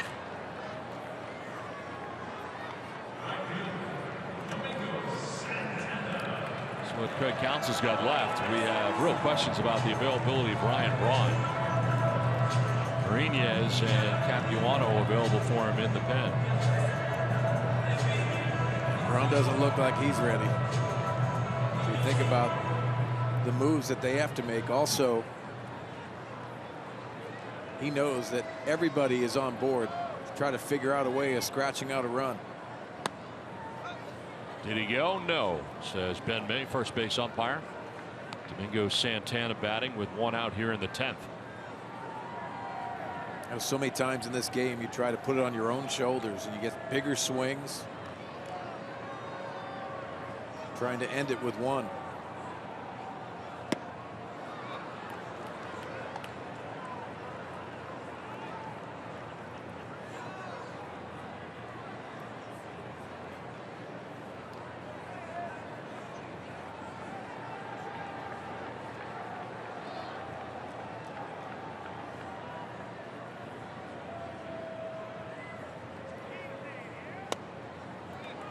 You know, Don, you go back to the work of Brad Hand tonight. I think if they didn't have what Brad Hand gave them tonight, they would have been in much deeper trouble. Pitching 75 pitches tonight.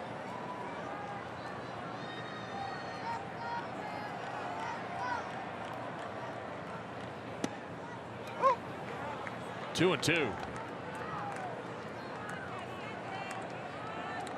That line on Hand, 4 innings, 2 hits, no runs, walked 2, struck out 5.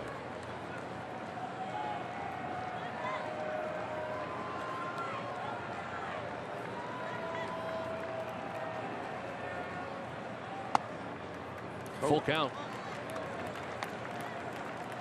Our Fox Tracks by Southland Technology had that number 5 pitch, a strike.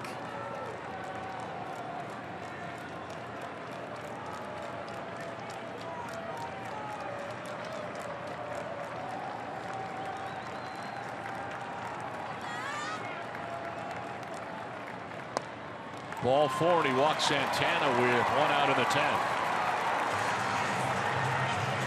Potential winning run at first base for Milwaukee.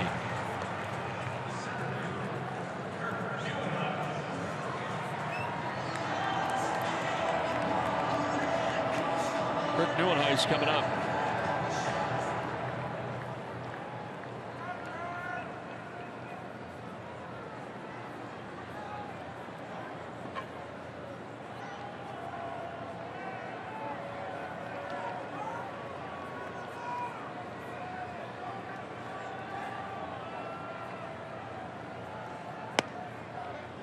Ball 1.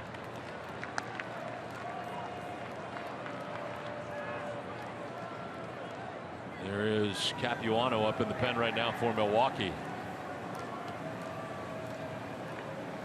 He's been well traveled over the years. Yes, he has.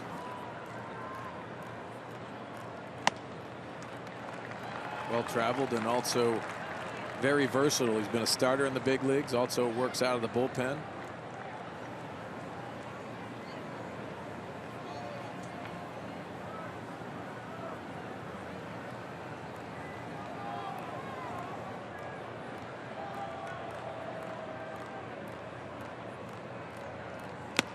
Swinging a foul tip. Campo's been operating at 93 miles an hour for the most part, and count here of 2-1. Lucroy grounded out for the first out. Santana walks.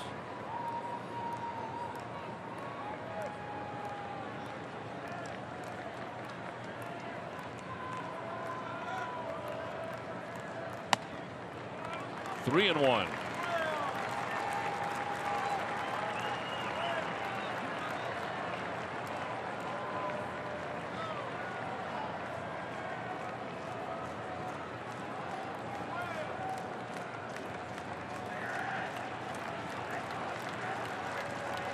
Not a bad pitch for Santana to take off on, too. 3-1 pitch.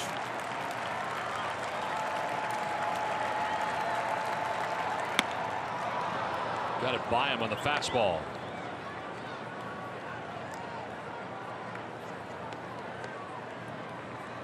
Aaron Hill on deck. Brewers batting here in the bottom of the 10th inning in a 6-6 game.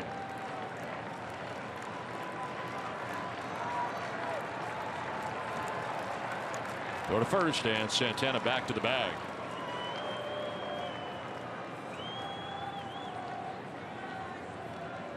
Well, you'd think he'd be going here too, just try to stay out of that double play.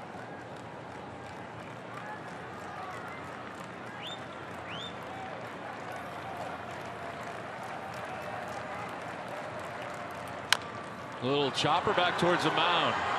Campos throws to first and up to second base.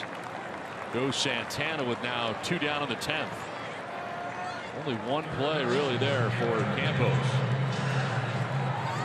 And here comes Aaron Hill.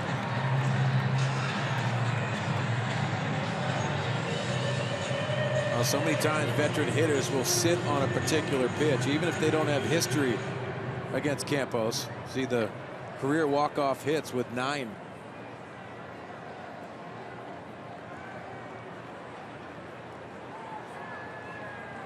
Potential winning run and scoring position at second base.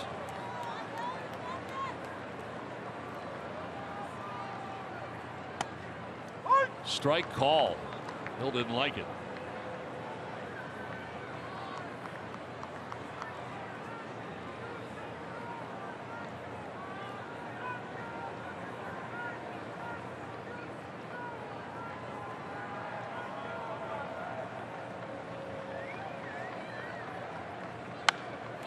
Fouls it off to the right, and he's down 0-2. Well, they continue to work up in the strike zone to Hill.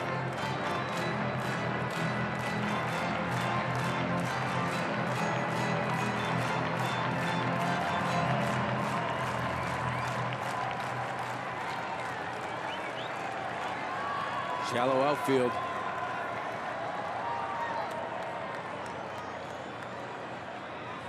Hill, the foul tip held onto by Bethancourt. He strikes out to end the 10th. It's on to the 11th. Game tied 6-6.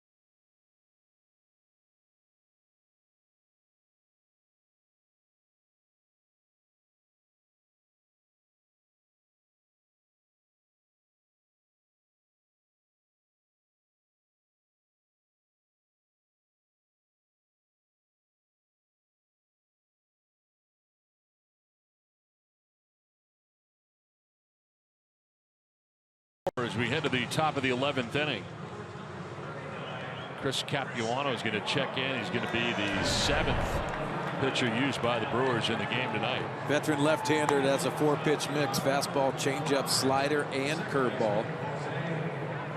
He has 20 strikeouts in 19 innings of work.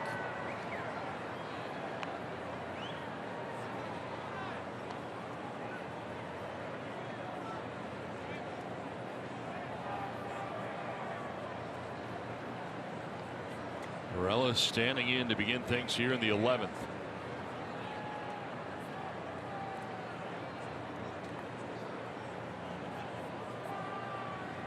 Morello, Rosales, Jankowski. 8, 9, and 1 for the Padres here in the 11th inning. Now, predominantly the Brewers have been working Perella away. Capuano likes to pitch on his glove side, especially to right-handers.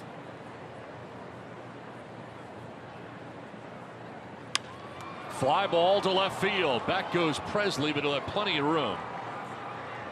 And he makes the catch for the first out of the 11th. Out number 1 of inning number 11.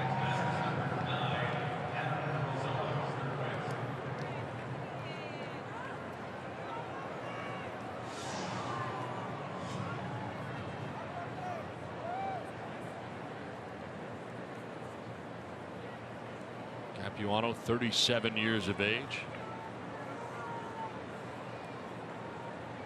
Or started his career with the Milwaukee Brewers. Back again. Adam Rosales. The swing and a miss.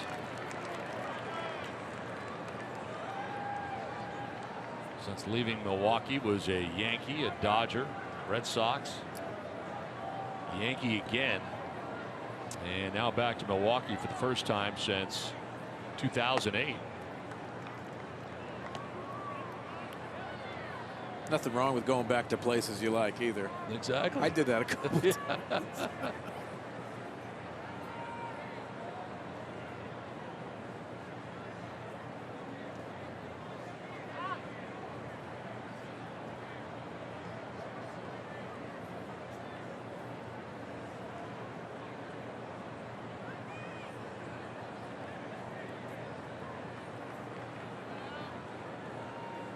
Ball, 1 strike to Rosales.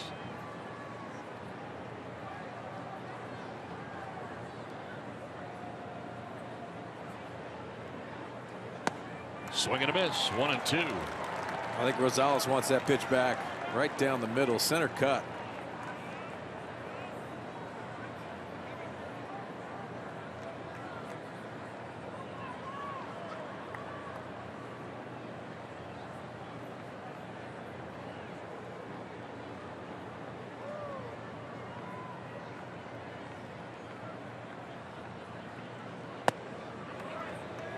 Did he go? No. We'll check with Ben May, first base umpire.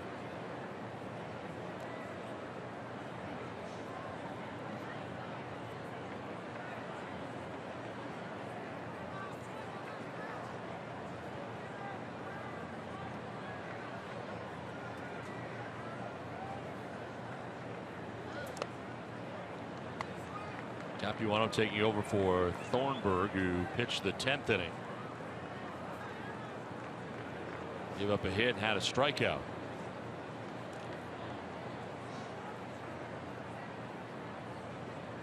Jankowski on deck.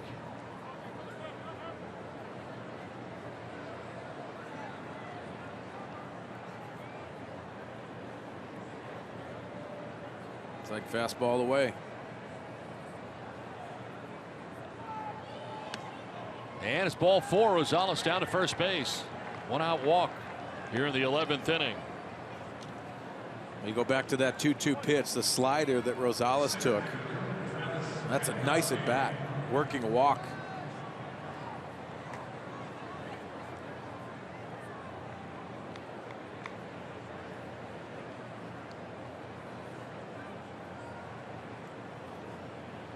Travis Jankowski standing in. He's not have a hit tonight. He's been on twice, walking twice in the game. Grounded out twice, struck out.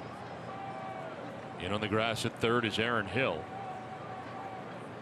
And the bunt bid dragged down the first baseline foul.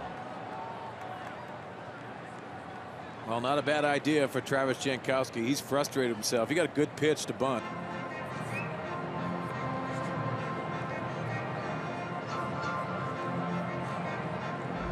Lefty on lefty, you want to try to drag it with you and get it past the pitcher. He just bunts on top of the baseball, goes foul. But good idea by Travis. That bunt game has come into his offensive repertoire.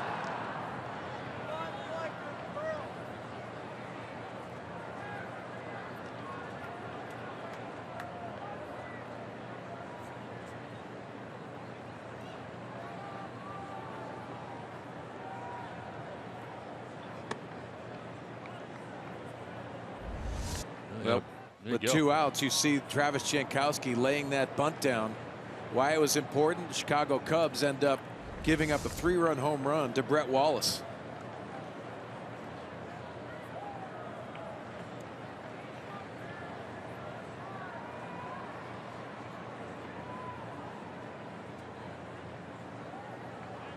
Throw to first and back to the bag is Rosales. Villanueva is up now in the pen for the Padres. Campos just worked the 10th inning.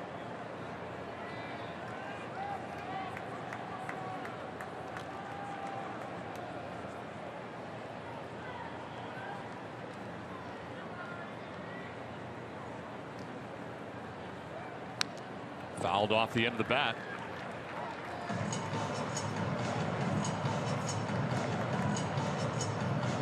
Ball and 2 strikes. Fans hanging in here tonight in Milwaukee.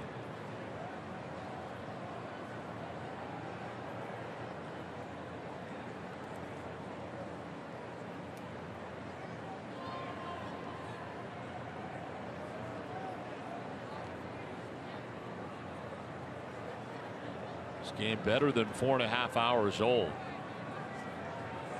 Early start time locally of 6:05. 1-2 pitch.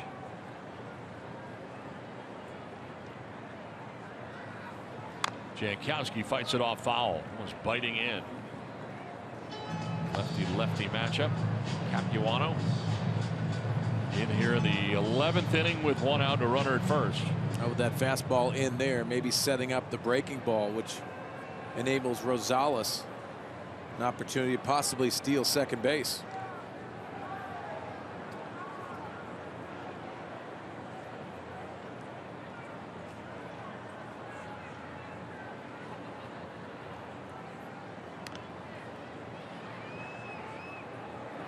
Now, Tarek Brock, the first base coach for the Padres, has been in the ear of Rosales.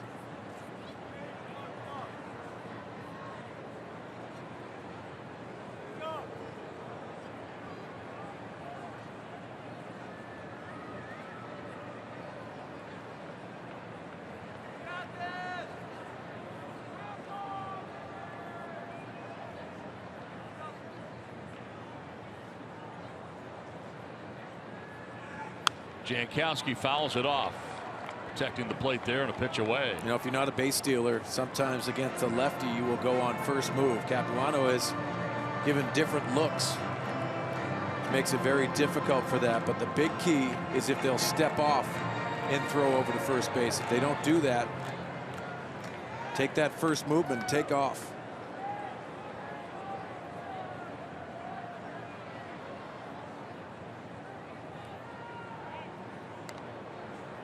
Now that goes into your mind. Now he's stepped off. He's given you that look. So now going on first movement is very difficult to do.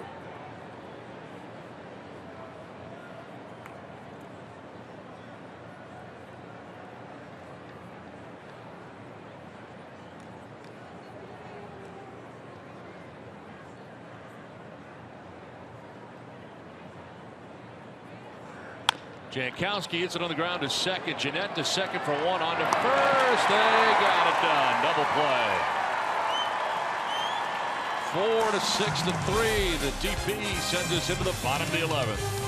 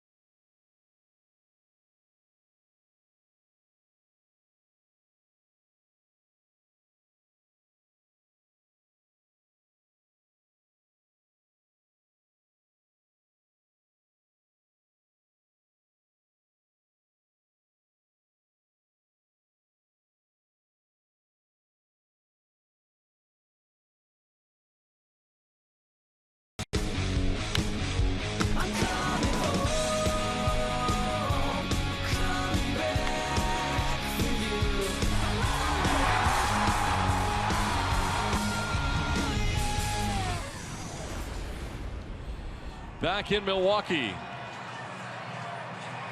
Tied up 6-6 here into the bottom of the 11th inning. Campos back out there again as he pitched the 10th. He's ready for the 11th.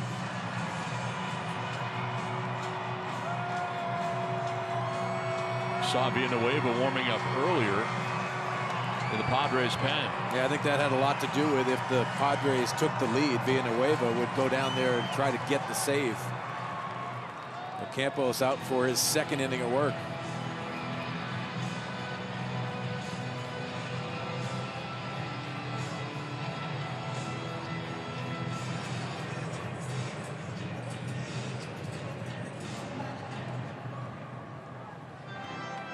Presley leading it off. He's grounded out, flied out, walked twice, and singled. He's also driven in a run. Saw him take a peek down at third base to see where Rosales was. Strike one.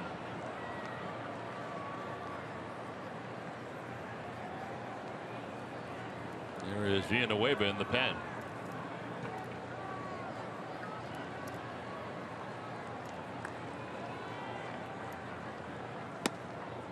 Strike two.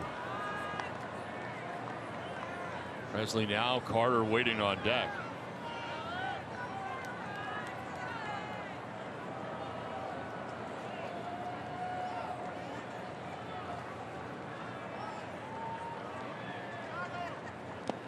Swing and a miss, went around. He's going to try to run it out, but Bethancourt throws him out at first base. One down in the 11th on the strikeout. And the second one for Campos since coming into the game. Well, Campos had that nice secondary stuff tonight. Pitching on top of the strike zone with his fastball, but then the changeup has been very good.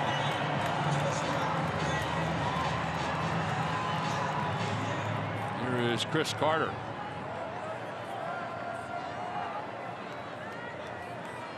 Pitch hit in the 7th inning. Had a sac fly and then flied out in the 8th. Fouls it back to the screen. The 94-mile-an-hour fastball. They got to locate with power in the Carter's bat.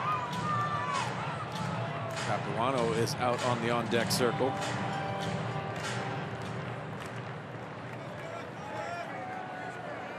No doubt Carter's trying to leave right here. 0-1 pitch. Take strike two.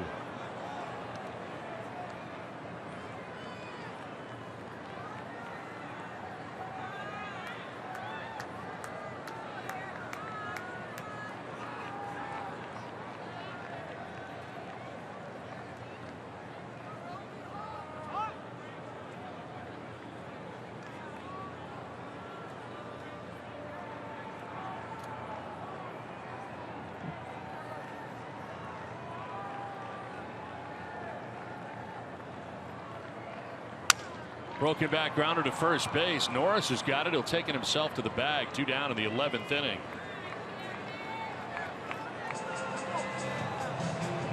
Well, with Chris Carter and so much power in the bat, Campos takes a look at him and says, I'm coming at you with a fastball elevated. You could see Bethancourt asking for it down, the changeup on the outside part of the plate, and then he blows up his bat. Good pitching by Campos. 2 outs for Capuano, the pitcher.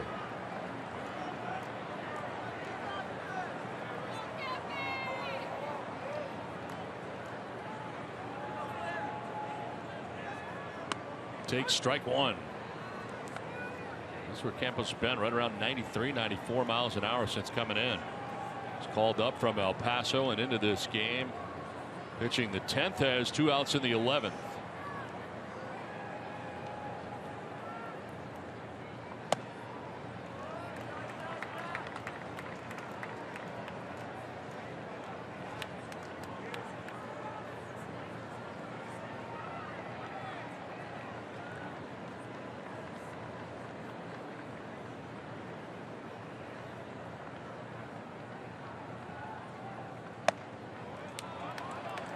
Two and one.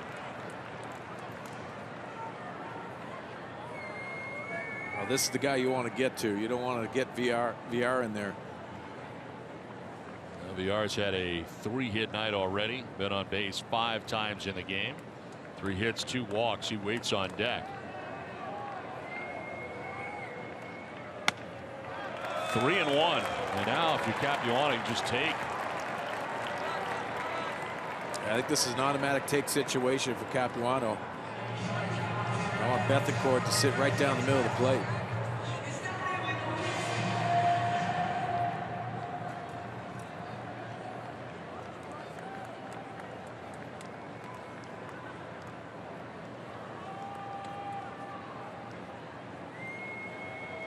Three-one pitch. Capuano takes, and it's ball 4. Down to first base he goes. Campos walks the opposing pitcher.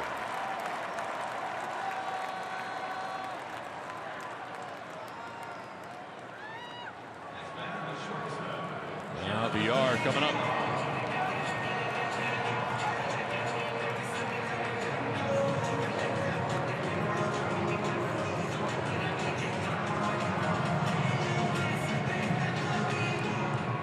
Now 30 pitches on the night.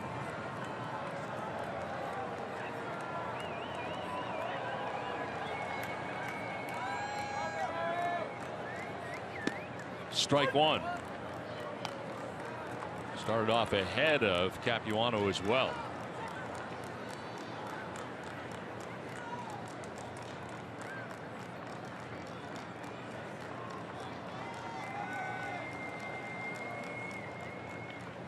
Villar down 0-2.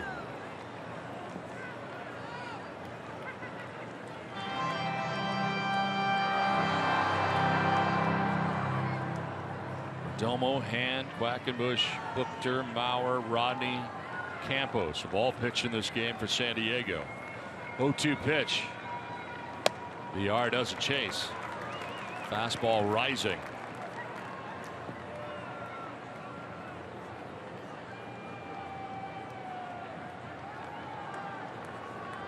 Norris playing behind the runner at first. Capuano not holding him on.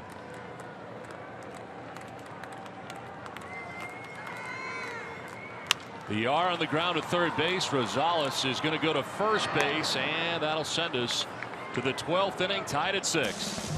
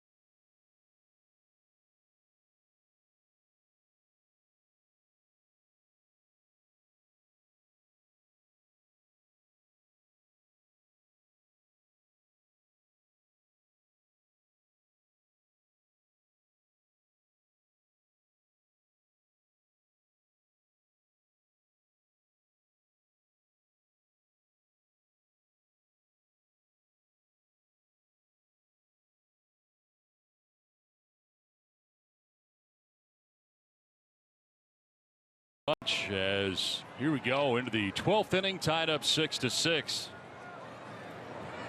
Bethancourt to lead it off. Chris Capuano back on the mound.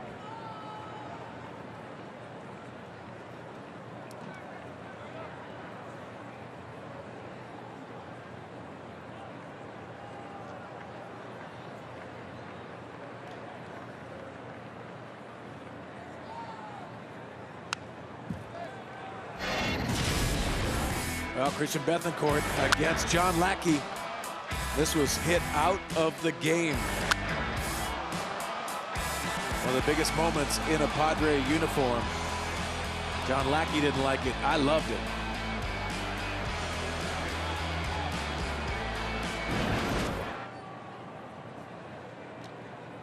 Bethancourt takes it the other way down the right field line, but it's a foul ball. Right off the railing down that right field line. Think about the plate coverage. He took an aggressive swing with the first pitch in. His pitch is away, and he takes it the other way. A lot to like about Christian Bethancourt's approach. Just foul off of that railing on right field.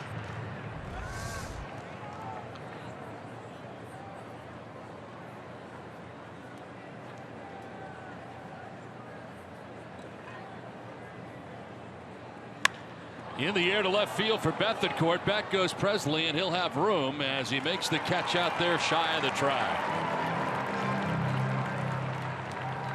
So one down here in the 12th inning.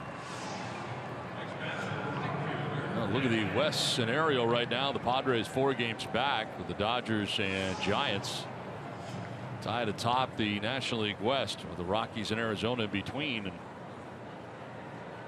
And you get a visit by the pitching coach here to the mound to talk to Capuano. Yeah, a lot of Kemp comes up. A lot of bunching in the NL West. As we heard, the Dodgers took down the St. Louis Cardinals 5-3. You think about the day for Matt Kemp. Started off with that hard single through the shift.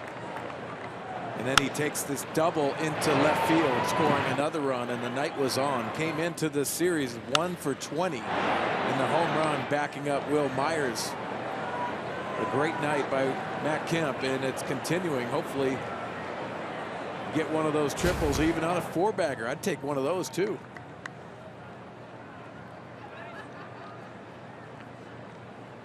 Against Capuano, 3 for 6, double, a triple, and an RBI. That's with 1 out in the 12th. Yeah, takes a pretty good swing there, but a foul tip.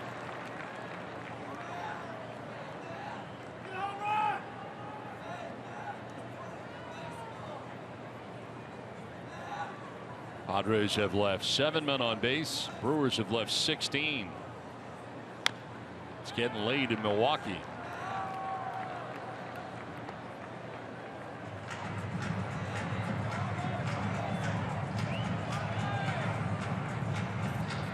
Padres had a 6-2 lead in this game, but the Brewers came back, tied it up 6-6.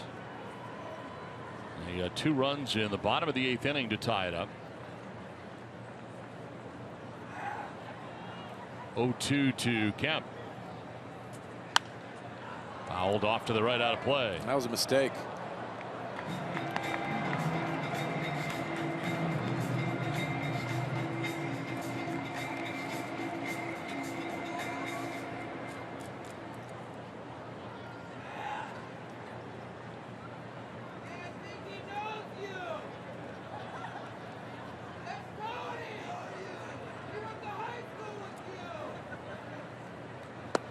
Swing and a miss, and Kemp strikes out.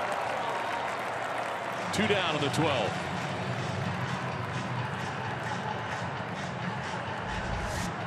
Well, Capuano gets 2 strikes on him. Looks like a changeup. Dips out of the strike zone, getting Matt Kemp. Now Derek Norris was a strikeout victim in the 10th inning. Went looking. Coming into this game at first base. Will Myers leaving with what appeared to be a calf problem. We'll see. Had to leave the game with an injury. Norris drives one to deep left field. Back goes Presley, looking up, and that ball is gone. Derek Norris has given the Padres the lead in the 12th inning with a long home run.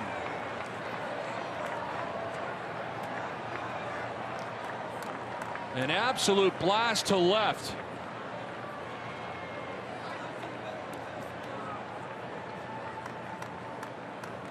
How about Derek Norris just sitting on all over this pitch? I was surprised he took batting practice today. He comes in and looks for a pitch and gets it. What a great moment for Derek Norris and the Padres.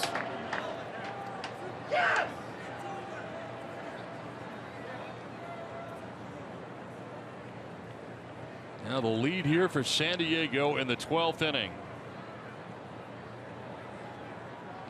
He's a warrior. Melvin Upton Jr. fouls that one off the catcher, Lucroy. Oh, it staggered him. Now being away, but getting ready for the bottom of the 12th inning.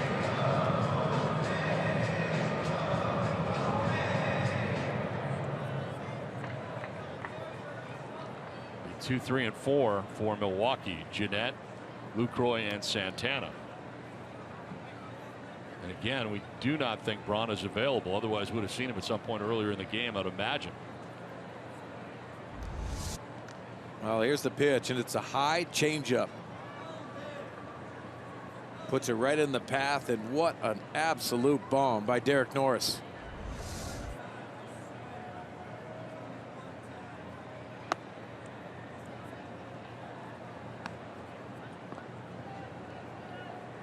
Seven runs, 12 hits, 4 errors for the Padres. 6 runs, 9 hits, no errors for the Brewers.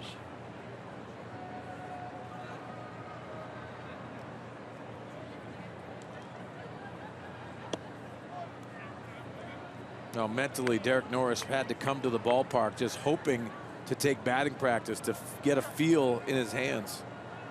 Ends up hitting one of the biggest home runs for the Padres all year.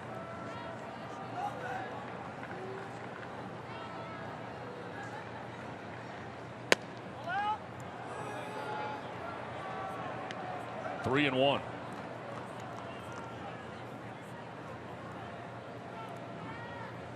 Of course, Upton hit a dramatic home run at home in extra innings. I believe that was 14. This is driven to center field. Back goes Neuenhuis, and that ball is going to be gone. Padres go back-to-back in the 12th inning. First Norris, now Melvin Upton Jr. And San Diego's taking an 8-6 lead in Milwaukee. Late night baseball.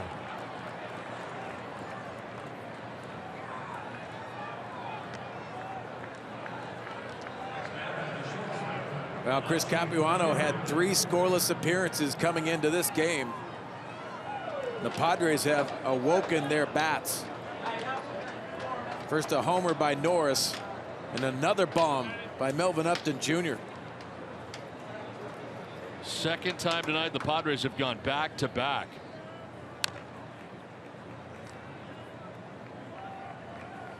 Myers and Kemp in the 5th, Norris and Upton in the 12th.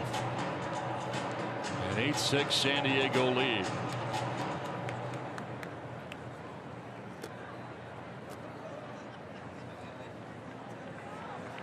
All this coming with 2 outs in the inning as Ramirez takes the strike. This guy who knows a thing or two about home runs. And you also think about what Derek Norris has gone through the grind at the beginning of the season, struggling offensively, coming up huge for the Padres tonight. 0-2. And grounded up the middle. The shortstop VR to his left. His throw is good, and the inning is over. Back-to-back home runs. Derek Norris, Melvin Upton Jr. go back-to-back. And the Padres go to the bottom of the 12th on top, 8-6.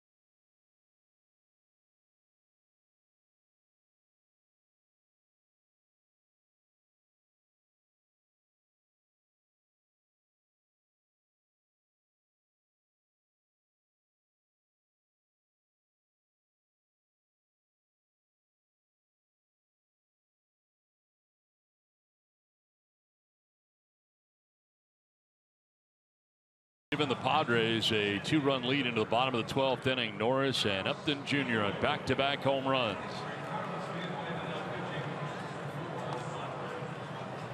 Had another sausage race. That's how long we've been here tonight. They've had 2. It's an important sausage race. Thank you, fellas. And thank you, Derek Norris and Melvin Upton Jr. Carlos Villanueva into the game here for the Padres, 15th appearance. Well, last time out was last night. 2 innings of work, 3 hits, 3 strikeouts.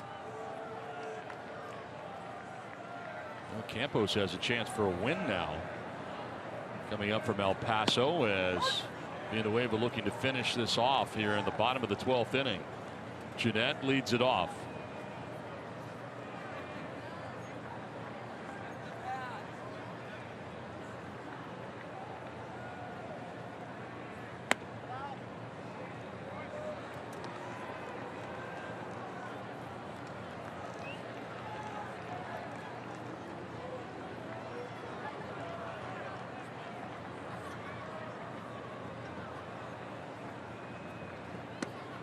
On the corner, and it's 1-2.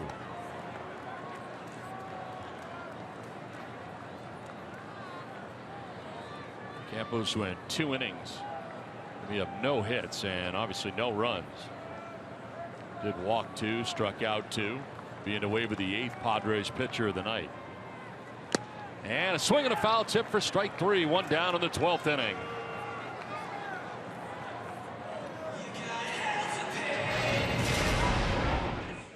In case you missed it, Derek Norris with 2 outs in the inning off Chris Capuano.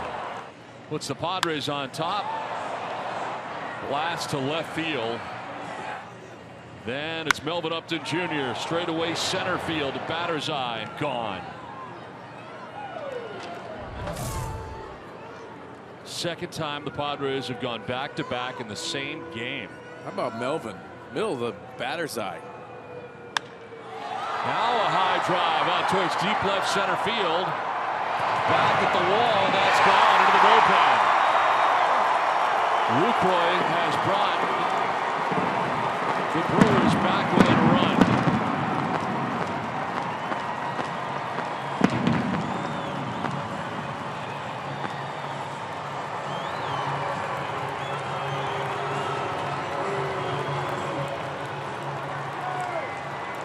Not going quietly. It's now 8-7. Well, the ultimate professional, and you can see very nice swing by Jonathan Lucroy. You think about the importance of that add-on run for Melvin Upton Jr. with is a blast. 4th home run of the year for Lucroy.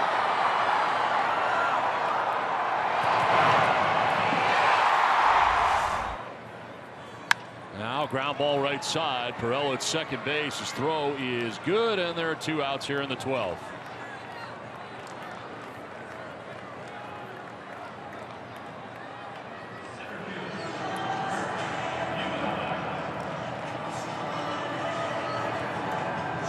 Here comes Neuenhuis. I see Andy Green asking for Derek Norris to play no doubles. Down the line. Staying right on here so nothing gets by him. Especially on that pull side of Neuenhuis.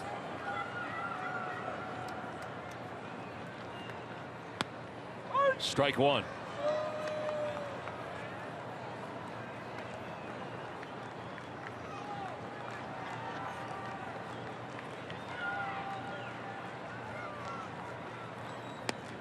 Strike 2. He is painting right now. Rosales will move to the right side of the infield here in the shift.